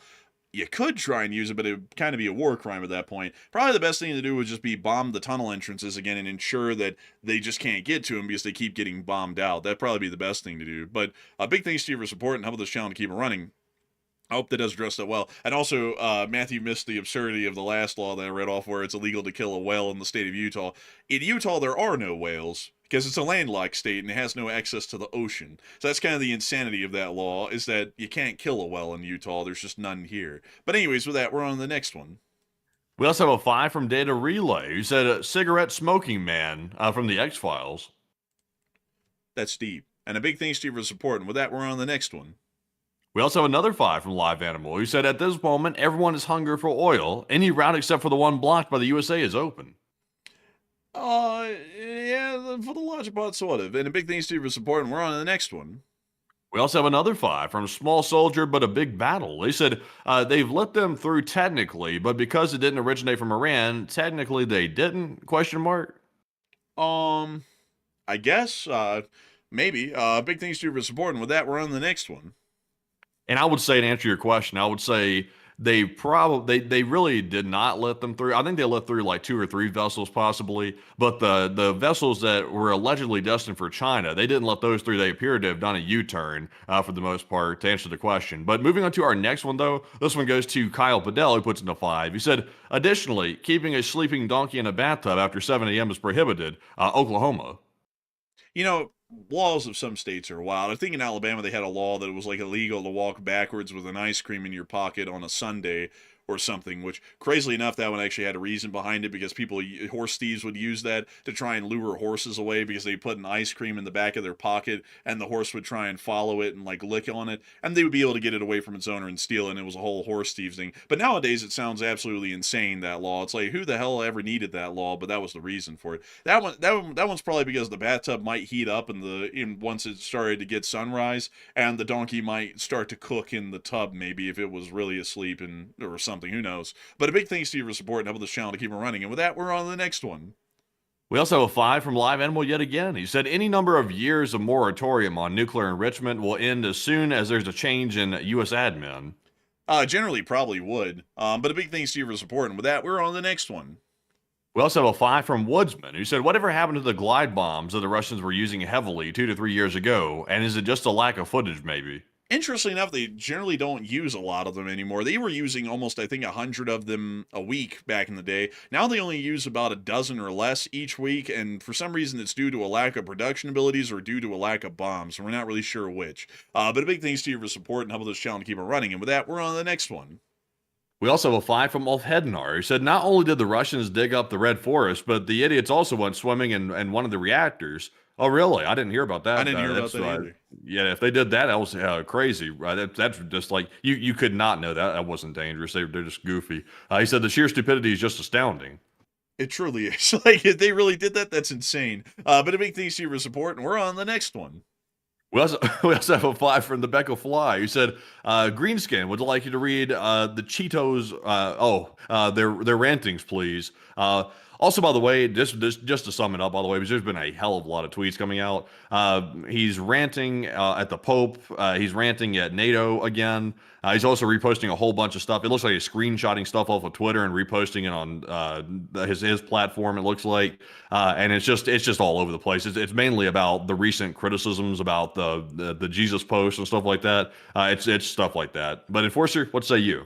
I personally wouldn't know a lot about them because this all been happening live on air, and I haven't been able to look on the side. But a big thanks to you for support, and we're on to the next one. We also have a 5 from Notorious GRG, and thank you very much, Notorious, for that support. He said, you guys mentioned a few streams back that a mass layoff date had already been set. Did you mention the date, or do you know the date? A bit worried. Unfortunately, I had to declare ignorance on what that's about. But I do thank you for support and helping this channel to keep on running. And with that, we're on to the next one. And I think you might be referring to when I was talking about possibly layoffs coming in the United States. There's no specific date for that, by the way. Like, I would have no way of knowing that anyway, even if there was such a thing. But I was mentioning a while back, this is what you're referring to. I was saying that if a global recession hits, we might see layoffs accelerate, like with corporations laying off employees, mainly corporate workers, and also possibly even middle to lower level workers as well. That could be happening accelerated if a global recession really kicks in, if the Strait of Hormuz remains closed. But we're already seeing layoffs now, though, so it's already started. I'm just worried about it possibly accelerating. But our next one here goes to Plazoth, who puts in a 2 and does not leave a comment. And also, Plazoth put in a 1 as well. And thank you very much, Plazoth, for that support. Also, a shout out to Sam Crenshaw, who put in a 1. And we appreciate you, Sam, as well. We also have a 2 from Andrew Honeycutt. He said, Andrew, keep hiking, exploring, and setting goals. Oh, yeah, and I am. It's a good way to lose weight. It's a good way to get in shape. And it's a nice way to get out there and get some fresh air. And so a big thanks to you for support and helping this channel to keep on running. And with that, it is time for us to move on and into the last super chat that we have. So this one goes to Parbe Potato, who puts in a 2. He said, Matt, is the Concorde done and Andrew's the Model T finished? And for me, the Concorde, sadly, is about 70% done, and the rest of it is just sitting up in my room, basically. So sadly, it's not done yet, and I haven't really had time to get back to it, sadly, but I want to. But Enforcer, what say you? That's so sad. That's so sad. I got the Model T done like in record time. I literally did that in the same day I got it. I was like, oh, yay. I built it and it's done. It's really cool looking, honestly. I like it. So a big thanks to you for support. I hope that does address that well. And with that, we're on to the next one. We also have a 5 from Game Theory. You said no insider trading for the Enforcers? And absolutely not. Absolutely not. But what say you, though? No insider trading. That's for crooks. Like, I'm not a crook. But a big thanks to your support and helping this channel to keep on running. And with that, we're on the next one. We also have another 5 from Kyle Bedell. He said, I'm currently watching the LSA on my throne. Hey, that's respectable. And the castle, Castle time, That's respectable right there. Real respectable, I gotta say. A big thanks to you for the support, Kyle, and thank you for letting us know. We need to know that kind of stuff. But a big thanks to you so much once again. And with that, it's time for us to get on into the live chats. Sadly, folks, due to time constraints, we'll only be able to get 3 live chats in the Morse code Dakotas. So, Matthew, what do we got? All right, so tonight for the Morse code decoders, we had the entire roster. We had Paul, Kevin, Mason, Joni, Norm, Arabelle, Heroya Fluffness, Kush, Kobateric, Sire, and Brian. They said the Morse says, oh boy, Tehran's blowing up all over. I wonder what in the world's going on over there. LLT, LSA. And it, ding, ding, ding, ding, ding, ding, ding, ding, ding. That's the sound of money. I'll get that down on the note. That was Morse commission tonight. I get to congratulate you greatly once again for getting that correct time and time again. It's truly an amazing and incredible thing to know. The least finger of a single cause, always getting that correct time and time again. Truly incredible, really. I mean, truly. And so, a humongous congratulations to you all once again. And with that, it's time for us to move on to the third to last question of the night. So this one's going to go to Dan Brooks, who said, did the IRGC get the tunneling equipment from France? And is it possible that it's no longer working or viable? It's definitely working. I don't know where they got the tunneling equipment from, though, unfortunately. So I have to declare ignorance on that part. But with that, I hope that does address that well. And we're on to the second to last question of the night. We also have a question from Votive, who said, any suggestions for a first AR under or around 1500? And please don't say a PSA. He said he just doesn't like them. Generally, I would say that probably one of the better ones that you could get around the 1500 range would probably be probably a Daniel, like one of the like A Daniel? yeah, one of the lower end Daniels, like they're like more towards know. the starter side. I don't know if you can get a Daniel for, I don't know if you can get one for under that much. I mean, that's certainly what I do. I mean, a BCM would be pretty decent. You could get one of those. But like maybe a Sons of Liberty one. Like I'm looking at some of the brands that I've seen at the gun M&P stores. Sport? Huh? M&P Sport, I've heard those are good. I've never actually fired one though. Yeah, I've heard that those are okay. Like I don't really know about those a whole lot. Because generally, I would say, if you're getting up towards that price range, like 1500 or so, I would probably save up Votive, honestly, just to try and get a Daniel or an FN AR, because I myself have an FN M4, and I think it's great. Like I would swear by that thing. It's very high quality. It's like a sewing machine, basically. It's really nice and really enjoyable to shoot. Daniels are really good too, and they're only about let's see. Oh, actually, apparently Daniel Defense has gone up a lot in price. There's no such thing. The words Daniel Defense and only about don't go together. That's not a thing. Well, I mean, FN makes a great AR at around $2,000. And I would swear by FN's products. I mean, everything I've ever gotten that is FN is really good. Colt is very expensive, very designer. Well, really brand name at this point, and I think they've been bought out by CZ, and some people haven't really liked that a whole lot. But I think Colt's great. Like I have a Colt Anaconda and a Colt M16, and those are pretty good. So generally, I don't know what Colt's prices are these days though. So I would generally say FN would probably be the more decent one, but that's going to be running probably around $2,000 at that point, instead of 1500. So Sons of Liberty, M&P. And also I think let me see here again. Probably what's the name of that other company? I need to go find it. BCM.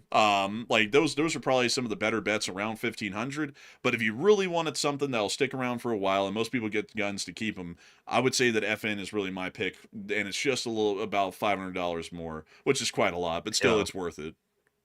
Honestly, to me, a rifle is like an investment. Basically, it's not going to go bad on you. If, for example, if you go out and fire it a whole bunch, you can simply replace the barrel. Like if you wear the barrel out and stuff like that, you don't have to buy a brand new rifle just because you shoot it a lot or something like that, or you go target practicing. So you might as well buy right. Like on stuff like that, that's not something that's going to wear out or get destroyed over time. You can just replace little bits and pieces on it. You might as well pay good and get one good the first time. Like actually, I'll show you the one that I got a while ago for $2,000. It was this one, the FN M4, and I like the M4 carbines. It has Knights Armory furniture on it. It comes with it by default.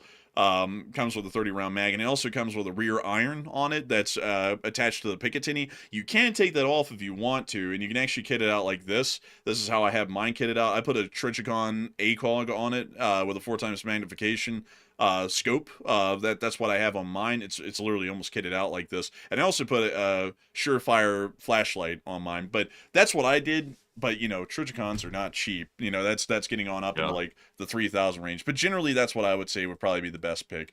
But anyways, with that, I hope that does address that well. At least in my opinion. And with that, we are on to the final question of this segment. So, Matthew, who do we got for the lucky last person for the lucky last question of the night?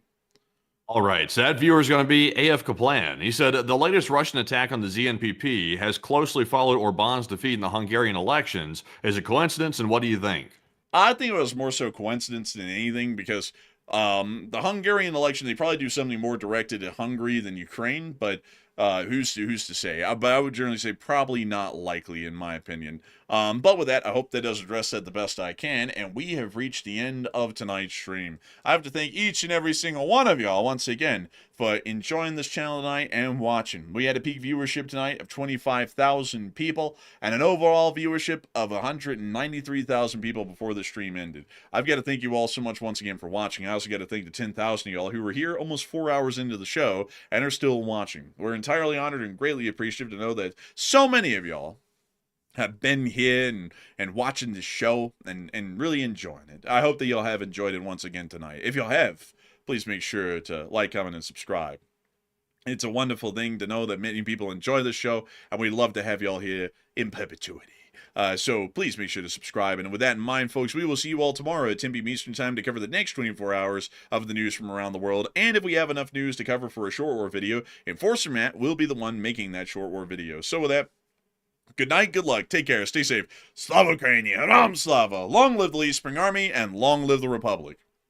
And with that, folks, it's good seeing you all once again tonight. And we will see you all again tomorrow night at 10 p.m. Eastern to cover the rest of the news throughout the day. And also, if there is enough news to cover, there will be a short war video out midday tomorrow. And hopefully there is enough news to cover. We'll see, though. But in the meantime, a huge shout out to the 200,000 people that joined us tonight. And we appreciate every single one of you for joining us. And we will see you all tomorrow. And of course, Slava Ukraine, Herom Slava, get some rest, and good night.